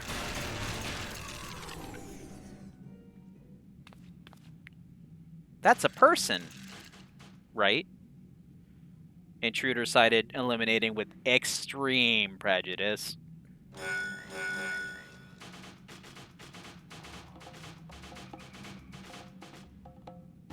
Wow, you can't prejudice me. You haven't even met me yet. These two are just more bombs. Just yeeting them at them. There they go.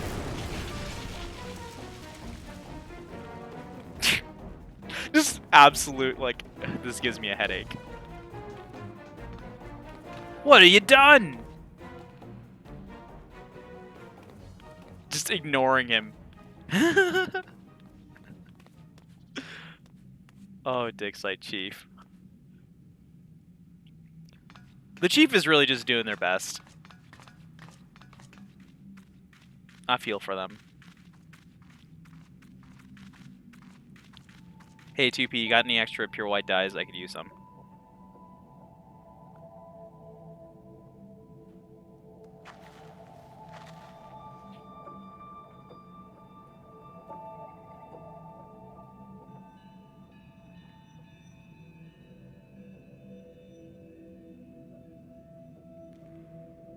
Wicked white.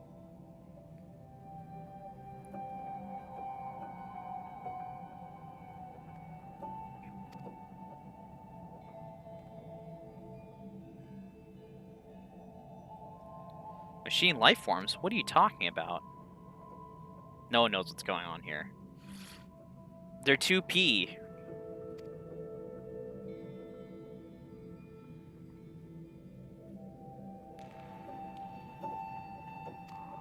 Alright, and they want us to go stop the machine life forms, so I guess we're gonna do that.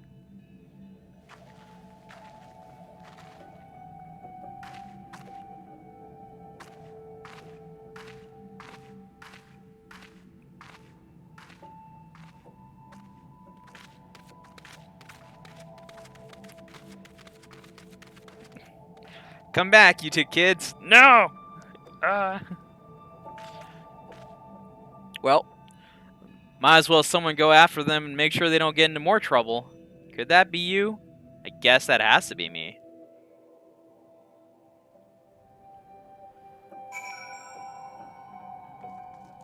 Hey, 2P, come back. Where'd you get those clothes?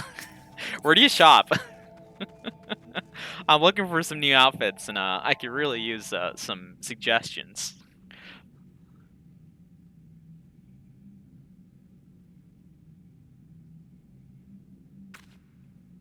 Who needs this many doors?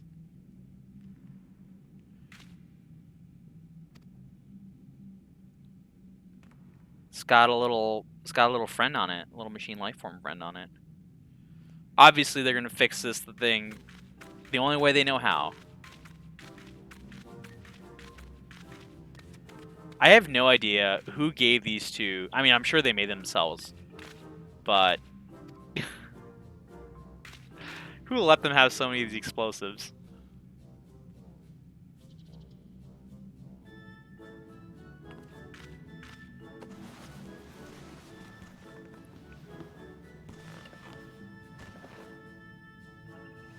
Gosh, that's so many.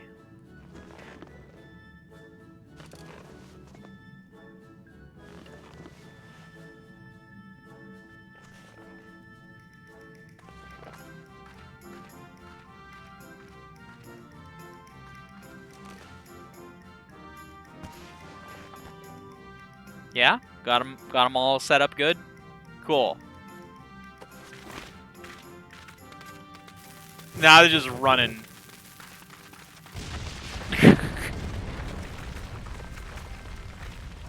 Oh. There it goes.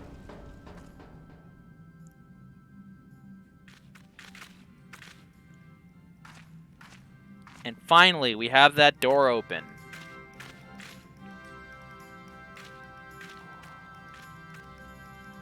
Turns out for these doors, there's not a little bit of dynamite can't fix.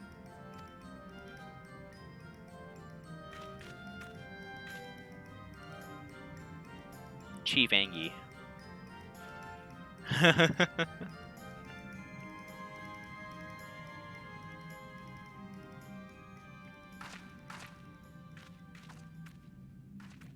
Okay, so this should mean we have the copied factory unlocked, which means we can go in there, get our outfit, hopefully in the first try, and get on out of there. And maybe pick up some good gear along the way. We could use some left side upgrades. We're at 430 on the left side now that we picked up from our artifact set. We are 510 on the right side, which we can use some allegory to level up to 520. Okay. Did I deselect it? I sure did. I gotta double check sometimes because I don't know. Oh, thank goodness my eye level isn't too low to go in here. What is the minimum eye level for this thing? 435? What are we at? 466? Yeah. Whew. That would have been real bad if we couldn't go in there. 10-minute wait time? What the heck? Okay, in the meantime, I guess we can go to the Crystarium. Tank wait time's kind of not great. Oh, it won't let you redeem a stretch. How come? Did you run out of... There's no way you ran out of points. You have so many points. Okay, you said hydrate. I'm going to get myself a drink to hydrate with. I'll be right back. Hopefully this doesn't pop bomb away because... I'm stretching anyway. Don't worry, I'll stretch it. Ugh. Ugh. Hopefully it doesn't pop bomb away, but it seems like these kinds of things do happen when I'm away.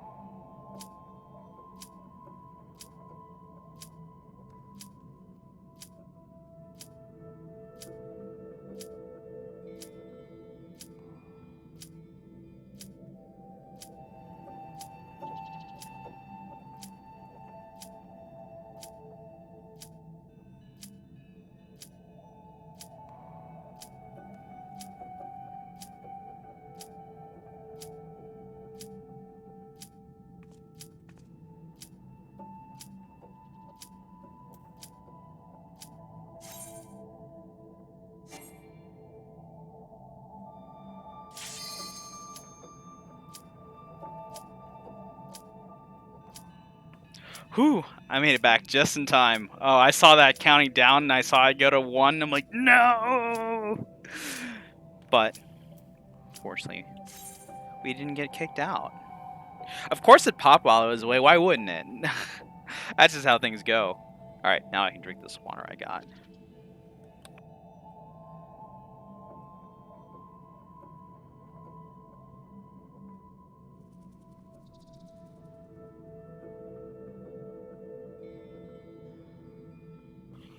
Come on, sleepy ass, wake up. We don't got time for you to just be okay. I guess we have time for it. Alright, let's try this again. 3rd time's a charm is what they say. They say that.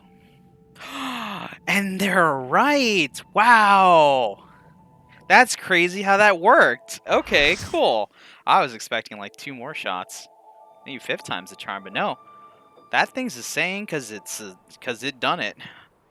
That thing's a saying because it done it. Oh, am I gonna wait? Am I gonna make 23 people wait for me? Yeah, I am.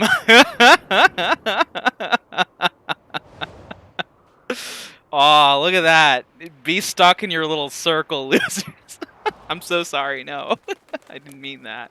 I'm just joshing around. That doesn't mean none of this. Oh, all this looks so cool, though.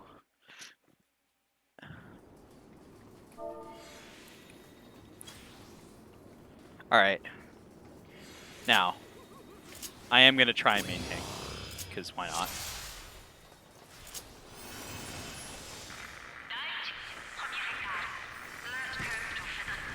I'm gonna try and maintain, and when I fail, I'm just gonna let them have it. But I am definitely gonna try. And if they let me have it, then cool. And by try, I don't mean cheese it. Like, I'm not gonna like just hold hate and not do DPS. No, if they take it from me, then they take it from me. And I just have to be okay with that. I won't be, but I gotta be.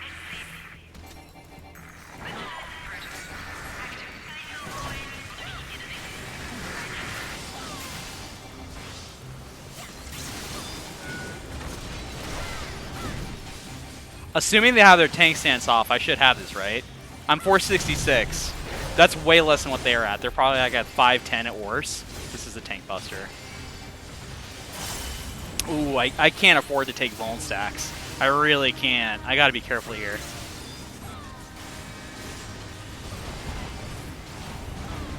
Oh, that's coming right at me, though. Okay. Cool, we're fine, we're fine. Forceful Impact, that's the raid why we're gonna nerf it. Because apparently we're the only tank in the multiverse that knows how to use Reprisal. This has been my constant experience, is that folks just don't. They just don't. I don't know why. Tanks just refuse to use Reprisal. Or that when they do, they insist on using it at the same time as the other tank. It's rarely perfect, where it's just like, okay, I get it the first time you mess up, everyone wants to save it the first time. But like after, you know, several attempts, kind of just realize that like, hey, we got the timing down, I'm gonna let you go first. And then you let me go first, or next. Gosh, they're aiming these in a very dangerous form here. See, I don't have one for this. Someone else should do that. Oh, they did! Oh, I'm so proud of them. Good other tank. I don't know who that was, but good on you, other tank. Centrifugal spin. This is down the middle here.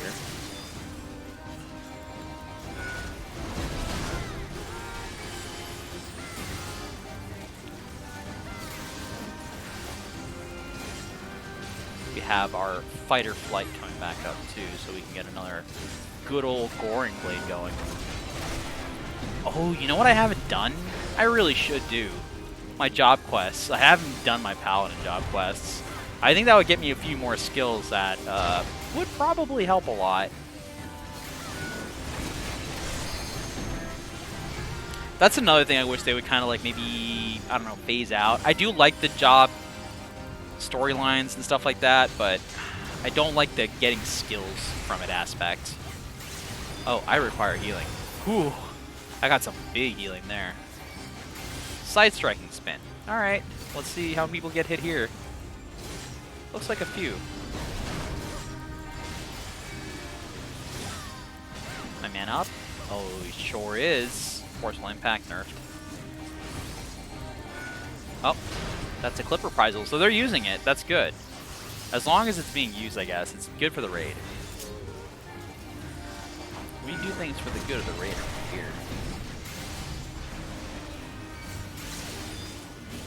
The raider good, if you will. Oh, that was terrible. But I liked it. I'm just gonna hologram through this, because why not?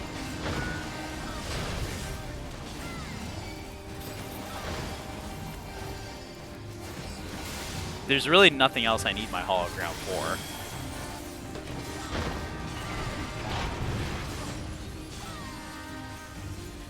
I'll get my charge back up. I sure will. Look at that. That's some good stuff right there. That's some good CDs lining up.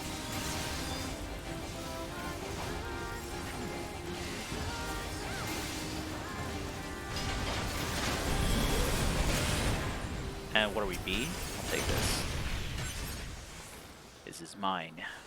The hood of aiming, it's mine. It looks good. Scouting, I don't want that. I think the job that I have the least experience with in Final Fantasy XIV has to be ninja. I just don't play it. I have ninjas, but they're like level 50, 60. I think the highest I've gotten is a ninja at 60.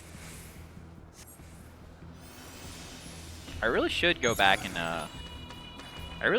give ninja a go at 80 and see how it is.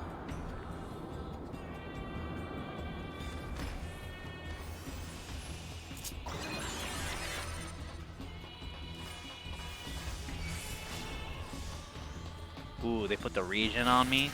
That means they want to get hit.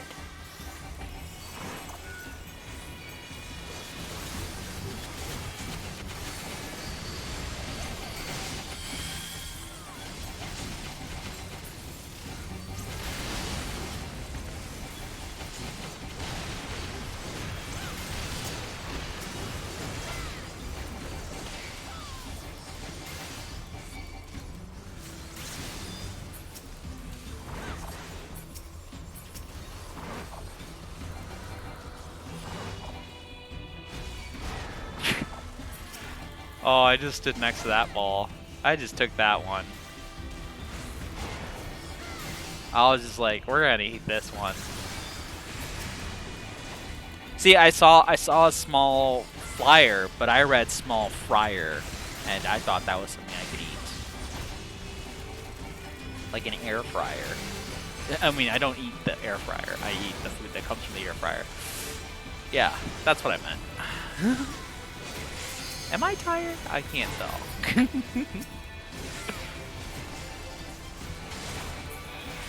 Alright, we got through Warehouse B, so that's good. There's the corpse room up ahead. As they lovingly call it, I believe. Back in there. Although the doors are not open for the corpse room at the moment.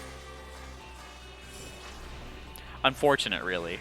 Really, it is.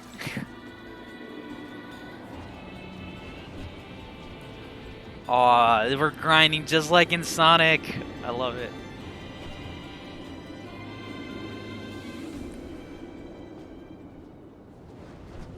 Look at us go. I need to get me a few coins along the way. Alright. I think here every tank is going to try and just vie for hate. So, we'll see how it goes. I mean, honestly, at this fight, if they get hate off of me, that's fine. There's no detriment, because it won't hurt anyone. So we can just all have our tank stance on here. Just have a tank off. It's kind of like the first boss in Puppet's Bunker 2.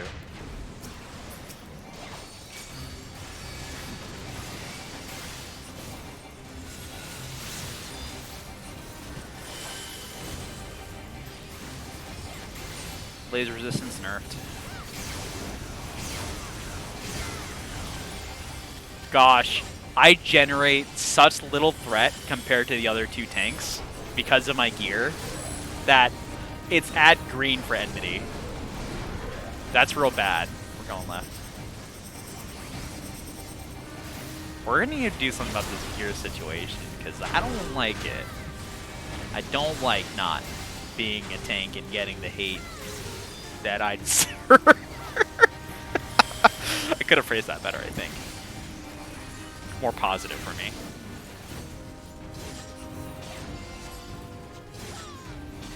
Are they gonna do the tether things? I think they're gonna.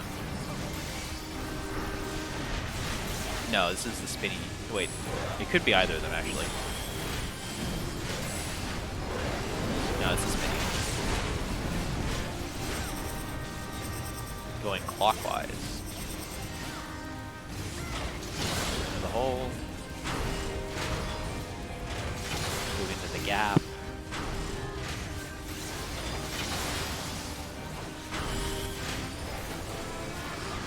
Easy mechanic.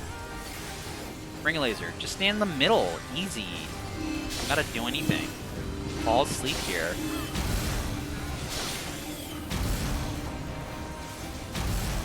Oh, my enmity.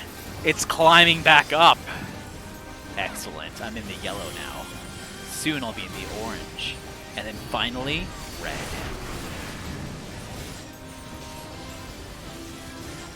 I also forgot to do my magic combo portion, so that's good news, I guess.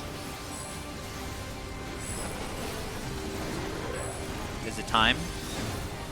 Is it time for the tethers? I think it's time for the tethers. Yeah, that looks like tether time.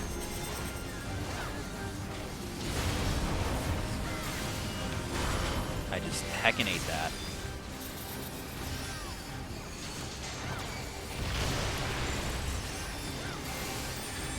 Nice. No one died.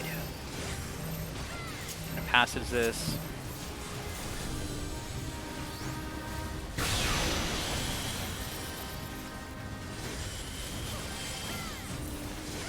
I'm starting to, like, dislike Passage. I don't know.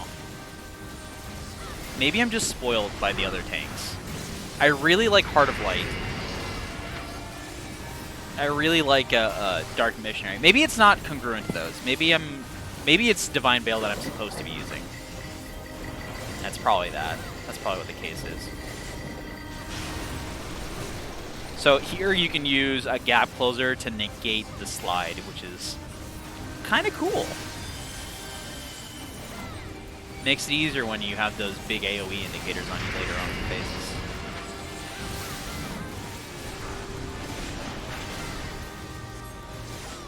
Laser resistance nerfed.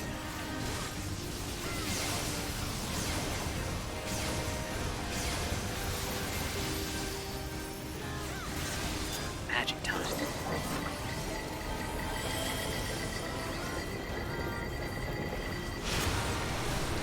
See, it worked. And it's a good thing we did it too. Because some folks did not survive that one, unfortunately. My passage back up yet? Alright, let's Divine Veil this, see if this works better. Ooh, that was a big Clemency. Well, that was a real good Clemency hit there.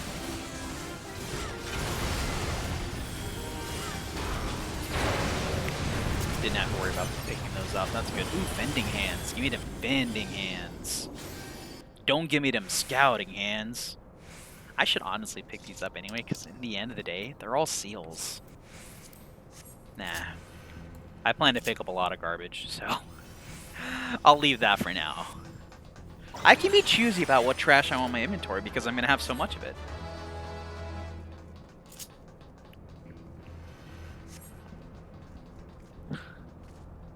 I'm going to have so much of it. Oh. Oh, is that there the whole time?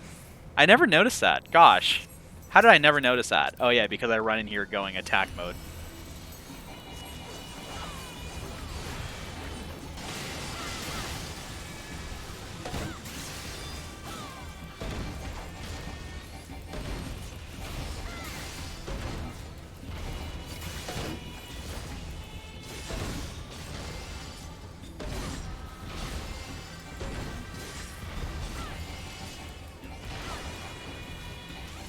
Convenient self-destruction is what that's called.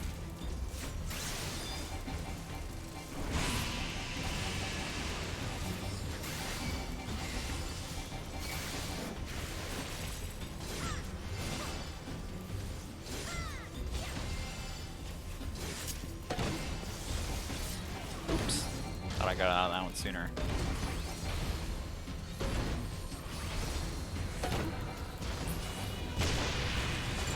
Oh, come down quick. No, I lost my Confiteor. Darn it. Where's everyone going? We're not done yet. Get over here. Our work's not finished yet.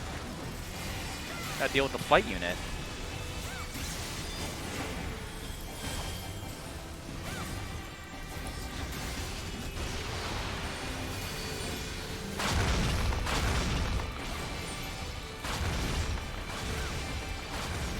Oh, that was a good crit when I nerfed that.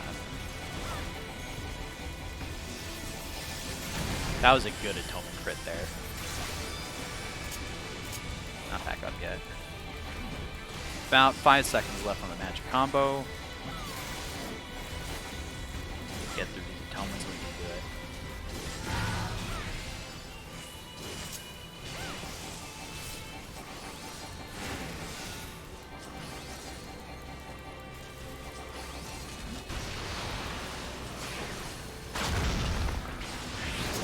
Oh no. No. No, they tried limit breaking. Ah! If I'd heard it sooner, I could have tried maybe shielding them with intervention, but oh no. Why are these the same name, SE? Why would you, or I guess translation team, why would you name these the same thing? This is intervene and this is intervention. They're both in the same job. Like, I don't get it. Intervene doesn't even really intervene. I mean, yes, I guess it puts you between something or something quicker, but sometimes it's not that. They should call it like charge or something like that. Monk has shoulder tackle. That one makes sense.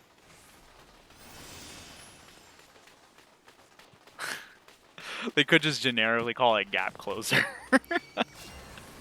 Oh yeah, give me that regen for the instant pull, so you get hate and get punched by marks.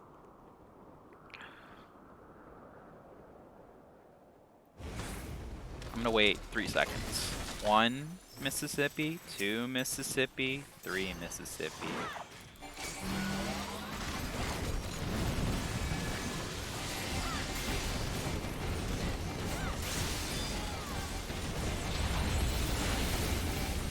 We're going to the right.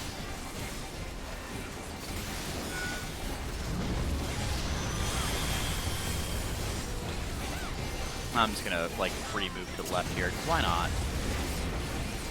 Because that's where it needs us to go anyway. Oh, all that was in battle hitting window? That's good stuff right there. Precision guided missiles on the tanks. Gonna move up a little bit here.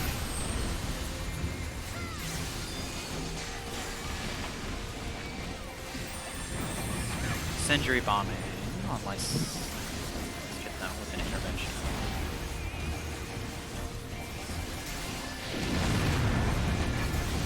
Another guided missile.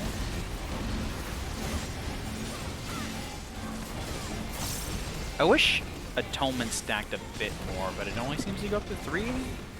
Maybe I'm missing a trait or something from my lack of job questing. Diffuse laser nerf.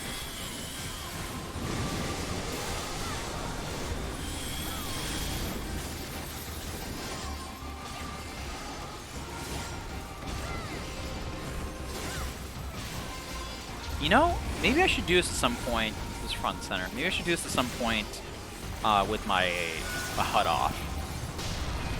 And I was gonna say first person, but I think just HUD off is good enough because it gives you like a sort of cinematic experience, kind of like this, you know. And this is gonna be the backsides. Here we're gonna cheese a little bit with the shield blobs. We can re-engage safely now.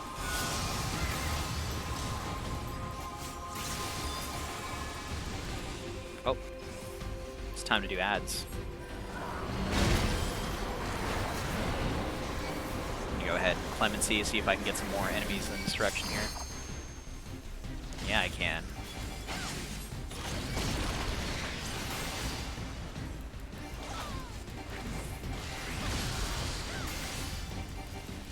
I like creative ways to generate enmity. I think that's fun. Using heals and reprisal and stuff like that, I think is just a neat thing to do. For instance, when you do basic training enemy parties and guild tests and you have reprisal unlocked, and you know all those ads that spawn around the Gubu, reprisal will pick them up. Easy. You'll get first hit on them.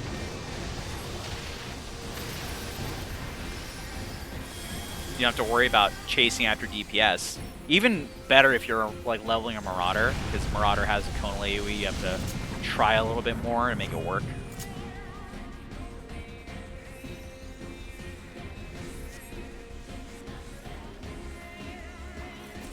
Just gonna go ahead and pop this for whatever reason.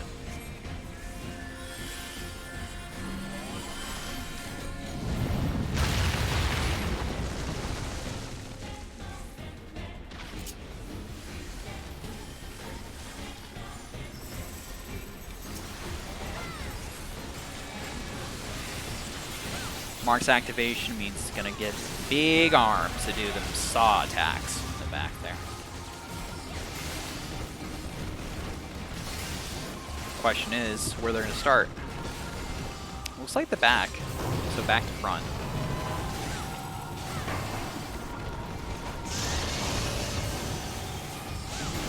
That'll let this fall off.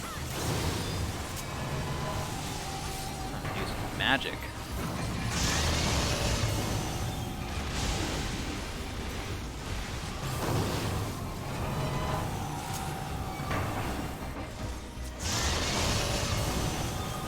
On them.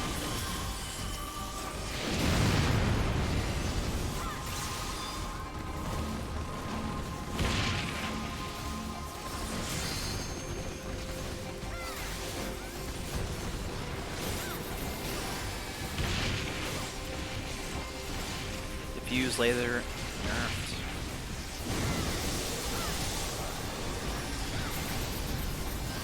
I just like the patterns here.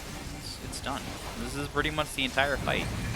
The only other thing it does separately is maybe some AoEs at the same time, and then we gotta do the quote-unquote ad phase. Mark smash, this is back and sides. I'll get hit by this probably. I'm gonna Sheltron. Yep.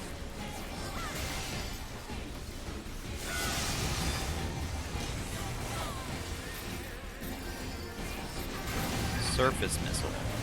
Don't worry about this. This is the chase raid. No, this is just dropping stuff. Right. The chase one really gets a lot of people. It is a bit annoying. I will admit that.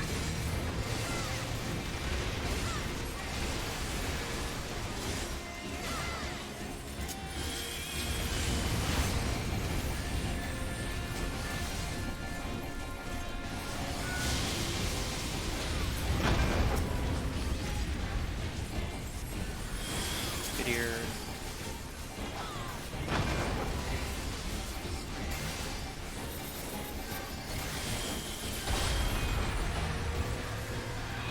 If I send the Black Mage ley lines, that'll make me hit faster, right? That's how that works.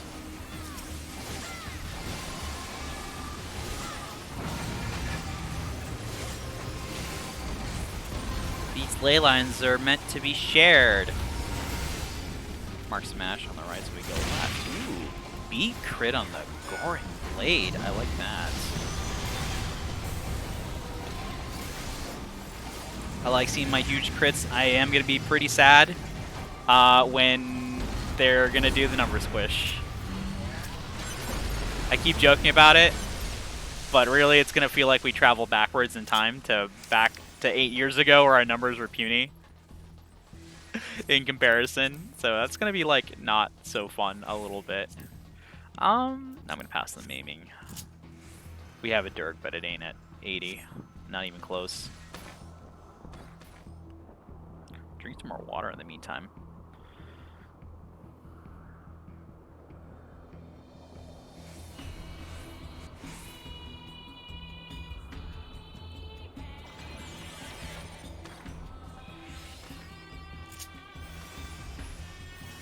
Here, I'm just going to skip this, because I'm tanking. I'm the tank. Okay, no one seems to be in the cutscene, so I'm just gonna... No, wait, our dragon seems to be in the cutscene. I won't pull. I'll wait. But if someone moves to pull, then I'll pull. Alright. LB pull. Let's do it.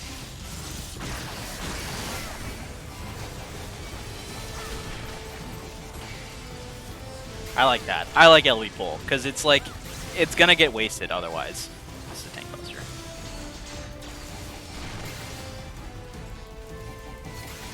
So I'm about it. It does damage. Nerfed.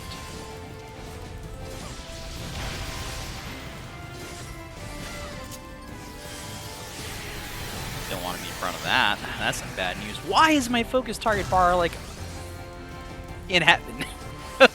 It's all the way at the top of my screen. Heck. I just realized that. I mean, I was totally looking at my focus target bar the entire time. Like I was supposed to. 4 hind cannons. You're on the sides.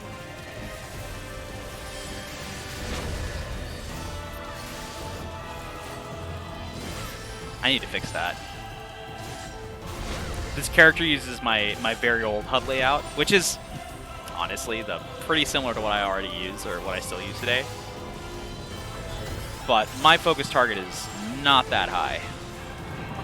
What's the angle on these? What's the angle on these? That's what I want to know. What's the angle? Give me the angle. That way? We're going northeast. I don't take it all the way. I kind of just like take it up to here, because that's really all as far as I need to go. Then people get hit for some reason. It's like... I wouldn't say that's my fault. I think that's like they should have just been going already, too. I'll just factor in like everyone that went down might have been newer.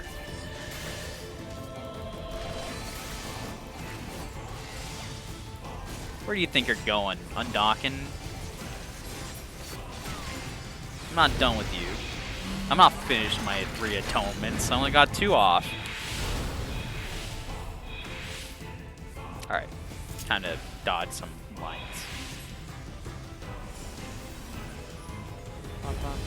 Oh, easy. Just gotta walk at a diagonal. They go left. They go right. They went right. Which is now left if I face this way.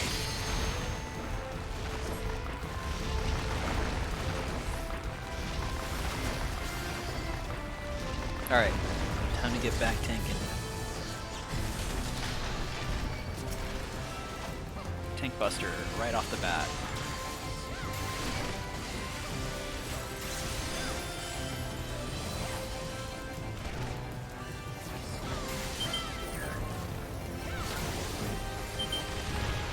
I'm just gonna eat this.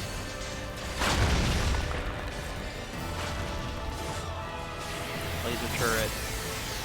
Bad news for anyone in front.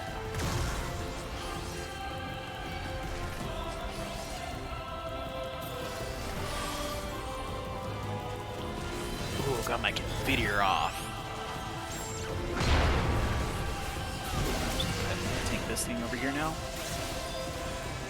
Face it away.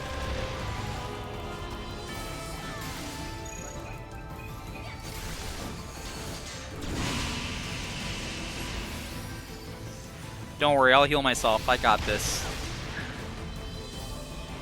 I don't got this. I'm in danger. Please help me. the part about me gotting it, I don't. Please. My life. Okay. I'm fine. This is fine. We're okay. Oh no. Okay, we're gonna go to the other one here. That was scary. I didn't like that. Top sprint, just run across here and gap close, might as well too. And then I just kind of stand here and hope that they don't bring their AoEs to me. It's pretty efficient, I'd say. Dual flanks, we're hanging out. Oh, I didn't get a confiteor. I didn't have enough mana for that. We're B, we're in the middle here.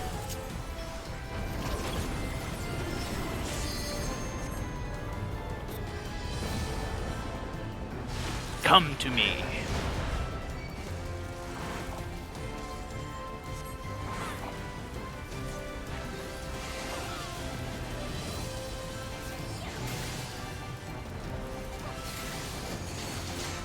Buster. I get a little regen. I get a little regen to survive that. Thank you. That's a real heal.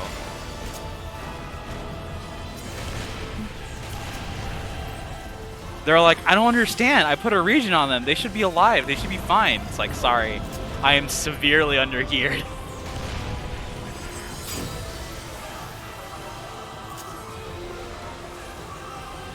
Oh, I didn't mean to shirk. I meant to passive arms.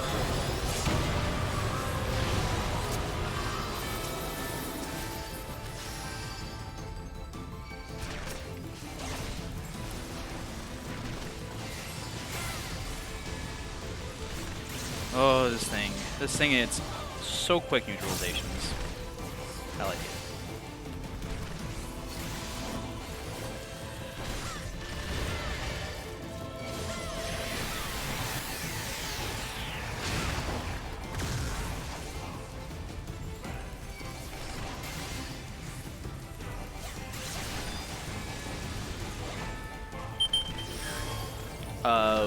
Yeah, no, we're fine.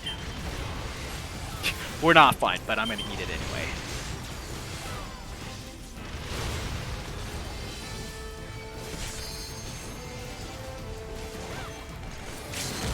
Dual flanks, sure. Ooh, LB3. Good hit. Big saturation nerfed for what it's gonna matter. Nice. We done it.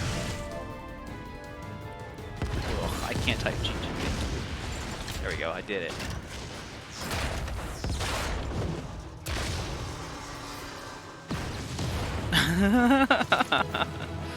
We did it!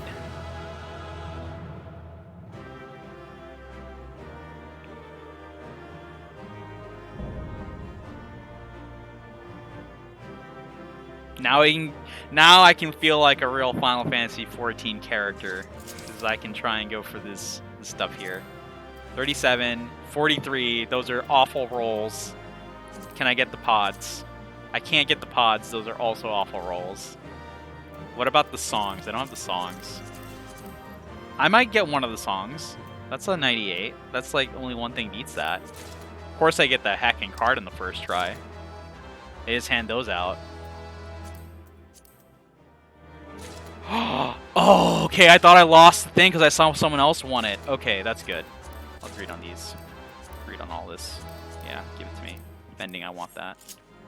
I want that real bad. Give a calm. Healer, good job. You didn't let me die.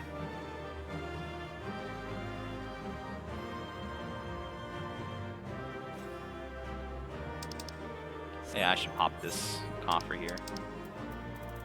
Ooh, we got 3 songs. Ooh! We got the pod?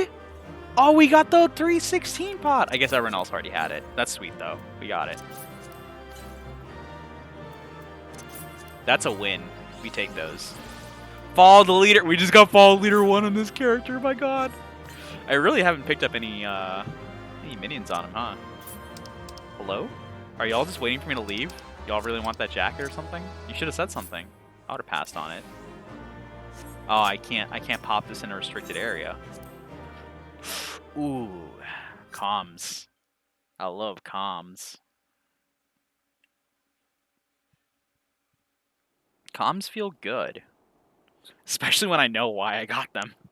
Which I'm assuming is for decent tanking, not just cause, you know, whatever. Hold on a second, Anog. There's something fishy about this whole situation.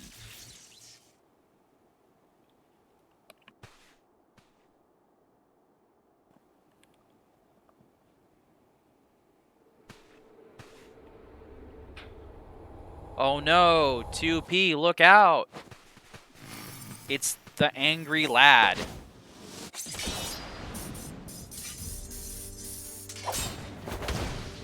Dang.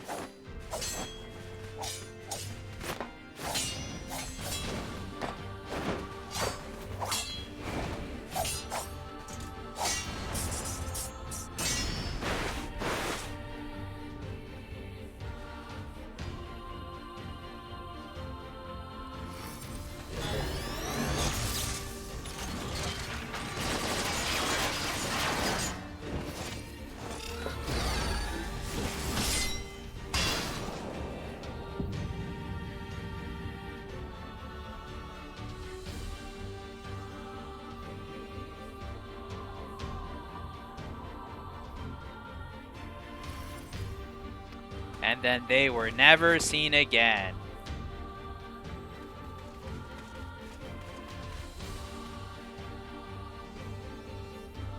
Alright, there may be others lying in wait. We gotta withdraw. Sure thing. Friend. Ally. That would never betray us in a million years because we forged a bond that cannot be broken on the fields of battle. Right? Oh, okay. Let's talk to Konog over here. We got 2P resting.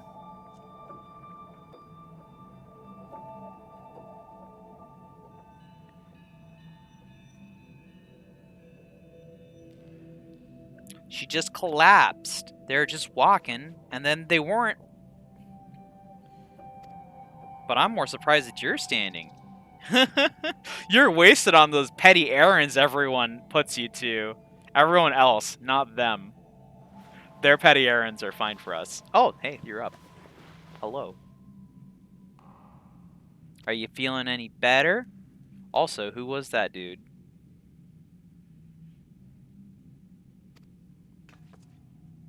Whoa, you're an android? No way. Like a frog bot?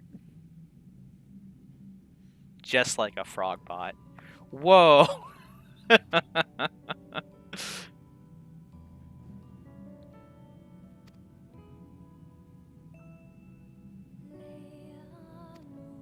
Alright, so they're just telling us that there's another one out there, and the other ones might be aggressiver.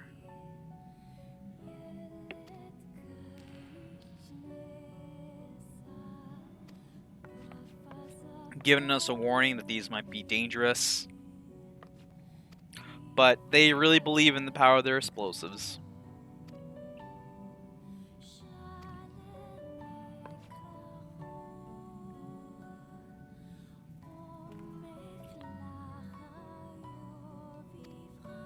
I can only tell you what you need to do.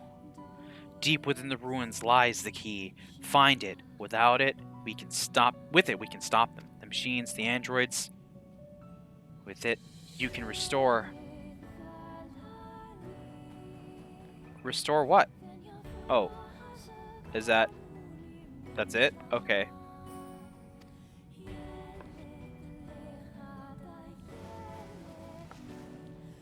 Well, just what in the gosh darn heck does 2P want us to restore? Oh ho ho! A very promising discovery.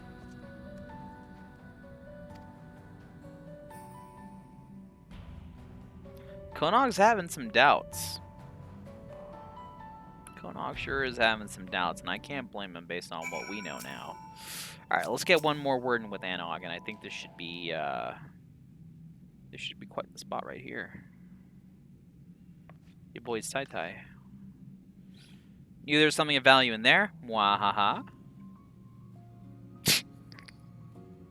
And once we get our hands on it, they'll see. They'll all see. Oh, nothing. What, did you hear something? The real question is, do we pack more explosives this time? We could probably put some in your pack, too. You are coming, right? Like, who am I kidding? You wouldn't miss it. Oh, I'm sure I won't be given the choice to miss it. How charming that you pretend to care about my opinion.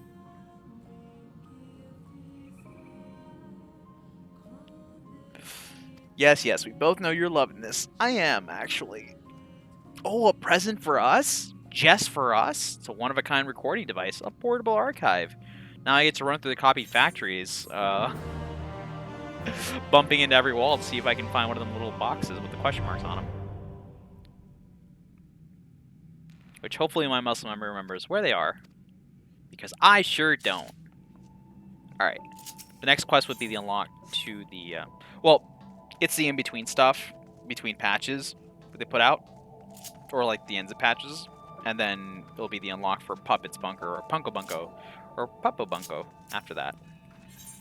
However you may refer to it. But, for the meantime, I think we should go to the Crystarium. And out of this smelly cave, I can't wait for the full dive experience to know whether or not the caves in my MMO really are smelly or not. That'll be so revealing and a wonderful experience. Not a complete nightmare in the majority of places in a fantasy setting. What? It all smells like bad? Dang. I regret my decision to want to have this immediately. Alright. There's a few more quests around here. There's the one for the Eden series. There's the twinning, and the hunts as well, Elite and Dangerous. But we'll be putting those on hold for the moment because it's been 5 hours for the stream. That's a long time. And I gotta get something in me to eat. So, I want to say thank you to everyone for sticking around for so long and enjoying the stream. I hope you did, really. And let me tell you about when we stream, so you can tune in for those as well. Got schedule command. Nightbot, working again. I took all the raid stuff down, so we should be good now. So, I'll let you know when we stream. That'll be on Mondays with Care, on Fridays with Liz/Boo with Spice, and on Sundays with yours truly, Mwah. And also this coming Wednesday on September 8th, we will have our return to our Rule of Nines campaign, our D&D 5th edition campaign, where where Care is our DM. It's myself, Booba Spice, Crow, and our friend Mech, all playing in the campaign together. This is sort of like an ongoing series with some characters we kept around for a little while now. They got some cool stuff going on between them. And we're getting up to the end here, so you definitely want to check in this one because everything is coming to a head. It's a really fun time, so tune into that one on this Wednesday in the evening. About 6:30 Central is when we start, and it's going to be a cool one. And yes, tomorrow is a stream day as well, so tune in for that too. We're going to be doing Genshin Impact, and I have a lot of Primo Gems rolled up. Okay, and I found out today that Raiden Shogun Ball is like one of the highest roll for characters in all of Genshin Impact. That's kind of cool. I don't know if that stat's true, but that sounds really cool. And I want to roll for Ball. So if y'all want to come on by and see if I break down on stream for not getting the gacha waifu that I want, then you're more than welcome to come see that. I very much appreciate your support in my time of devastation. If that does end up happening, I could just get like a C6 Kujo Sara, which I mean I'd be happy with too. That's basically a 5-star as well. Maybe some more pieces for my. Ooh, there's a Sucrose on the banner. I want Sucrose.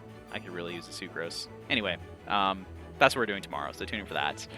And I think that's really all we have to talk about here on the channel on ours. Definitely check out our friends as well. You can find them on their respective channels. You find Mech at twitch.tv/that, Crow at twitch.tv/StitchWitchGames. They also have the Extra Life campaign where you can donate to kids in need. Any amount of money goes directly to those kids, nowhere else, to no one else, all to help kids in need. Kids Can't Wait is their slogan, and definitely a great cause to donate to. We have a friend as well, Liz. You can find them at twitch.tv/PooSpice. If you've been playing Final Fantasy, you have heard of them, I'm pretty sure, so go show them some love. Of course, they show us love as well. And check out Kira's music. You can find them. They re-uploaded their Starting with the Dead Planets re-fixed, so you can go listen to that as well. You can listen to music pretty much on any streaming service too, so that's really handy. So if you listen to Spotify already, you listen to YouTube Music, you listen to iTunes, whatever your favorite is, the music's on there. Look up Starting with the Dead Planets and also Traveler's Tales to Frimbus.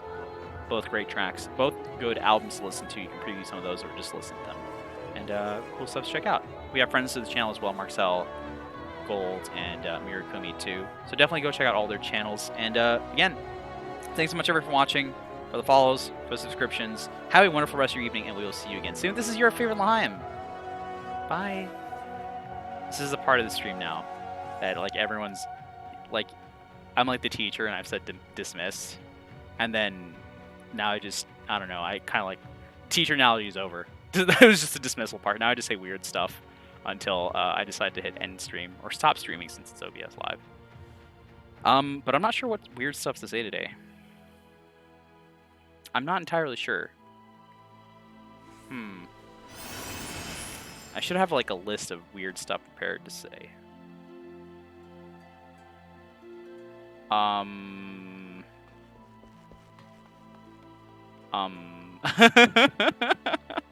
I need to sleep.